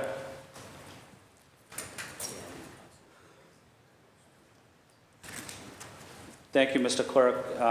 So added. Thank you, Councilor Baker. The chair recognizes, I'm just going to get to, the chair recognizes Councilor Flaherty. Councilor Flaherty, you have the floor. Thank you, Mr. President. Just in similar fashion, just like to have my name added to docket 0888, 0890, 0891, and I believe it was included in docket 889 by Councilor Braden as an additional signatory to the resolution. Thank you, Mr. President. Mr. Clerk, did you get those? Yes. Okay. Thank you, Councilor Flaherty. Thank you, Mr. Clerk. We have one more late file. Is that the personnel order? This is the personnel. Yeah, it's a personnel order. Would you please read it into the record, Mr. Clerk? Personnel order, Councilor Flynn for Councilor Fernandez-Anderson.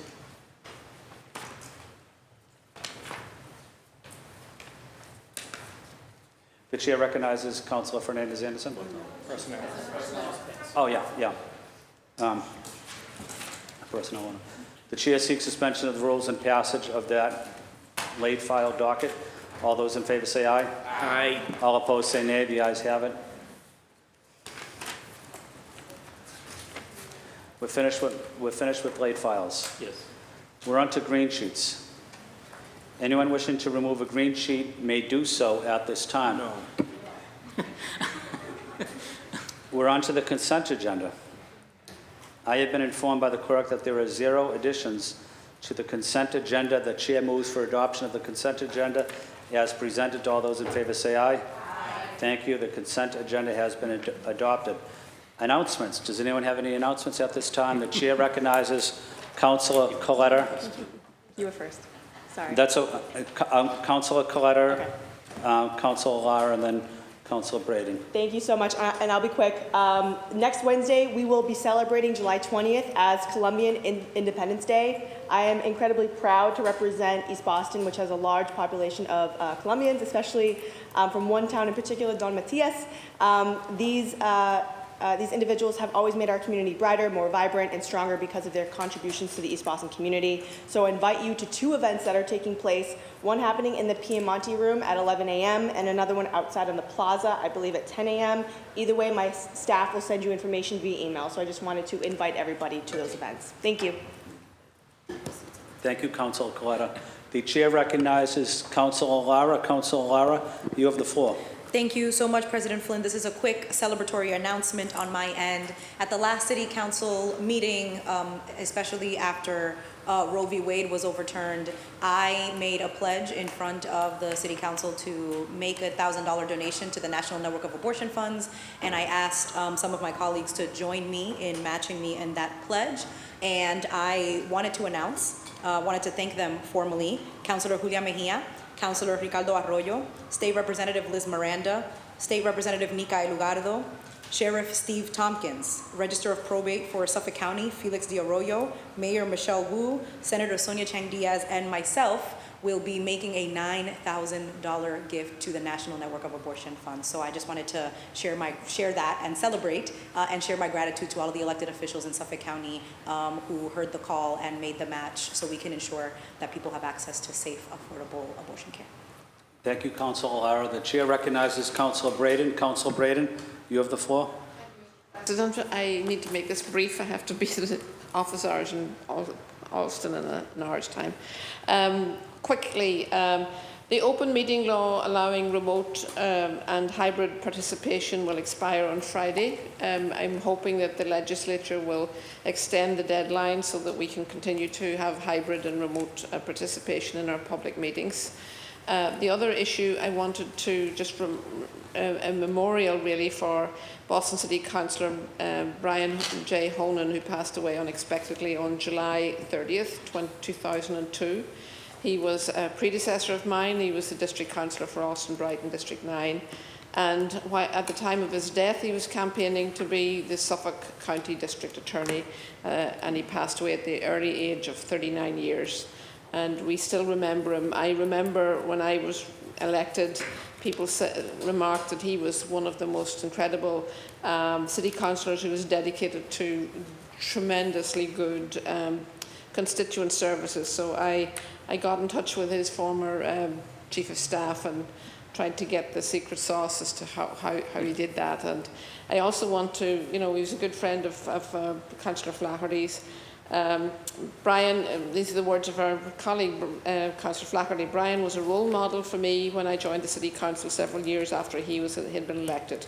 He taught me a great deal about how to get things done and how to be an effective advocate for the things that I cared about. The things he cared about were obvious, and he worked hard on those issues, making housing in Boston safe and affordable, improving the quality and availability of public education, ensuring basic city services were delivered fairly to Alston Brighton, were all priorities issues for Brian. And I'm sure that his passion will inspire many, and that he will continue to serve as a role model for many in the years to come. It's sad, really, that we're still dealing with all of these issues, but I just wanted to take a moment to remember his service and at this time. And then the other achievement, I would like to thank all of my colleagues for their support in our campaign with the Harvard Enterprise Campus, Phase A. It will come before the board, the BPDA board tomorrow. We have managed to negotiate and achieve 25% in income-restricted affordable housing. And my office especially pushed to include and attain units designated in the range of 30 to 50% of the AMI. This is the largest percentage of income-restricted units in a single project by a private developer in Boston. We're also getting $25 million commitment from Harvard to establish a Alston Brighton Affordable Housing Fund, and money to undertake a community needs assessment and a planning process. It's a significant achievement. We didn't get everything we asked for, but since the ERC is the first phase of a massive development of Harvard land holdings in Alston, a total of 160 acres, I think. This is the first phase, the opening chapter, and we hope to continue that campaign to ensure that that we will develop this land with inclusion, equity, and sustainability as a byline, and what we're seeking to achieve in partnership with Harvard University. Thank you. Thank you, Councillor Braden. Memorials. Today we will adjourn our meeting in memory of the following individuals. From Councillor Braden, the 20th anniversary of the passing of Councillor Brian Honan, Margie McGregor. From Councillor Coletta, Lucy Scapicchio. For Councillor Flaherty, Ian McLean. For the Chair, Ella Mae Bransfield.